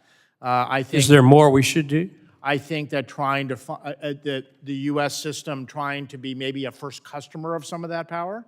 And once again, I said a little bit earlier, maybe TVA or WAPA or Bonneville should maybe look at being a first customer for some of the power coming off of those plants. Sure. And we've talked about using DOD a number of times. Or DOD, sir, yes. Yeah, so I like these ideas. Thank you all the panelists for coming. Mr. Chair, I yield back. The gentleman yields back. The chair now recognizes the gentlewoman from Delaware, Ms. Blunt Rochester, for 5 minutes. Thank you, Mr. Chairman. Congratulations to all of the new members, and congratulations to Chairwoman McMorris Rodgers, and thank you to our witnesses. I have been proud to support and vote for the bipartisan infrastructure law and the Inflation Reduction Act, which made historic investments in our clean energy future. These investments not only help to expand domestic clean energy, they also help to diversify our renewable energy sources, which is a key to building a resilient and sustainable clean energy system. Before I start with my questions, I'd also like to note that I was pleased to see in the testimony of Ms. Jackson and also hear from Dr. Unruh in her testimony a positive recitation about former Energy Subcommittee Bobby Rush's his work on increasing diversity in the energy industry. This is really important to me, and while I was disappointed that we could not find bipartisan support and agreement in the last Congress, I really would love to see a compromise, and I am hopeful that in the 118th Congress, we will focus on workforce and jobs. As the former Secretary of Labor in Delaware and the former CEO of the Urban League in Delaware, this issue is an incredibly important one, and during this Congress, I will continue to work on that issue, starting on creating programs within the Department of Energy to meet the workforce needs of the energy sector, and also to further train and get more people in the underrepresented communities into the energy workforce. It will lower the cost for those individuals that are in communities that are underrepresented and communities of color, and it'll also increase opportunities and salaries. These are jobs that are good-paying jobs. I also want to address my questions mainly to you, Dr. Unruh Cohen. We've heard a lot today about energy production, but I also want to emphasize the importance of energy efficiency. Again, back to the lowering costs. The global energy demand is only going to grow, and we need to focus on initiatives that optimize energy. Can you discuss the importance of energy efficiency when we think of things like national security, our economy, and also public health? Can you talk to us a little bit about the benefits? Thank you, Congressman, for that question. You know, the most important piece of energy is that what we don't use. So energy efficiency is actually our biggest energy resource if you look at our history since the 1970s.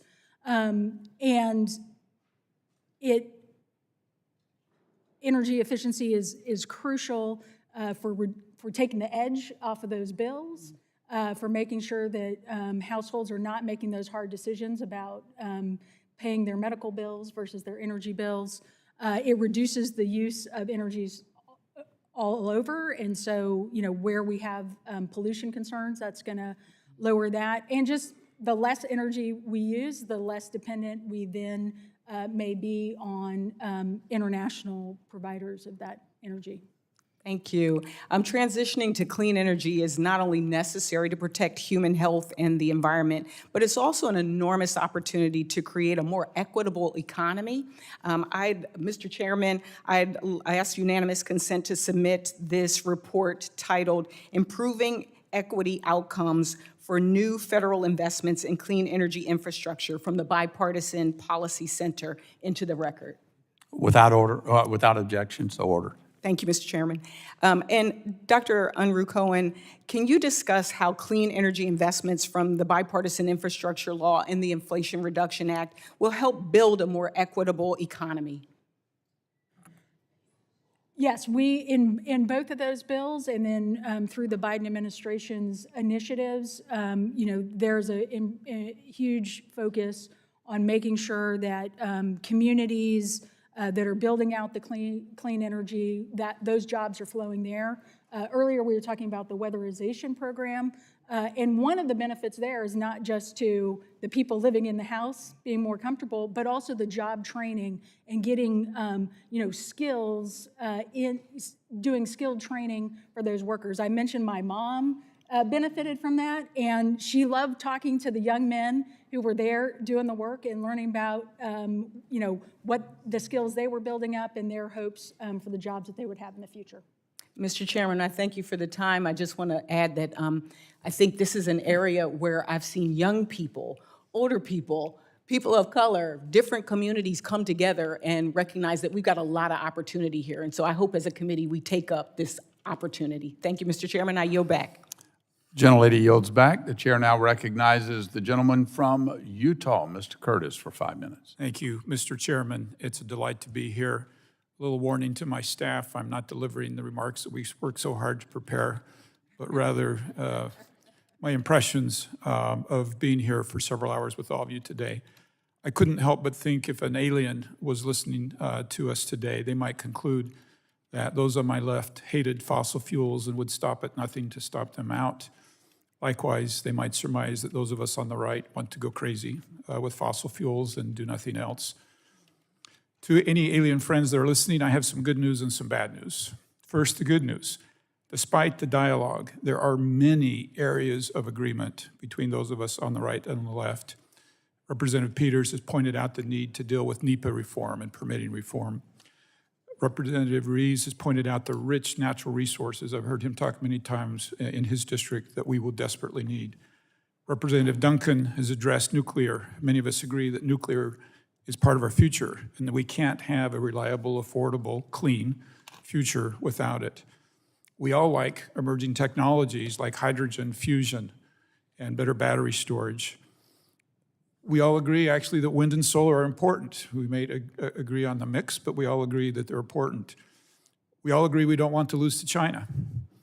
And Ms. Cohen, we all agree energy efficiency is important. And Ms. Jackson, I don't know anybody that would listen to you and would disagree that we have to take into account those who are least able to afford this. And rather than ask you all, I'll just take your nodding heads in agreement that we're on the same page. This was a list quickly put together by me. I'm sure there's much more. But now the bad news. We spend too much of our time in the areas where we disagree. And for those of us on the right, we feel there is too much misrepresentation of our position. And I have no doubt my friends on the left would feel the same way. I don't speak for either group, but let me say this. I don't know anyone in my circle, and I represent oil and gas and coal. I lead a group of almost 80 Republicans that talk about climate. I don't know anyone in my circle who doesn't want to leave a clean earth better than we found it, who thinks it's okay to leave something for our grandchildren not as good as we found it. I don't know anyone who thinks that more pollution is better than less pollution. At the same time, those I hang around with think that it's wrong to demonize fossil fuels and those that produce them. As far as I know, all of us in this room are highly dependent on fossil fuels. I don't know any energy expert anywhere, right or left, who won't tell you that we'll be using fossil fuels in the year 2050. I think this is the problem. We too often mistake fossil fuels with emissions. We need to be clear. Do we hate fossil fuels or do we hate emissions? I challenge my friends on the left to substitute their anger with fossil fuels with that of emissions. And then I ask this question. If fossil fuels can compete with other energy sources in cleanliness, why do we insist that they die? Why do we demonize the very people who have produced these for decades and decades? Why can't they be viewed as part of the solution and not the problem? On my side, we see hypocrisy, like posing in an electric Hummer and bragging about it. The reality of it is, a gas Chevy Malibu produces as much greenhouse gas emissions life cycle as an electric Chevy Hummer. We see hypocrisy of shutting down federal lands. My district, 7 of my counties are 90% federally owned. And yet the president then goes to other countries that in many cases are our enemies and asks them to produce more. To my colleagues who express that don't understand our approach, let me be clear. We believe we've been falsely told that we must sacrifice affordability, reliability, and national security so that we can be clean. I believe we can have it all. I believe we can be energy independent. I believe we can be reliable, affordable, and clean. Now, if we can get together and talk, I actually believe my colleagues on the left believe the same thing. And in the tiny 30 seconds I have left, I don't know if any 4 of you want to weigh in on that. Ms. Cohen, you are the witness for the other side. Would you like to take my last 20 seconds? I'll just add, Mr. Curtis, that in the Select Committee, across the aisle, we actually would often agree on the challenges that the country faced. And sometimes we agreed, as you said, on the opportunities to solve those. And other times we had disagreements. And I encourage this committee to, as you said, focus on the things maybe you agree. Thank you. Regrettably, I'm out of time. I would love to have you all share your thoughts, but I yield my time. The gentleman yields back. The chair now recognizes Mr. Vesey from the state of Texas for 5 minutes. Mr. Chairman, thank you very much, and so glad that we're holding this important hearing today, particularly on energy security. I think that energy security, our environment, the air that we breathe is something that we can never, quite frankly, talk enough about. And one of the things that have really been worrying me lately is China. We know that China has been under very strict COVID lockdown. They're probably going to quote unquote, reopen here sometime soon. And I was hoping that maybe Mr. McNally could tell me what he thinks China reopening is going to do for, as far as prices are concerned, what sort of upward surge in prices might that pose on the American public? Yes, sir. Congressman Vesey, thank you for the question. That's my bread and butter. So oil prices, our pump prices, have been in a tug of war between this Russian disruption risk, which makes them go up, and this macroeconomic weakness risk, which makes them go down. China was on the macro weakness side until the end of last year because, as you noted, they were in severe lockdowns, their demand was depressed, and very importantly, China's a big exporter of refined products like diesel and gasoline. That helped gasoline prices get to $5 a barrel.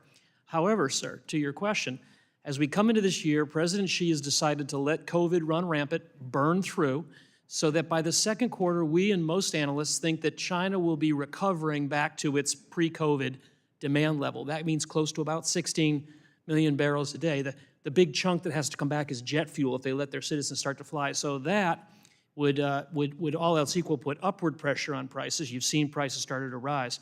Now we have to go back and look and see what happens with Russia, because like boy who cried wolf, we didn't see the disruption last summer, but we might going forward. So China's return is sort of switch sides in the tug of war from being a downward price factor to being an upward price factor, sir. Yeah, and some reports are even saying that we could get to about 101 million barrels a day, which would be a record for the world. And so one of the things that I've heard a lot from my friends on the other side, on the majority side, is that we need to unleash all of this energy that we have. And, I'm proud to say that as a Texan, we do a pretty good job of unleashing. Not only have we revolutionized things in the fracking area, but we've also been one of the world leaders when it comes to renewable energy. About 25% or so of ERCOT's grid is renewable energy. So I think that we're doing it right there.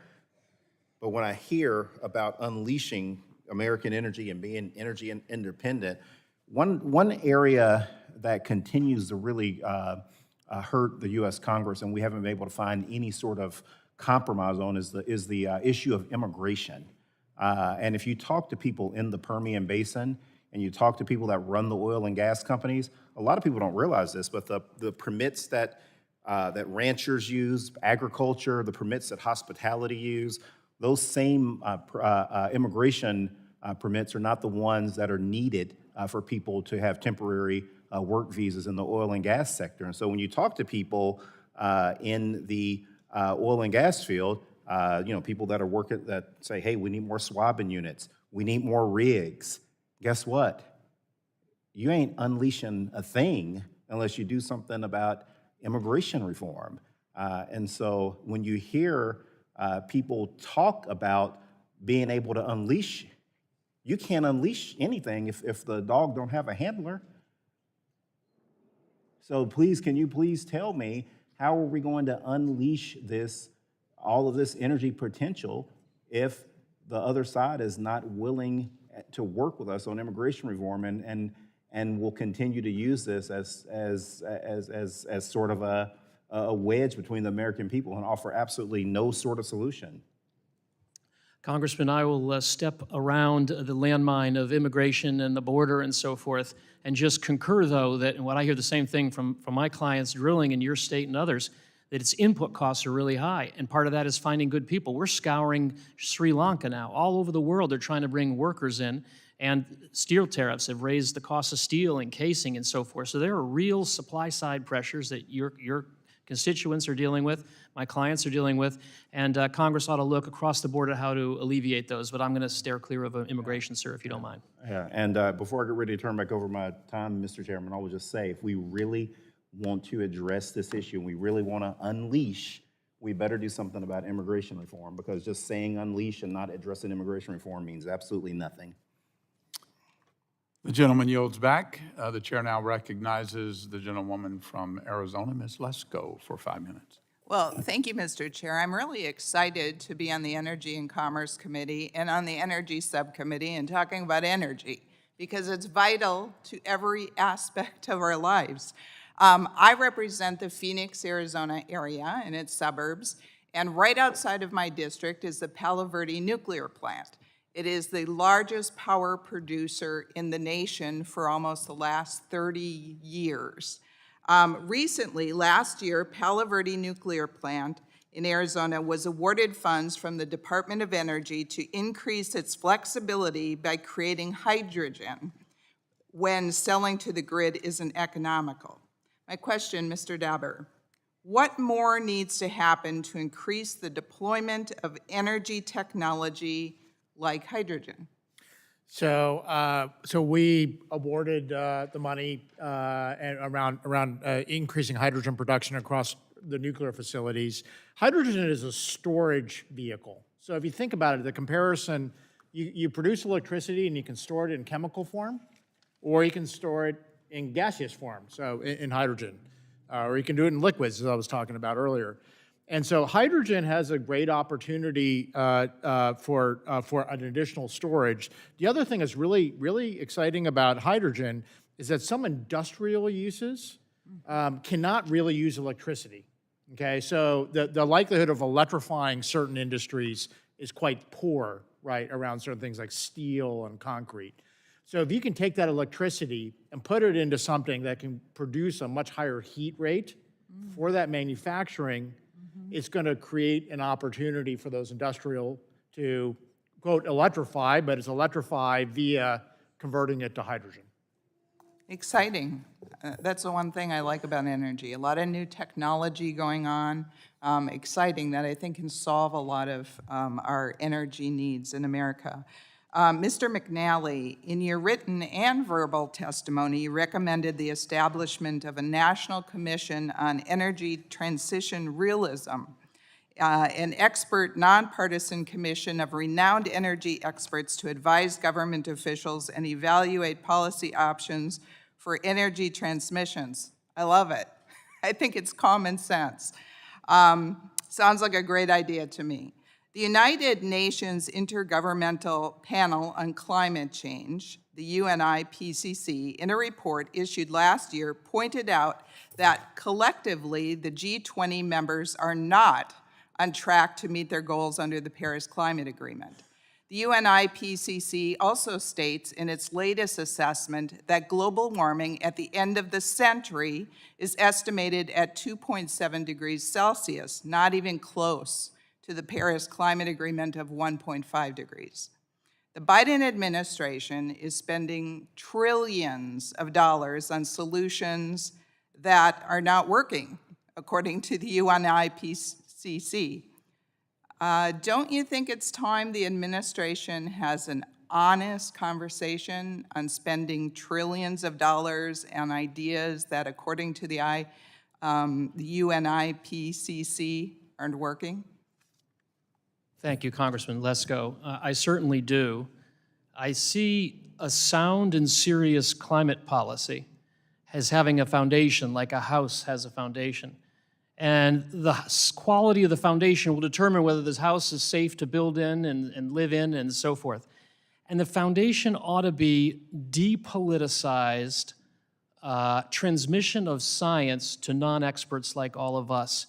And the concern with the IPCC reports, actually, and the Summary for Policymakers, the SPM, is the folks who are decoding the complicated climate science and explaining it to all of us are government officials. And they don't have the rigorous peer review and requirements to be transparent like you do in actual climate science. So I'd respectfully suggest that perhaps your side of the aisle, make it very clear you embrace climate science. The problem is not climate science. It's how it's transmitted to the rest of us, because it's pretty complicated, in these IPCC reports. And let's have reforms to make sure it's honest, peer-reviewed, and a good foundation upon which for us to debate sound policies to address the problem. Fantastic. And in the 13 seconds I have left, thank you for being here once again and telling us and representing low-income communities and minority communities and speaking up. Thank you. And I yield back. The gentlewoman yields back. The chair now recognizes Mr. Soto from Florida for 5 minutes. Thank you, Chairman. There are a few elephants in the room worth mentioning. The Washington Post reports today, oil companies post record-smashing profits as gas prices creep up. Record-smashing profits. ExxonMobil, $55.7 billion in 2022, a record. Chevron, $36.5 billion in 2022, another record. Inflation, corporate greed, record profits, share buybacks. Something this committee needs to keep in mind as we're navigating this. Elephant number 2, climate change demands our attention. Intensifying hurricanes, massive floods, prolonged droughts, rising seas, extreme heat, extreme cold. Climate is changing, and it takes more than just saying the word climate or delay to actually solve it. The Inflation Reduction Act is now law. This committee should join the President and the Senate in shepherding a fair implementation of this landmark law, pursuing diversifying our energy production with clean, renewable energy. Number 3, exporting oil abroad. There used to be a ban on that, and now oil is being exported and Americans are paying high prices at the pump. This isn't an America First policy. This is the exact opposite. If you want to kickstart American energy dominance, we should start by looking at the exports that just started just a few years ago. Undersecretary Dabber, what do you think we should do about record oil profits at the expense of the American people? Yes, Congressman, it's almost ironic that when a few years ago, when we were the energy dominant side on the oil markets and the gas markets, that the oil and gas companies were actually making very low profits. And the biggest problems when that was going on, when we had so much production, was that the prices had been dropped so much for the consumer. And it's a funny dialogue, right? So that when we've been supportive of export terminals and pipelines and so on, that actually the oil and gas companies make less money, and consumers actually pay less money. But when we put lots of restrictions on them and there's lots of turmoil, prices go up and then emissions go up, right? Emissions are because of coal plants coming online, especially in Germany. So it is a funny dynamic around those different issues. Well, thanks. I appreciate you describing the issue, but it would be helpful for some solutions on it. Dr. Cohen, a key role for this committee is implementing the $369 billion in incentives to boost renewable energy, boost conservation. What are some of the things you think this committee can do to help with that fair implementation? Thank you for the question. We've talked a lot about the importance of the grid, and both the infrastructure bill and the Inflation Reduction Act have important provisions to help improve the resilience of the grid and expand it. I think that is an area that this committee can give some really close attention to. In addition, there are a number of other, we've also talked about nuclear power, and both the Infrastructure Act and the Inflation Reduction Act provide ways to keep our current nuclear power, to support currently operating nuclear power plants that are safe to operate. I think taking a look at that will be important so we keep that carbon-free emission coming. And then, as we've talked about, just the deployment, making sure the deployment of wind, solar, the electric vehicle infrastructure is happening. Thank you so much, Dr. Cohen. I, like many on this committee, agree it should be an all-of-the-above solution, and we should look at different sources of energy. I hope the mistakes of the past with the Affordable Care Act of trying to eliminate it for many, many years, only for it to continue to be the law of the land. Over 3 million Floridians now get their care from there, that we learn from those mistakes when we look at the Inflation Reduction Act, knowing that it is the law and will be the law for the foreseeable future. And rather than trying to undermine it, we should work together on maximizing it. And under the Inflation Reduction Act, we do have incentives for things like modular nuclear and carbon capture in there. So for colleagues who are talking about it as if it's all just renewable energy, that actually is false. There's a great opportunity for us to work together to pursue these in this committee. Now yield back. Gentleman yields back. The chair now recognizes Mr. Crenshaw from Texas for 5 minutes. Thank you, Mr. Chair. Thank you for hosting this hearing. Thank you all for being here. You know, we heard earlier that Republican priorities are misguided, and that was a little shocking because I think our priorities are guided quite well and are very clear. And they're this: provide energy to the American people that fits 3 criteria: reliable, affordable, and clean. I don't think that's very controversial. Reliability is number 1, of course. It has to be, because energy production is pointless if it isn't reliable. Society cannot function if it cannot keep the power on. Affordability is second. Americans need to be able to afford reliable energy without massive government subsidies so that they can drive to work, heat their homes, and benefit from a thriving economy. Third, Republicans want our energy to be clean. And yes, we can have energy that is reliable, affordable, and clean. It is possible. Also worth noting that America's natural gas revolution is the single largest factor in reducing America's carbon emissions. Switching from coal to gas accounted for 61% of emission reductions in the U.S. since 2005. If we cared about global emission reduction, we might note that the U.S. natural gas is 42% cleaner than Russian natural gas, which is why Republicans advocate for more natural gas exports to displace foreign coal, which, by the way, accounts for about 50% of total global power emissions. Seems that would be some pretty low-hanging fruit if carbon emissions was actually the goal. Also worth noting that Republicans are by far the strongest supporters of nuclear energy, which is both reliable and 100% clean. Maybe our colleagues would join us in fixing the outdated permitting process that makes a 4-year project last for 15 years. My Democrat colleagues, Most of them just want to talk about wind and solar, which isn't reliable and only affordable if you subsidize it. They say we can just build a bunch of batteries to deal with the intermittency problem of renewables. They say we can clear hundreds of square miles of land for solar and wind farms and pay China to mine and process all of our critical minerals so that we can pretend that we aren't actually responsible for the environmental devastation of Chinese mining practices and the enormous amount of emissions that result from processing it all. So my question to my colleagues is simple. If the goal is actually reducing global emissions, then will you work with us to improve our absurd environmental permitting regulations that are choking off our ability to not only build pipelines, but also build the solar and wind farms and battery backup systems that you claim you care so much about? I know some of them are because my friend Scott Peters was just talking about it. And surely my colleagues would find it troubling that something like the 10 West transmission line, whose groundbreaking ceremony was attended by Vice President Harris last year, won't actually be online until 2025. The planning actually started in 2016. Just for a simple 125-mile transmission line on public land. So that's nearly 10 years from start to finish, nearly 4 years of which was just to get the environmental impact statement approved. We put a man on the moon in less time than that. Does that seem like a healthy permitting and regulatory system to anyone? Surely not. It's not just transmission lines, it's critical minerals too. In Nevada, we couldn't build a lithium mine because of some useless plant called TM buckwheat. I'm not joking, you can look it up.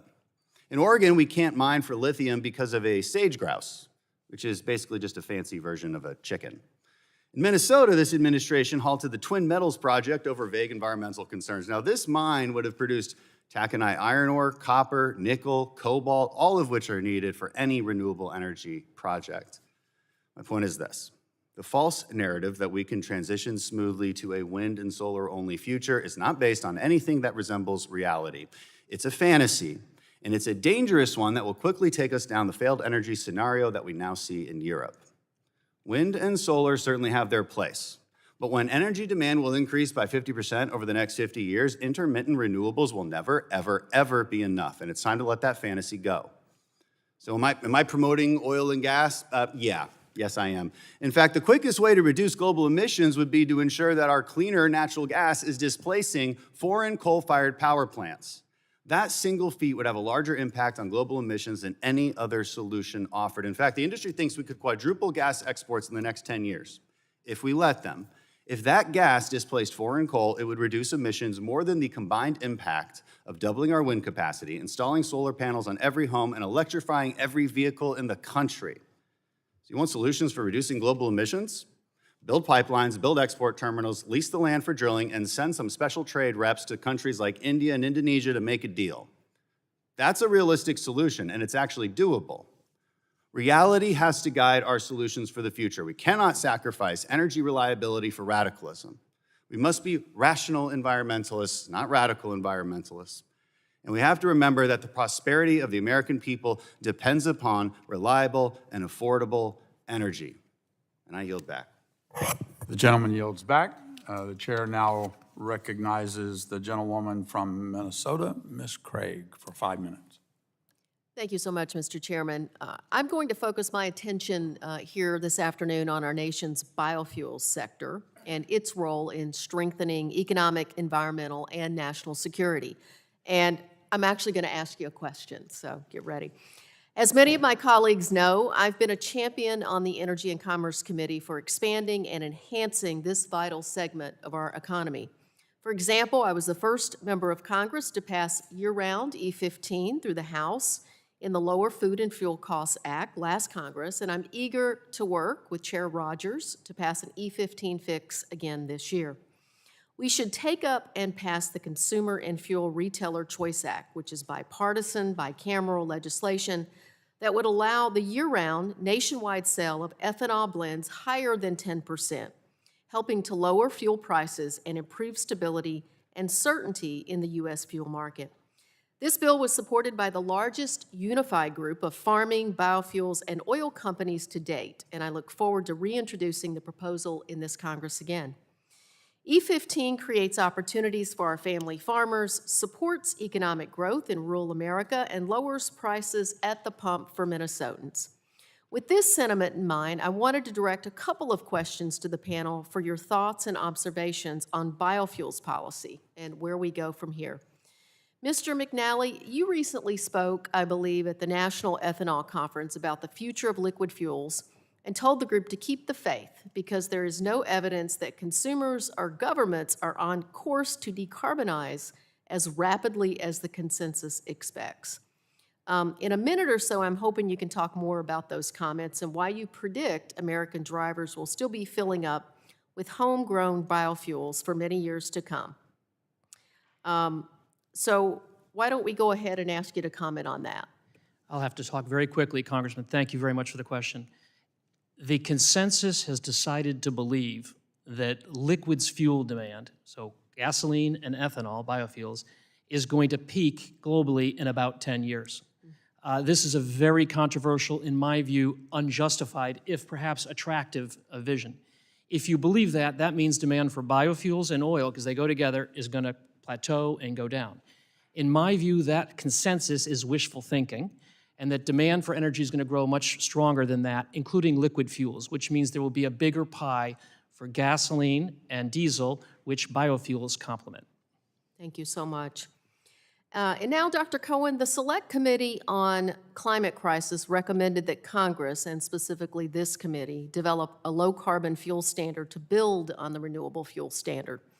I've been a co-sponsor of the Next Generation Fuels Act, which would gradually ramp up the use of homegrown ethanol at gas stations across the country, making Americans less reliant on foreign oil and less vulnerable to the anti-competitive tactics of OPEC. I'm wondering if you can speak a little more about the design of a low-carbon fuel standard and why the time is right to begin this important work here on the Energy and Commerce Committee. Thank you for the question, Congresswoman. I actually was able to work on the 2007 energy bill where we did the renewable fuel standard, which is now in need of reauthorization. So the time is ripe for this committee to take a hard look at our biofuels policy. We recommended doing a low-carbon fuel standard. We've seen that work for transportation fuels, the agriculture community out in California. It would be a way to take the holistic view about our liquid fuels and provide that signal and that standard to move towards lower carbon fuels. I agree with Mr. McNally. We're going to be using liquid fuels. We invested in sustainable aviation fuels in our in the recent laws, and so we need to provide the signals to producers so that we're getting the type of transportation fuels we need to meet the climate pollution reduction goals that we know we need to achieve. Well, I'd just like to end by saying thank you to all the panelists. I know it's been a long day for you, and with that, Mr. Chair, I yield back. The gentleman lady yields back. The chair now recognizes the vice chair of the Environment, Manufacturing, and Critical Minerals Subcommittee, Dr. Joyce from Pennsylvania, for 5 minutes. And then thank you, Mr. Chairman. I thank all of the witnesses for being here today. Realize that Energy and Commerce, the first formal hearing that we are holding, is directed to energy and how that unleashing of American energy is so important. As we begin the 118th Congress, this hearing is the first chance for Energy and Commerce Republicans to begin tackling the issues that are facing all American people. It's great to be back together with my colleagues in one room to do the job that our constituents sent us to Washington to do. Our new Republican majority is ready to enact the commitment to America. A core piece of that plan is to ensure that our nation has a robust and a reliable energy supply. Let's be clear, and you've heard us say it repeatedly, energy security is national security. Our physical and economic well-being is tied to maintaining energy. Ms. Jackson, your words resonated with me. You messaged to us how important that energy sources at affordable prices are to all Americans, and how the high cost of energy is certainly having more impact on lower socioeconomic Americans, and how that impact affects each individual American every day of the week. American policymakers in front of you have recognized that reality, and it is why the Department of Energy was established in 1977. in order to decrease our reliance on foreign adversaries. After years of energy development under both Republican and Democrat presidents, our nation finally had achieved that goal. But under the last administration, energy had superseded that goal. We were an energy exporter. We were energy dominant, supplying those necessary energy forms to our friends and to our allies. But you know what? Sadly, it's no longer true. The Biden administration has waged a war on American energy industry by creating restrictive and burdensome regulations that have left us less secure and more exposed to bad actors. It's focused on poor alternatives like wind and solar instead of baseload power capacity has made our grid less reliable and less resilient.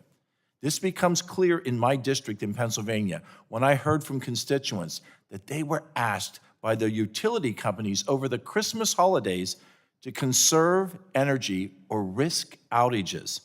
I'll tell you, it's shocking. It's shocking in the state of Pennsylvania, where we have strong energy portfolios. We have coal, we have natural gas, we have nuclear, and they all play critical parts in the Commonwealth's electricity supply. Generations of Pennsylvanians have gone into coal mines to power America, and new drilling technology has enabled an explosion of natural gas production from the Marcellus shale industry.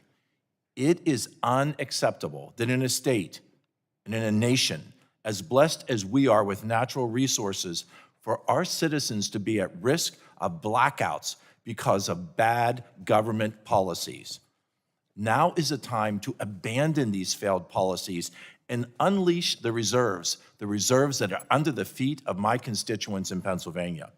With our new House majority, Republicans are ready to begin implementing policies that will allow new leases for oil and gas production, reform the permitting process for energy infrastructure, and prevent burdensome government regulation to reclaim American energy dominance. My first question is for you, Mr. Debar. Can you speak on how critical it is for grid reliability to have baseload power capacity? And how does the closing of coal and natural gas power plants in favor of renewables affect that grid resilience? Yes, Congressman. Until the relative recent past, or in the last kind of 20 years, almost all the power plants in the country were dispatchable, whether it was hydro or gas or coal or nuclear. And the advent of wind and solar, which are great at emissions, has increased instability in the grid. Lithium ion is great, but it's only good at the edges on the grid. It doesn't come close to having other peaking sources. And how would, I'm going to interrupt if I may, how would government policies forcing electric vehicle adoption further strain the grid? Yes, Congressman. So obviously electrification overall, and EVs are certainly a big part of it, are adding more demand. And what we're seeing is that on the supply side, more power plants are being shut down than are being built. And the ones that are getting built are less available. So that's increasing risks in our system, and as a result, is actually increasing prices. In New England, the electricity prices were 100% on the energy side above where it was a year ago. Thank you. I appreciate all of you being here, and I yield. The gentleman yields back. The chair now recognizes the gentlelady from Washington, Ms. Schreier, for 5 minutes. Thank you, Mr. Chairman. I am delighted to be back on this committee, and let me also just say that it is a special privilege to work with my fellow member from Washington State, our new chairwoman of the committee. I agree with my Republican colleagues here that high and volatile energy prices are a real problem. They're a problem for my constituents who, by the way, are still paying in many areas over $4.50 a gallon for gas. Prices are coming down, but they're not down enough. My colleague, Mr. Soto, just talked about, he called it record-smashing profits, once again, by the oil and gas industry. And so I would just like to continue to call out what sure feels like price gouging. And that is why last Congress, we passed my bill, the Consumer Fuel Price Gouging Prevention Act, through the House, and I hope we will take that up again. I wanted to pivot to national security. I think Russia's war on Ukraine has really highlighted and refocused our attention on how tightly tied our energy independence is to our national security as we're watching what's happening in Europe. National security is not just geopolitical, though. It is also security from the fire and the weather disasters that we are experiencing more and more frequently all across this country. And with that in mind, and also sort of conjuring up what Mr. Curtis said, like, I think we can all agree that we need to be bringing down emissions and we need to be transitioning away from fossil fuels toward cleaner sources of energy. And I would add, Mr. McNally, you mentioned that even with so much domestic production of gas and oil, we still have extreme price volatility. And so there's many reasons. Energy independence, where we need to transition, stability in energy prices, pollution prevention, climate action, national security, that all should make us want to redouble our efforts here to move away from 20th century energy sources to the energy sources of the future, and the U.S. needs to lead here, not China. We took tremendous action last Congress in really putting in incentives, economic incentives, to boost innovation here, hydrogen hubs, battery manufacturing. It really supercharged research. And by the way, I'll also note that some of the things that were in that bill, Ms. Jackson, would help individual customers afford heat pumps and other innovations that will help with energy efficiency and to bring down those monthly bills. I also noted it's because of clean hydropower that Chairwoman McMorris Rodgers and I pay some of the lowest electricity costs in the nation. So I wanted to just ask, Dr. Cohen, in your testimony, back to national security, you noted that China leads the globe right now in clean energy investments. I think we all know that this is not because they're great environmentalists. They're doing it because that's where the future is, that's where the money is. Can you talk about why the United States needs to catch up, surpass, and lead in this area? Thank you for the question, Congresswoman. And just going back to your point on the consequences of climate change, I mean, the Western wildfires, they don't just stay in the West. Everybody, has the health impacts that come from that, from burning of those forests. But to your question about China, in 2022, China invested about $546 billion in clean energy transmission, and the U.S. was a distant second at just $141 billion. That was that doesn't count what we just passed, so we expect that to change very quickly. But as a number of people have mentioned, increasingly every country is looking for energy security, and so they're looking at what can they do domestically, which means they start looking at what can they produce from renewable energy. And I quoted it, Congresswoman DeGette quoted it, that BP's economist has said, we're seeing that. And we've seen a huge change in Europe in the face of them realizing they can no longer rely on Russia for energy. Thank you. And that's why we need to be doing the innovation that this committee will do. We're at a crossroads right now where we can't depend on China for those resources. We need to do the mining, the recycling, and everything else that it will take to invest in ourselves here at home. Thank you, and I yield back. The gentlewoman yields. I recognize the gentleman, my colleague from North Dakota, Mr. Armstrong. Thank you, Mr. Chair. We need to level set and be honest about the use of energy on the planet and its importance for economic growth and national security. Next year, regardless of any policies pushed by the Biden administration, the world will use more carbon energy than it did this year, and the year after that, and the year after that. In the United States, this administration has taken a whole-of-government approach to dissuade development. But in Europe, we're seeing a realignment accompanied by substantial long-term investment in carbon energy as countries try to make up for Russian supply chains. The Norwegian Energy Ministry has proposed putting 92 new offshore oil and gas blocks on offer in its next licensing round. And Spain has laid the groundwork to become EU's national gas hub. They have the capacity to onboard it, they just need to move it.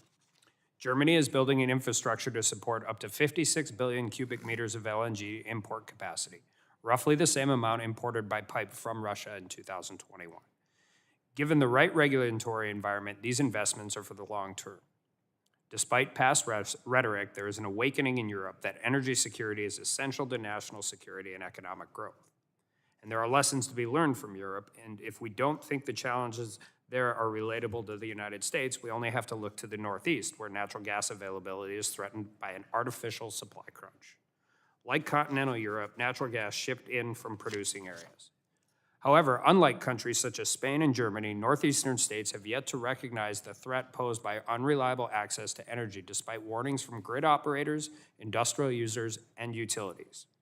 At nearly every opportunity, the permitting and certification process for carbon energy infrastructure have been mired in legal and regulatory entanglements. And worse yet, for my friends who support green energy, we have taught them how to stop those projects as well. You don't have to look any farther than the Northern Pass Pipeline, which is trying to bring hydropower from Montreal to Boston, and it cannot get built in any state on the northeast corner. You know who shut it down? Indigenous tribes in southern Canada and the Sierra Club. From the defeat of the Constitution Pipeline to the cancellation of the Northeast Supply Enhancement projects, years of coordinated activist environmental opposition have prevented the construction of 1,000 miles of interstate pipeline across the Northeast. Instead of expediting deployment of the necessary infrastructure to move abundant energy resources, northeastern states, supported by an antagonist federal regulatory environment, have done everything in their power to actually halt that development. Since day one, the Biden administration has taken that playbook and applied it on a national scale. Last month, through an overly vague and expansive definition of waters of the United States, the Biden administration further empowered activist environmental entities within states to abuse the Section 401 certification process to stifle pipeline development for political reasons. Now, only a few weeks later, a new guidance from the Council on Environmental Quality will further muddy the waters as agencies evaluate greenhouse gas emissions and climate change when considering proposed actions under NEPA. Under this latest proposal, the Council on Environmental Quality is pushing for agencies to use the NEPA process to link decisions with a national climate change agenda, connecting NEPA reviews to environmental justice, pushing out arbitrary alternatives, and providing a new pathway to consider both upstream and downstream emissions. While it remains to be seen how this new guidance will play out, it almost certainly will further slow the development much needed energy infrastructure projects and drive capital away from the carbon energy resources.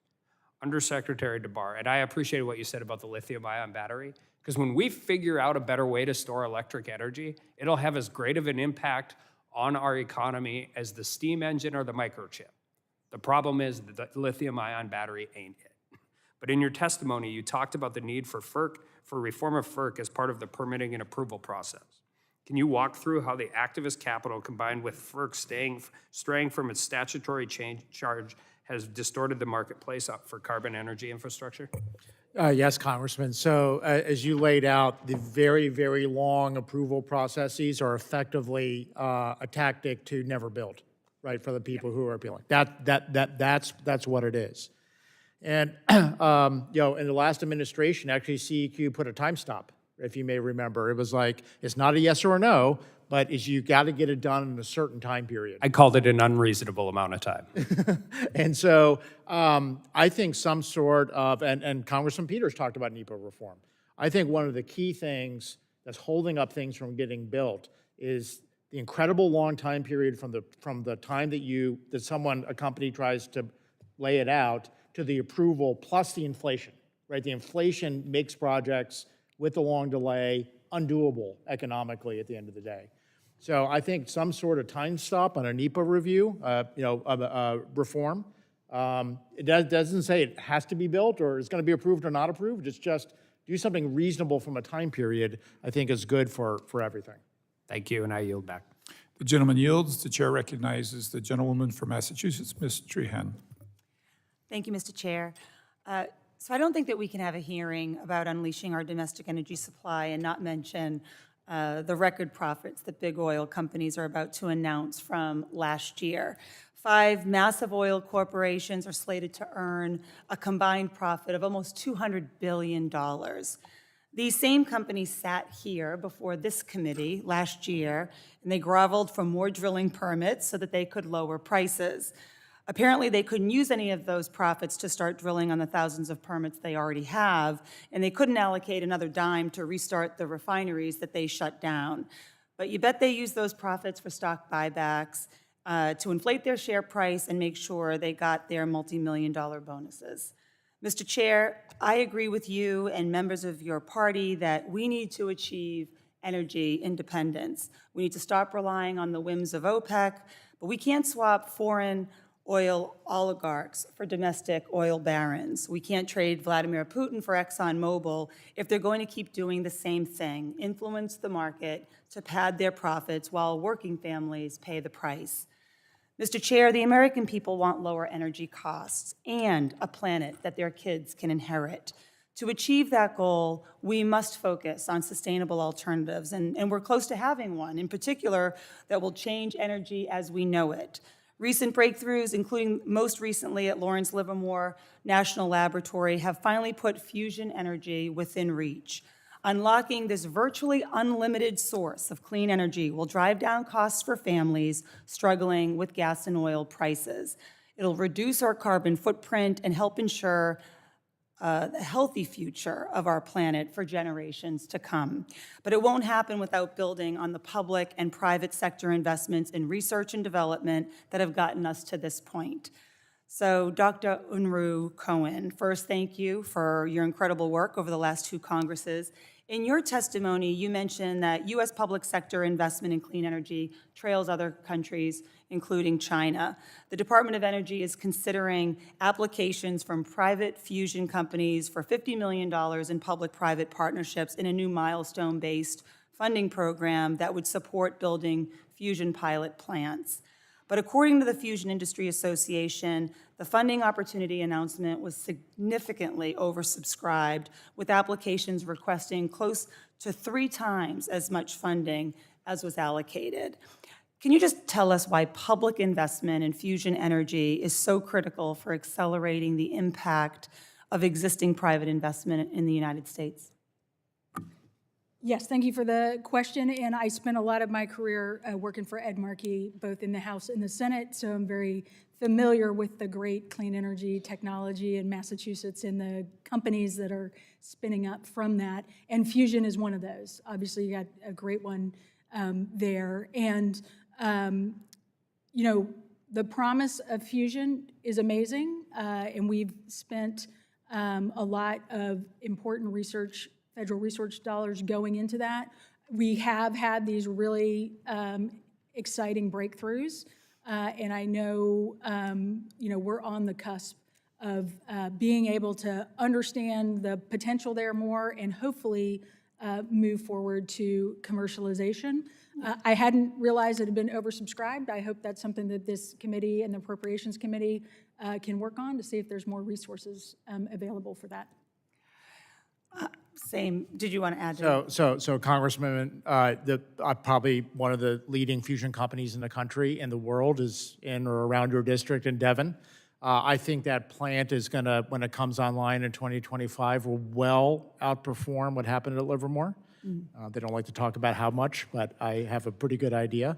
When I ran the fusion energy program for the country, we decided when we were there to engage with the private sector, where DOE had not engaged with the private sector before. We had to break a little glass on that. I think the milestone program that we started moving along, needs to be expanded. And I know that some of the proposals and Build Back Better had made that larger. Yeah. I would highly encourage that we take the momentum on technology innovation, in particular in your state and your district, but elsewhere, and I would recommend that everyone here look at expanding that. And I look forward to bipartisan work on that. I mean, I'll leave the committee with this. The Nuclear Regulatory Commission recently released their options for licensing and regulating fusion energy systems, which highlights the important safety and security benefits of fusion energy. no high-level nuclear waste, no chance of a meltdown, no special nuclear material like plutonium or uranium.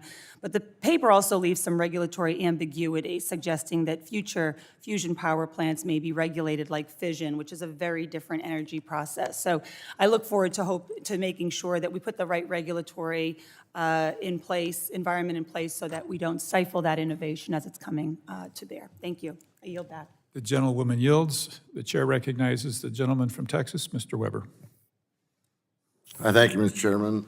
First, I want to fix something that was said earlier by Scott Peters. He said in Texas, 40% of our power is renewable. That's just not accurate. You go to EIA.gov, Energy Information Administrative, look at that.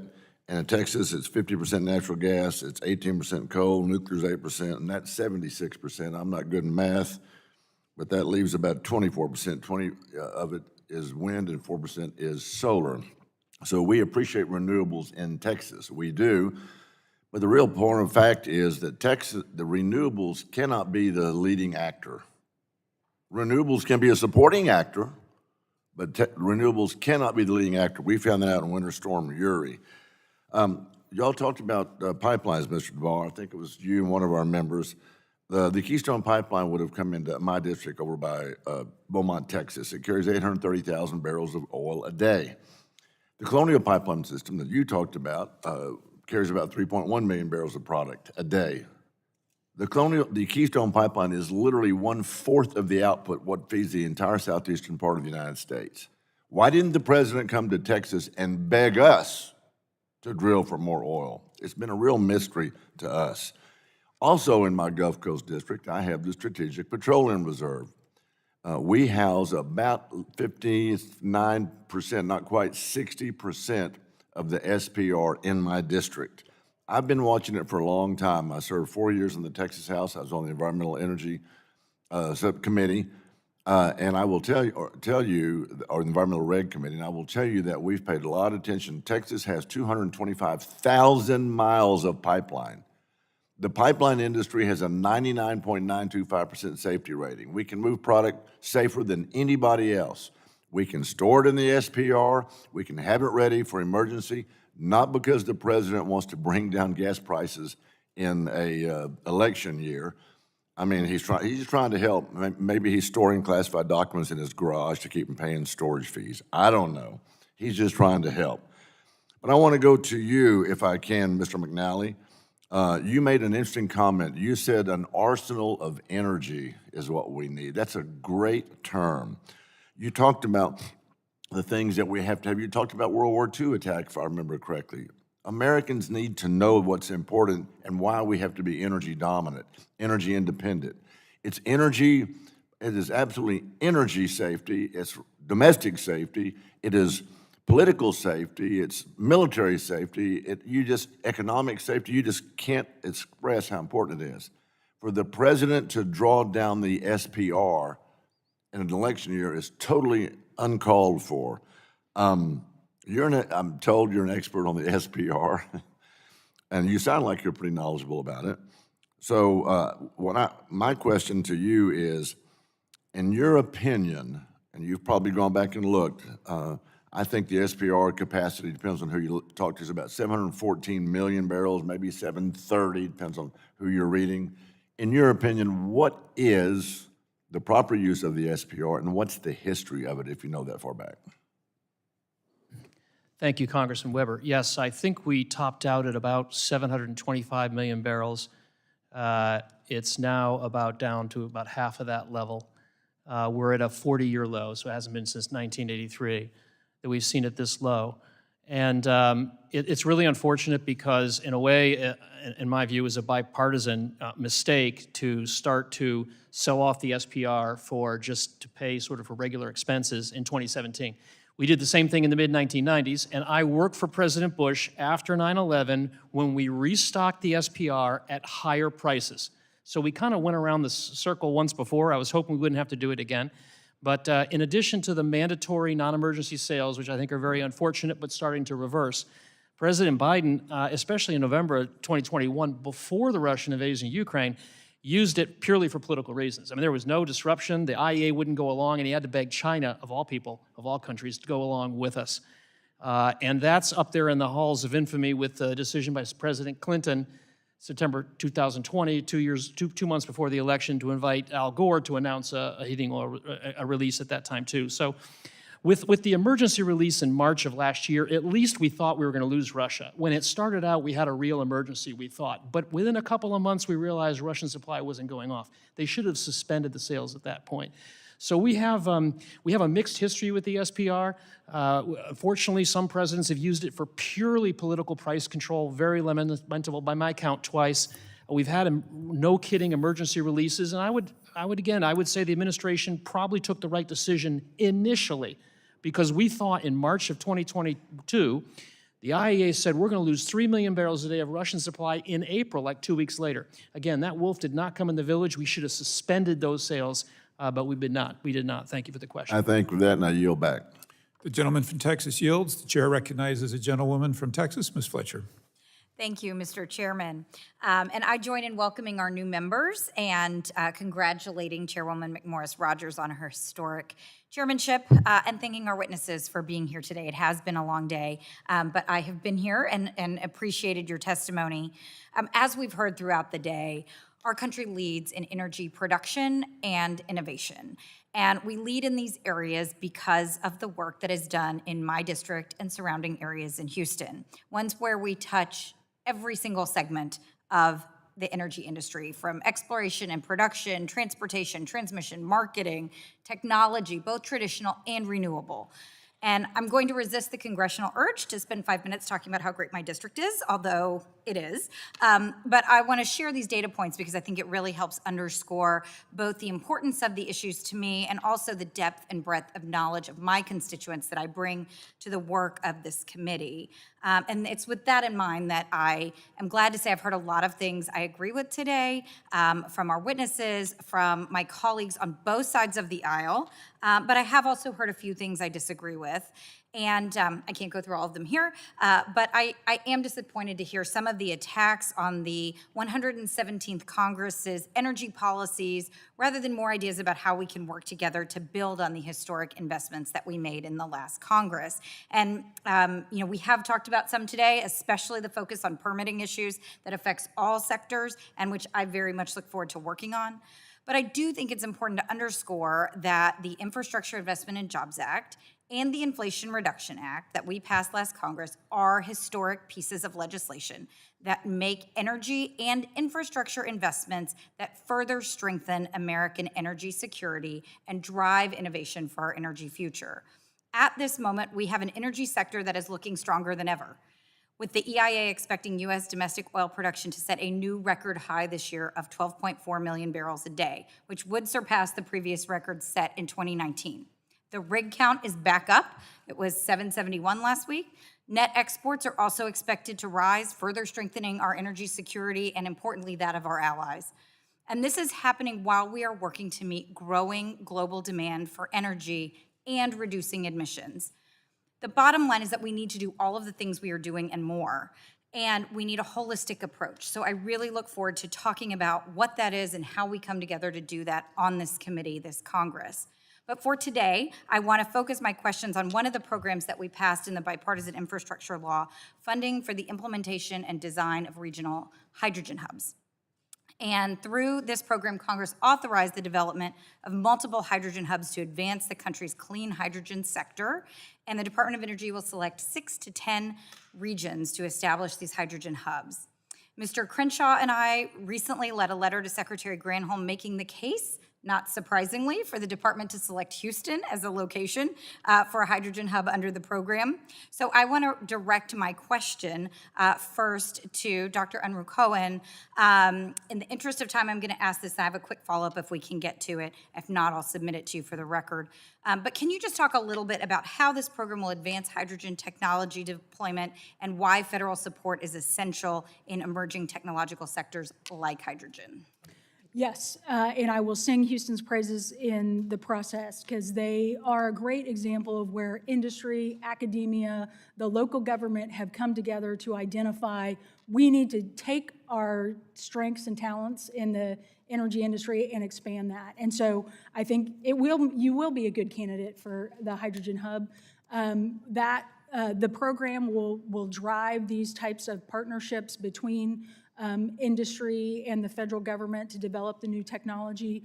And hydrogen is critical for also all of the petrochemical work that happens in the Houston area, because we're going to need clean, green hydrogen to help decarbonize some of those processes, so that we can, benefit and have a clean chemicals coming out of our domestic plants.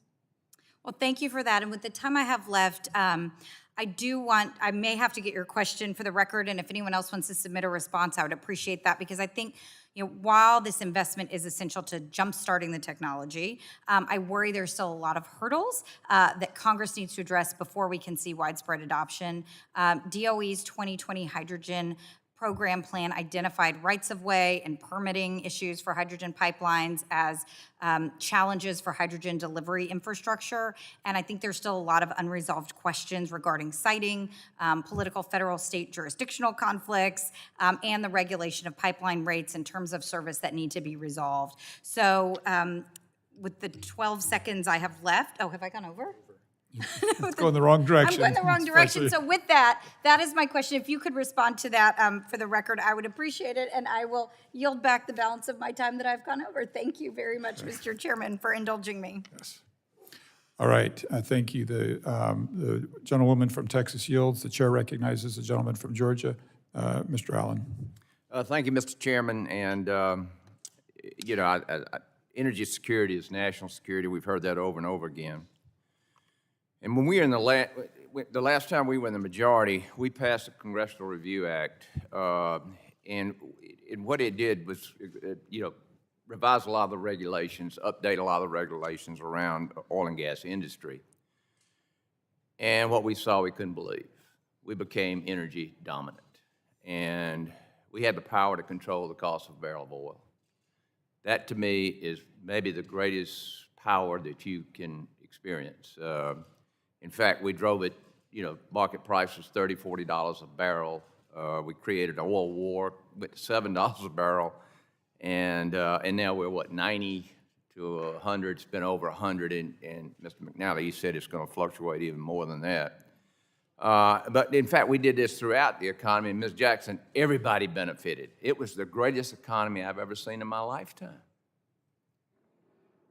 So there's no secret that President Biden and his administration have declared a war on fossil fuels. I mean, he said there will be no more drilling. I think that was a quote. And so we see what's happened now. In fact, back in the greatest economy, we had 1.26% inflation. And Mr. McNally, how can we unleash oil and gas industry and become energy dominant again? Is there a secret sauce? I mean, to make both, yes. Well, again, if I could rephrase my attempt to answer Congressman Eschew's very good question. Get back to all of the above and get honest data and analysis. If we can just do that, we'll be in a much better place. To his credit, President Obama, to his credit, helped get rid of the crude oil export ban, which directly threatened the shale oil boom, and recognized not only was that good for our energy production, but helped us offset the loss of Iran, which we were sanctioning and so forth. He understood that transitions are multi-decade affairs, and he, to his credit, thought that gas was part of the clean energy future. But as you have pointed out, we have moved to keep it in the ground, to a war on fossil fuels, and that must end. And I think, honestly, if we could just get back to where we were in the last few presidents, including President Trump, where it's all of the above, we can unleash, our energy potential. So, Congressman, it started with great innovation by the member from Texas. The Permian Basin cost year by year was dropping because of innovation. That allowed us to drive prices down globally as a result of that innovation. Then the federal system and the state systems allowed things to get built to move that energy to where it needed to go. So let me ask you this. Would it be fair to to assume that free market drives prices down, government intervention drives prices up. That is the irony of what we're seeing today. Okay, so what we've done, I was on the House Energy Action Team, and I met with I was a small business owner. I met with a lot of small business owners who were in the business of drilling and refining. They're out of business. They were driven out of business. You know, if you have more demand than you have supply, guess what? The price is going to go up. Now, obviously, if you're one of the few companies remaining, you're going to benefit from that. Now, how do we reverse that? We got to open up the free markets, and then you will drive down prices. I mean, you know, there's no secret to the way our economy works. As far as, also I wanted to ask you a quick question. I got about 45 seconds about Russia being the leading leader in exporting enriched fuel. And of course, the strategy was to urge for U.S.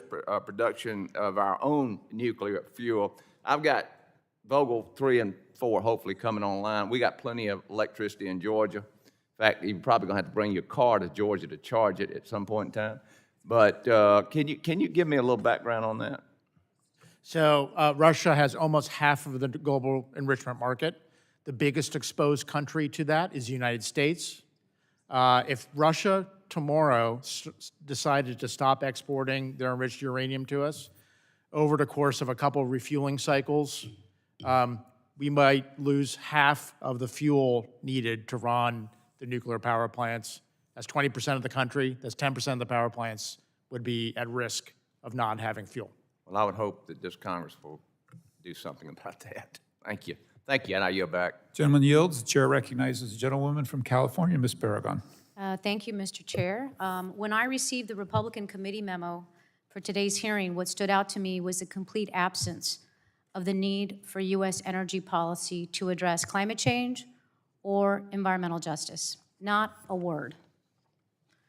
An effective U.S. energy policy must keep costs down, create the jobs of the future, and reduce the fossil fuel pollution that warms our planet and harms the public health of many communities, including my own Latino community and communities of color in my district. Dr. Unra Cohen, let me thank you. Thank you for your tireless work in the last Congress with the Select Committee to make sure that we were doing everything we could to save the planet, addressing climate change, and doing the hard work of the Select Committee.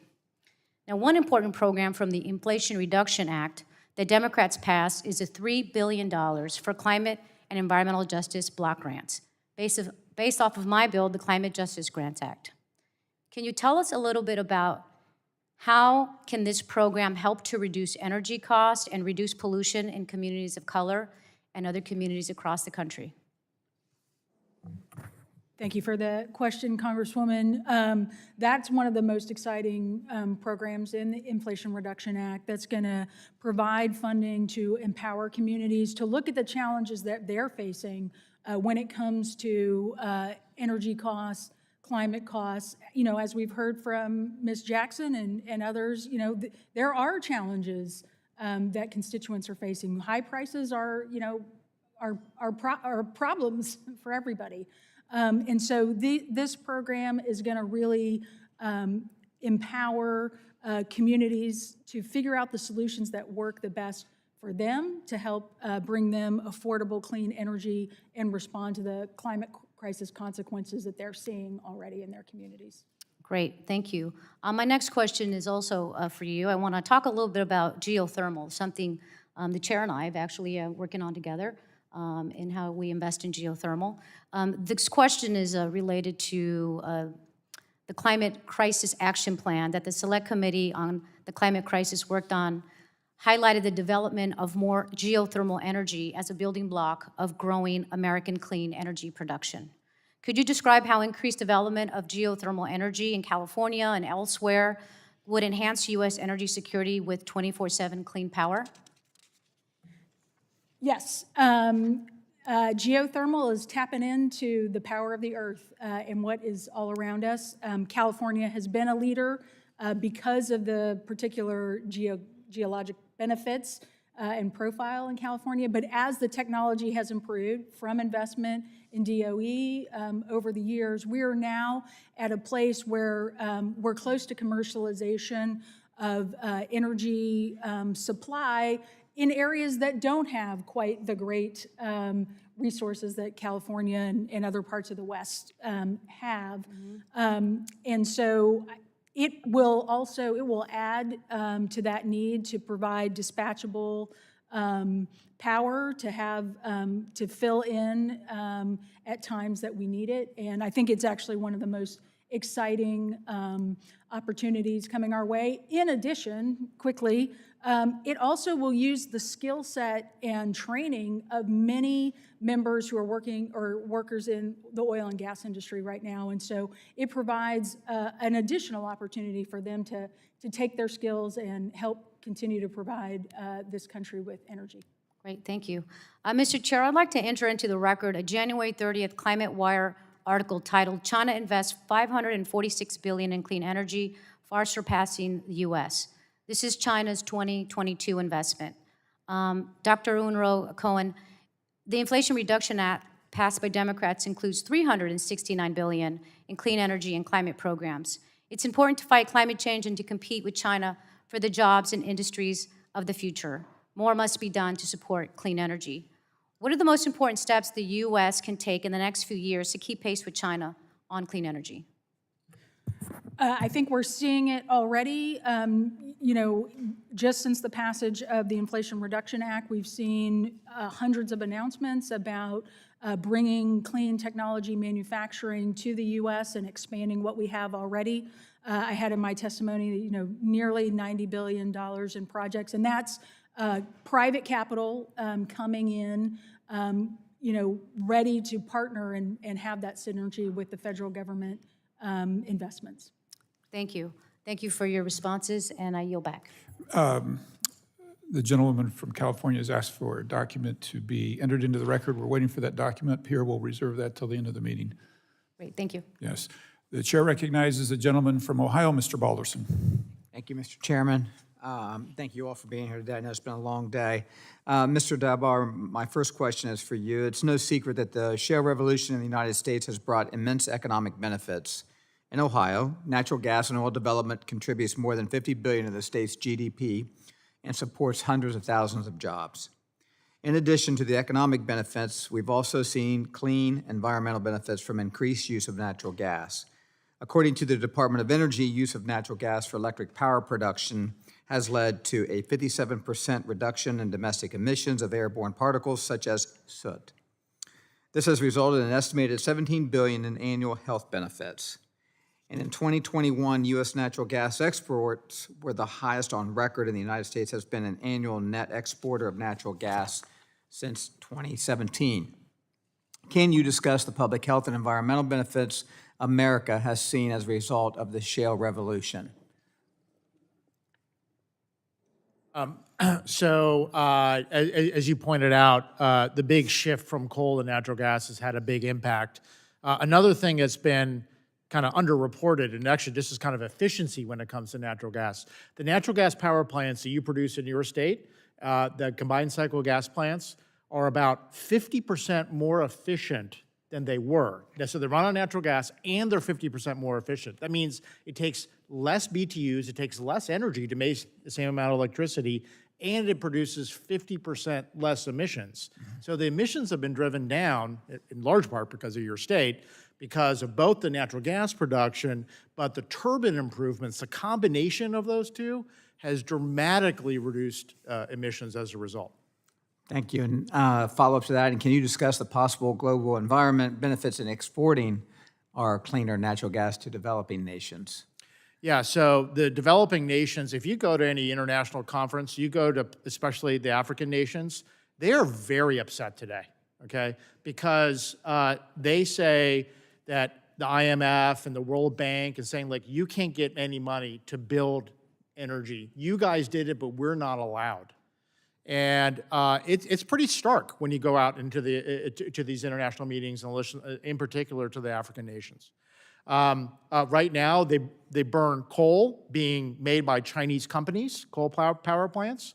They don't produce much natural gas in China. They have to import. So our ability to export natural gas to those countries and do what we did in this country versus what the Chinese are doing to the world is quite obvious. Thank you.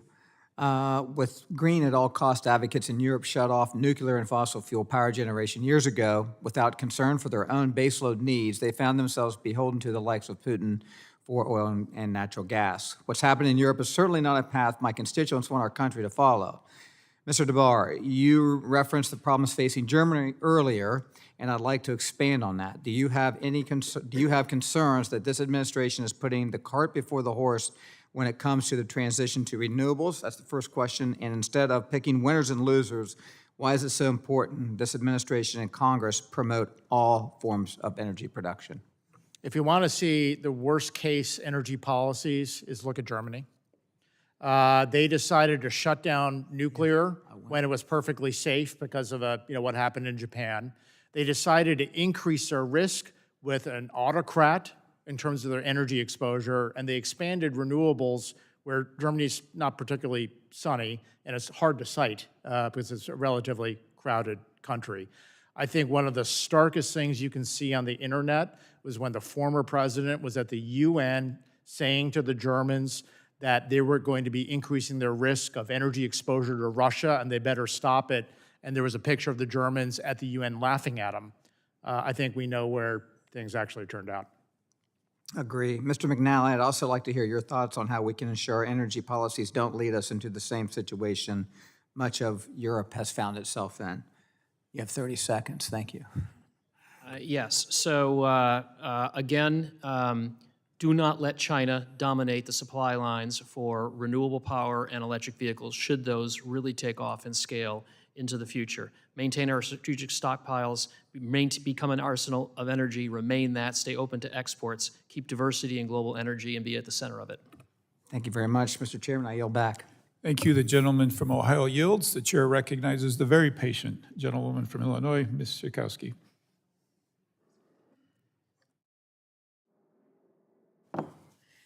Thank you, Mr. Chairman. It's my own fault. The rule is if you miss the gavel, then you go to the end of the line.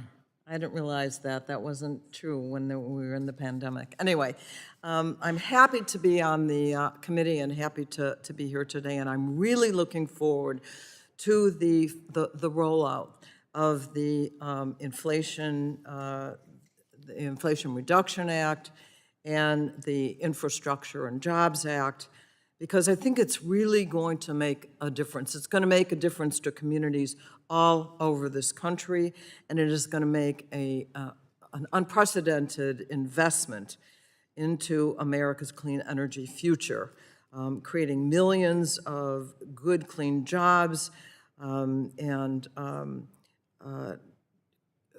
lowering the prices of people at home on their energy bills, and finally really addressing the climate crisis. And I agree with a previous Democrat here saying that I don't hear enough about that. We should put in the same level all of the energy options, but this is an existential issue right now, dealing with the climate, and I'm so happy that we are going to be addressing that, and as well as maintaining and I think even enhancing the economy of our country.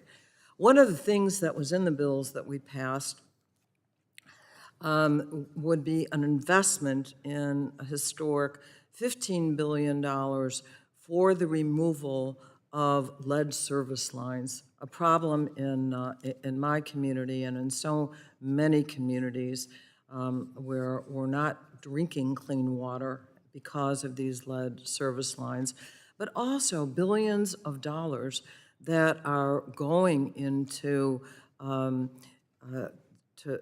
help communities that are most affected, low-income communities, communities often most populated by people of color. But I also want to mention that over almost 100 years, Americans have been subsidizing the fossil fuel industry to the tune, even today, of billions of dollars. And I think it's important just to mention that somehow spending the amount of money that we are on addressing the climate crisis is certainly as important. I wanted to ask Dr. Unruh Cohen the question similar to the one that was asked earlier. We haven't rolled out the kind of programs that are going to deal with environmental justice communities that are suffering right now. What are some of the important things that we are going to be doing that will serve those communities and address the absolute relevant issues that Ms. Jackson raised? Thank you for the question. And I think, we're in a really exciting time. So for these are the first laws that we really have been able to put money forward in specifically environmental justice programs. The Biden administration is focusing in its investments and has committed to its fulfilling the Justice 40 so that we see these benefits flow to these communities that have been underinvested in, that have experienced the impact of pollution that comes from fossil fuel development and refining. Aren't there also workforce opportunity benefits that might accrue? Yes, absolutely. And I think we'll see as these clean energy programs roll out, there will be a focus of developing jobs for people in the community and getting them the training. We've talked about earlier, workforce is a place that I think we need to have more focus from the Congress in this committee. And so I hope, while we'll see some improvement, that this committee can work on some of those issues going forward. Let me ask you this. Instead, it seems to me, of working to pass what I think is ineffective legislation that was passed that had to do with, am I over? I think I am just about over. Okay, I'll write that and send it to you. Thank you. I look forward to it. Thank Appreciate you. it. And I yield back. I don't mean to be aggressive, but No, we're trying to you're get right. everybody in You're before right. votes. So the gentlewoman yields. The chair calls on the gentleman, Mr. Fulcher from Idaho. Thank you, Mr. Chairman. I need to respond to a comment that a few moments ago from my friend from California that indicated that the United States somehow needs to follow China's lead on clean energy investment. And I just want to state for the record that if anyone believes that that's a model that we want to follow, pay China a visit. And I think they may change their mind. But on to my specific topic today. This is going to be a question for Mr. Dauber, but it is in regard to geothermal energy. And in my state, Idaho, we've been a little bit of a pioneer on that front. There's the first district heating system in the country was in Boise, Idaho in 1892. We've got a very good resource there. It's carbon-free, it's base load, and we're a little bit familiar with it there. But it doesn't seem to get a lot of attention. And you made a comment, Mr. Dauber, earlier today that caught my ear that you need to be technology neutral, I think was the term you used, when making decisions on these sources. And not some political idea and try to drive it with subsidies. And so with that comment, I wanted to just get your opinion. I've had a bill that I've run for several years called the Enhancing Geothermal Production on Federal Lands Act. It basically allows geothermal exploration and production on federal lands where there's already existing leases, oil and gas leases. But it hasn't made it very far. But I wanted to just get your opinion. Does this satisfy the tech-neutral argument that you laid out before? What are the opportunities and challenges for geothermal in this country? Congressman, I think expanding geothermal is absolutely something that we should be looking at, and not knowing every detail of the bill. I think facilitating lands that are already being used for energy production that have the geology already mapped out is going to drive down cost and increase the likelihood of finding the right formation. And further investment in driving down costs of geothermal equipment, right, and the thermal efficiency. It's great baseload generation, right? It's great baseload generation wherever it's at, and I would think that any place that it is available, we should be aggressively attacking that. Great, thank you for that. And I need to pivot and just utilize my time as best as possible. I'm going to shift. I'm going to have a question for Mr. McNally here. It does go to the nuclear arena. And also in my state, we have the Idaho National Lab, and there's a lot of research there with the small modular reactors. And one of the arguments that we hear is that in addition to the efficiency of the energy production, there could also be some upside when it comes to grid security. Specifically, because we're threatened with sabotage, we're threatened with cyber attacks on our energy systems so much now. By having a energy source which you can isolate, for example, one reactor could potentially power the city of Boise, Idaho. By isolating that and staying off ultimate connectivity of an overall grid, that could help with cyber security or cyber attack threats. Your comments on that, is that true or is it false? Is it a benefit to be isolated off the grid, or is it a negative to do that? Congressman Fulcher, on that question, that's outside my area of expertise. I would defer to my panel mate, Mr. Dabar, if you might have a view on that, but that is outside my area of expertise, I'm afraid. Yeah, so I think nuclear power is absolutely supportive of grid security. First of all, it's really hard to penetrate a nuclear reactor in terms of security, and I think that has a lot of value. And then at the end of the day, the availability of it is unparalleled in this system. But the isolation of staying off of a greater grid, do you think that's a good thing or a bad thing? The ability to separate in times of any challenges in the grid, including an attack, has great value. Okay, thank you, Mr. Chairman. I yield back. The gentleman yields. The chair recognizes the gentleman from Texas, Mr. Pfluger. Thank you, Mr. Chairman. I'd like to thank the witnesses as well. Most of the good questions have been asked today. Thank you all for being here. I represent the Permian Basin. It's been mentioned several times. I mean, this is literally the heartbeat of America's energy. It's the heartbeat of the shale revolution. I'm so proud of the men and women in the Permian Basin, Midland and Odessa, and throughout that part of the country that have innovated to a point where we have literally helped raise 1 billion people out of poverty throughout the world. We have literally lowered the cost of living for every American family to the tune of $2,500 per year. We have allowed this economy prior to January of 2021 to soar, to absolutely take off. And I'm trying to figure out right now the discussion about the climate crisis. Who is saying that this is the greatest threat we face with any sort of facts? And Mr. McNally, to your point, I want to see the analysis here. I want to see the data. You all have made some incredible points on that. I go back to some of the campaign promises that the president made, and I quote, "We are going to get rid of fossil fuels. There will be no more coal plants. We are going to phase out fossil fuels." Those were 3 quotes that he made. I got to hand it to him. He has done everything he possibly can with every tool to assault the 2 million Texans who are in this industry, who are like Dr. Cohen's family in Corpus Christi, who are doing the things cleaner, more efficiently, and better than anywhere else on the planet.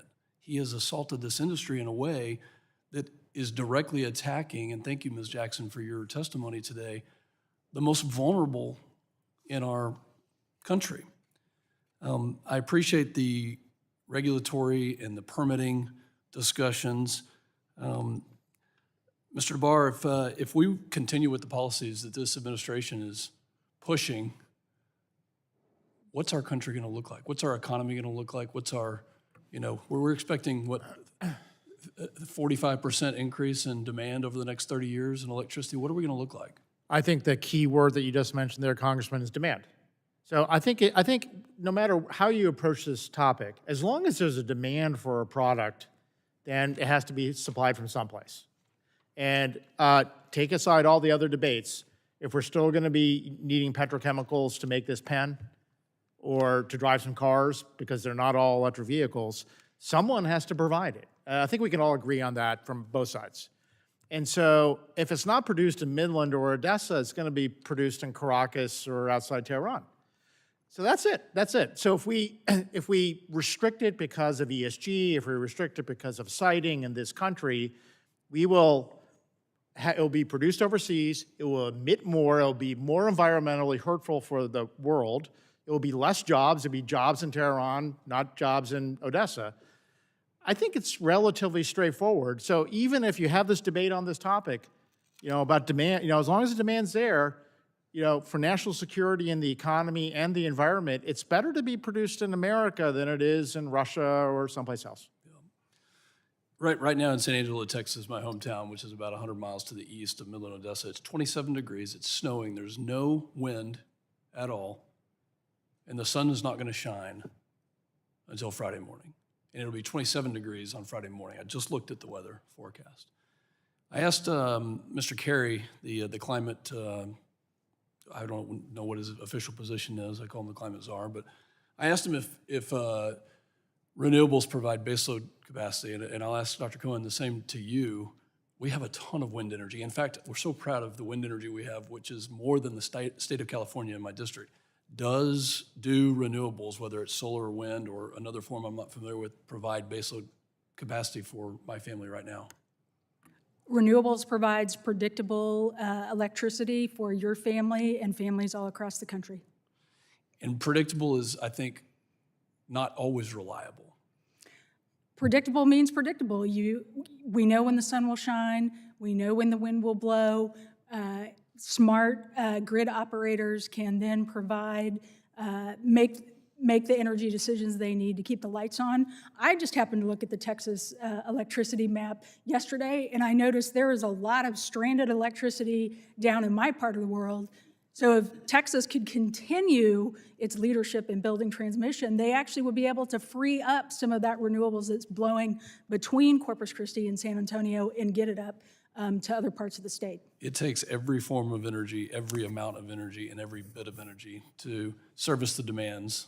I could talk for another 10 minutes, but I don't have that much time. Well, I yield maybe we back. can talk again another But time. I won't let you. Thank you. The gentleman from Texas yields. The chair calls on the gentlewoman from Tennessee, Ms. Harshberger. Thank you, Mr. Chairman, and thank you all for being here. You're tired.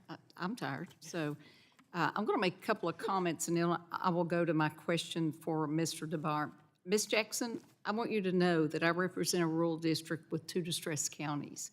The average median income is $49,000, so I understand exactly. I get calls every day from constituents who I call my friends and family, by the way, and they tell me, if I pay my power bill, I'm going to have to make decisions about, do I buy groceries or do I buy my medication? So I just want you to know I totally understand, okay? And Mr. McNally, your statement about foreign and domestic actors beginning to attack our domestic energy infrastructure has never been more evident than with the Colonial Pipeline attack.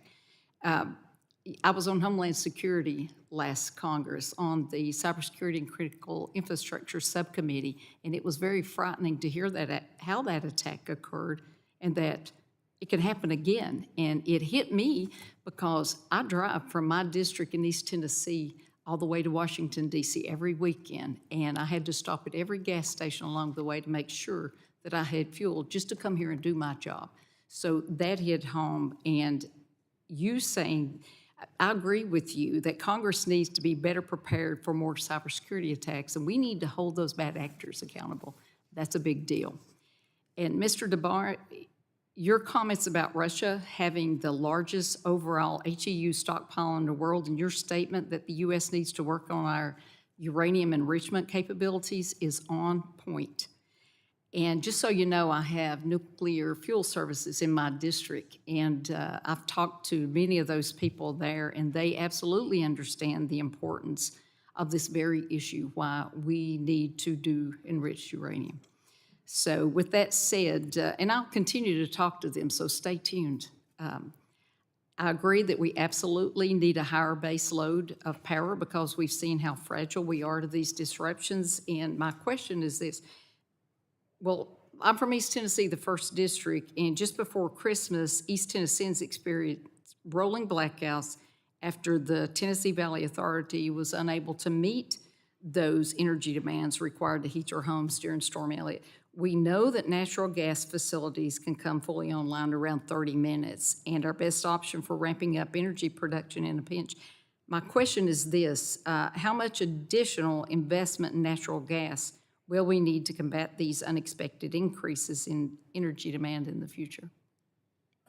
So Congresswoman, TVA shut down baseload just like other places have. Yeah, they did. And that's the reason why I think you ran into those problems was that TVA was shutting down more plants. There are coal plants, you can kind of understand it, but you're gonna need to replace them with something. You need to replace them with something that can be dispatched. Yeah. And natural gas is the obvious place to go, subject to some new nuclear power plants, which would be wonderful for East Tennessee. Yeah. And so the gas pipelines in general are not there to replace plants that used to be coal and rail and so on. So things are getting more unreliable in the whole TVA area, including in your region. That's the reality. And if gas pipelines are not built, you're going to run into that problem more and more as your great economy grows. I know East Tennessee well from being at DOE. Oh, yeah. You're going to have additional problems because your economic growth is so strong. You know, the scary thing was that they didn't give notice, TVA didn't, to the emergency management services. The emergency broadcast systems went down because of the rolling blackouts. There was equipment damage. We're trying to track that too as we go along to see how long they were down, how much notice did they get, how much damage was done monetarily, because there's one industry that lost $3.5 million just from the shutdown and had to work through the weekend. And I have a question, and anybody can answer this in the amount of time I have left. You know, the American people tell us, come up here and work, do your job, and get results. But like so many other projects, whether it be energy production or highway improvements, they get stalled in the NEPA process. And I guess my question is, what would a rewrite of NEPA look like, and how that would allow for us to build natural gas production so that environmentalists can't stall those projects into non-existence? Does anybody? How about a bipartisan agreement to have legally enforceable deadlines for NEPA decisions? Clean energy, conventional energy, everything. Just say you got a certain amount of time, you got to get it done here, and you cut back on the litigation risk that we've heard today. And it's for all energies, all businesses, and so forth. I sense maybe there's bipartisan agreement behind that. And then we might want to think about critical national security infrastructure, where there you supersize it. You say, NEPA, you got to go even faster. But I would hope I'm sensing bipartisan agreement. We got to improve permitting for all energy here. Fantastic. I guess. Chairman, I just underscore that the Inflation Reduction Act had nearly $1 billion for agencies to fund their permitting work. Thank you. The gentlewoman yields. Take us home. The gentlewoman from Iowa, Dr. Meeks.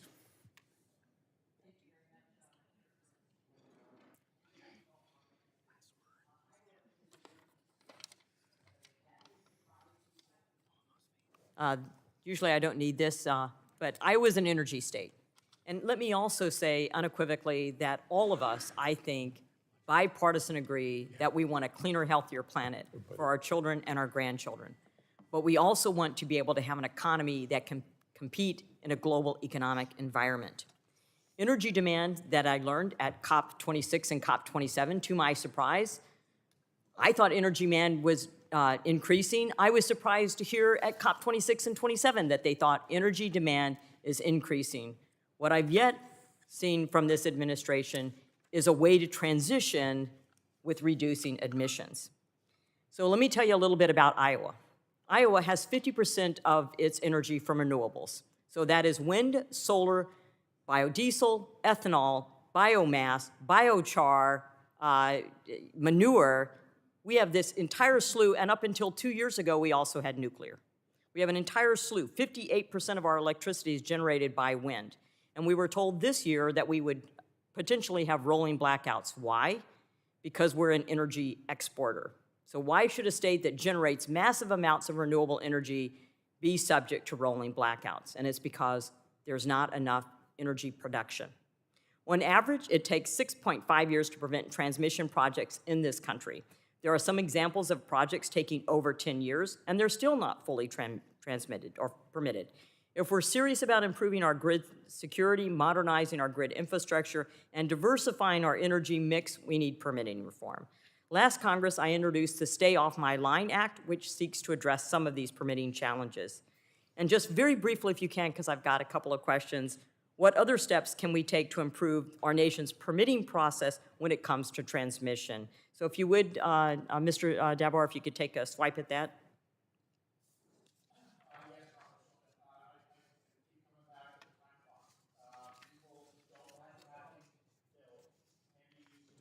Excuse me, your microphone, please. The time clock of approvals under NEPA is basically preventing things from getting built. I think that's the biggest thing that could get fixed. Thank you very much. I would add that in Senator Manchin's permitting legislation, the language that dealt with transmission, I think, is a good place for this committee to look about going forward. Thank you, Ms. Cohen, and you had mentioned that earlier as well. Iowa is also the nation's largest fuel ethanol producer, and it accounts for about 1/4 of U.S. fuel ethanol production capacity. I've heard a lot from this administration and from people about electrifying our transportation sector. So I want to bring up a little different source of energy than what we've talked about throughout this 4 hours.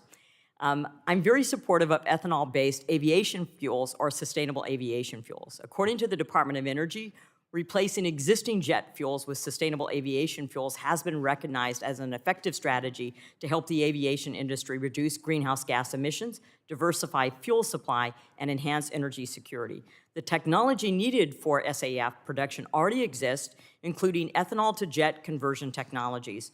Compared to petroleum jet fuel, sustainable aviation fuel produced from today's corn ethanol offers a 15% lower carbon intensity, and as we've heard, can even be carbon negative. This is in part because the technology to produce ethanol from corn has improved. In fact, life cycle emissions of corn ethanol have decreased by roughly 1/4 in the past 15 years. What sort of R&D incentives and coordinated efforts would be needed to speed up the deployment of SAF in commercial aviation? Mr. McNally? I hate to, I learned a long time ago working for President Bush, you either know the answer to the question or you say, I don't know and I can find out. So I'm going to pass to any other of my colleagues who might have views on SAF. It's not something in research and development. I mean, we funded quite a bit of this at DOE, and as you mentioned, it's a big area of focus. The conversion of wind energy into sustainable aviation fuel through a series of chemistry steps is completely doable. You can turn wind into aviation fuel. And so it takes a few steps of energy, and some efficiency needs to be improved. But Iowa's in an excellent position to help drive that innovation. Thank you very much, and I would agree with our, Ames Laboratory, with what we're doing in the renewable space, and then also continued innovation in nuclear fusion, as we've just seen some landmark things occur, and then in hydrogen as well. I think we have a bright future if we focus on where we have agreement and that we all want a cleaner, healthier planet. Thank you. The gentlewoman yields, and the chair calls on the gentlewoman from Florida. Thank you, Mr. Chairman. Thank you to our witnesses for being troopers. We are in hour 6 of this committee. So thank you for your diligence, persistence, and endurance. But speaking of endurance, our economy needs some endurance, and that can only be provided through a reliable domestic production of energy. So I'm so excited. This is our first hearing, our first topic. it goes without saying, I think regardless if you're Republican or Democrat, we are an energy economy. Everything begins and ends with energy. So I'm excited for all the discussions that we've had today. I am the author of the REINS Act, which seeks to rein in the regulatory environment, which costs our economy $2 trillion a year. You can look no further than the work that is being done at DOE or at FERC or others at where this has been an ever-growing presence. So I'm going to go down the line, if you guys can keep them short, because I do have a follow-up question to all our witnesses, but I'll start with you, Mr. McNally. Give me one regulation that we can take off the books that would help unleash domestic production of energy and bring down cost of energy in America. Just one. Take off or reform, it would be NEPA. NEPA's the taproot of all the problems. You fix NEPA and you fix a whole lot of things. Dr. Cohen?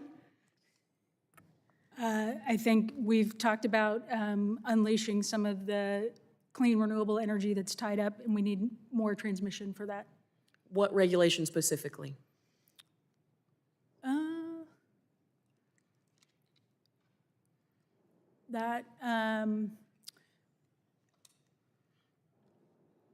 I think FERC is doing some rulemaking right now that will look at their regional planning, and I think that improvement will bring a lot of new transmission building to our country. Thank you, Ms. Jackson. Which, by the way, you've had remarkable quotes today. I've actually written a number of them down, so thank you for your testimony today. Well, I'm going to say, and I don't know if I have the regulation correct, but I would say make reform, the permanent reform, so that we can have more energy production. Doesn't matter how many leases you have, if you can't get the permits, it's useless. Certainty. Certainty in government. It's a novel concept, I know. Yes. I'll also go with NEPA. I think we need to clear out the litigation that's back, that there's standards that have been built up, and only you could clear out all that. Perfect. Thank you. And it goes right back to you, Mr. DeBar.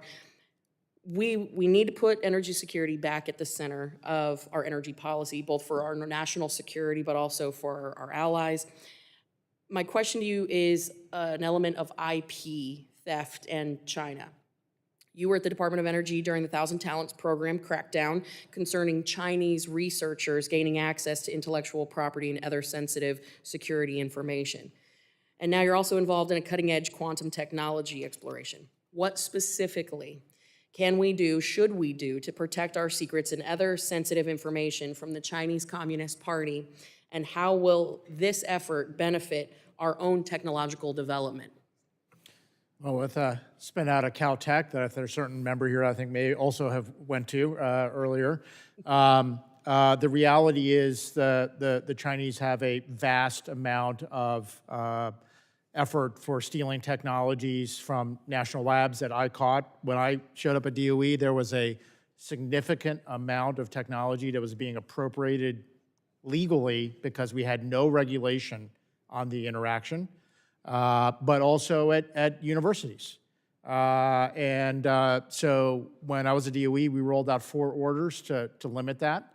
And I'll give you one example of something that I think should be applied to other areas in addition to DOE, is that we banned grant money, the American taxpayer money, going to university researchers who were also, at the same time, talent program members for the Chinese Communist Party. We said the American taxpayer money should not go to those people who are also working for them. Seems a little too common sense, if you ask me. Yeah. Well, and I'm sorry, I cut you off, but to that point, I mean, you have the 1,000 Talents program, you have the Confucius Institutes on college campuses. I mean, is there something specifically, a database that we're tracking, or is it simply just not on the books, or has it been done by executive order on the connection between 1,000 Talents and issues of national security and programs that we're working on? Yeah, it's basically been a few agencies that have done it, and that's it. I would recommend that this Congress take a look at the best practices for what's been done at DOE and some others at DOD, because at NSF, at NIST, the Federal Reserve has Chinese. Wow. I appreciate The chair the feedback. Thank greatly you. My wants time to is- excuse our witnesses. If you can endure, we've got one more. And the chair recognizes the gentleman from California. Thank you very much, Mr. Chairman. I want to thank all of our witnesses. You've done an amazing job. I know it's been a very long day. For you, it is almost over. I want to thank you for hanging in there with us. Mr. DeBar, you said something in your testimony that really resonated when you highlighted the fact that we are removing baseload generation from our grid at a much faster rate than we are adding intermittent power sources. And as I'm sure you know, that's a particularly acute problem in my home state of California. Because of that, we're having a situation where there are times when the sun is shining and the wind is blowing where we're having to pay adjacent states to take our excess energy because we have so much of it. And then we have other times when we have brownouts or we have to ask people to curtail demand because we don't have enough baseload. So the question for you is, what should be done about that? What do you think we ought to be doing differently to solve that problem? So the only entity that's trying to pay attention to this, and I think they're doing a poor job, is the Cal ISO, and that's because FERC has allowed them to do what they're doing on what you just described. I think that FERC should be that you all should look at a reform of the Federal Power Act to guide FERC to actually do their job to order the California ISO to effectively set up efforts that would reinvigorate building of baseload. Right. I agree with you on the federal side. On the state side, I actually put the blame more with the California State Legislature, where I served for 6 years. I think the folks at Cal ISO do their best, but sometimes are constrained by the state law that's imposed on them. And that's one of the reasons why my constituents pay twice as much for residential electricity as neighboring states, 3 times as much for commercial electricity, 4 times as much for industrial. It really puts a hard, heavy burden on the people of California. Commissioner Bernie McNamee, former FERC commissioner, has written a couple of papers about how these layers of state RPS standards and tax incentives have turned what was an efficient market model that was anticipated under the Federal Power Act into very convoluted systems, which does exactly as you described, sir. Right. So, talking about baseload, I wonder if we could have a discussion about what a potential path forward would be. So, obviously, we are trying to rekindle some interest in fission energy, but there have been very promising developments in fusion energy, and I know you had a question on this from my co-chair on the Fusion Caucus, Ms. Trahan. Could you talk about the future you see for fusion and maybe your level of optimism that could be part of the solution to the problem? So for a couple of decades, there was not much innovation in the material science and other areas around fusion. There was a lot of innovation in batteries and wind and solar. But as of about 5 or 6 years ago, there was some big jumps in terms of innovation in fusion, in particular around material science that allowed for the magnetic fields to get stronger. That really makes the possibility of a net-out fusion possible. The NIF announcement at Livermore was great, but that was not made to be a power plant. That was dealing with the weapons program, so it wasn't made to be a power plant. But I think that there are a number of fusion companies, including in Southern California, including in Northern California, as well as Massachusetts, that are much farther down the road than even NIF at Lawrence Livermore. I would recommend that given fusion has all the positives of all the other energy sources and literally almost none of the negatives. And so given the advances in technology, I'd recommend further additional investment by the country into this now kind of beginning to break through area. Right. Yeah, I agree with you. I think it has the potential to really revolutionize this space and solve a lot of these big, hairy societal problems that we've been grappling with. But I see I'm out of time. I'd ask you a follow-up question about this, but let it suffice to just say that I think it's going to require more than just investment. We're going to have to take a look at some of the regulatory framework that we have created that's appropriate for fission, but might not be appropriate for fusion. I think we're going to have to amend the Atomic Energy Act to try and create a framework that works. and that really catalyzes the growth of that industry. But I want to thank you for your testimony. Thank you to all of our witnesses. I really enjoyed the hearing today. I'll yield back. The gentleman yields back. The witnesses have made it, and I want you to know you were worth everything that you were paid to be here today. And I'm going to talk to the committee about building in bathroom breaks in the future. Thank you so much to our witnesses and to all of our members. Without objection, I'd like to request the following documents to be entered into the record for today's hearings. A letter concerning the lack of natural gas infrastructure from the industry and industrial energy consumers of America. A letter concerning energy regulations and productions from the American Exploration and Production Council. A statement concerning regulations and baseload generations retirements from Americans Power. A paper entitled Creating an Arsenal of Energy from Forum for American Leadership. A paper entitled Blueprint for Serious and Sound Climate Policy from the Forum for American Leadership.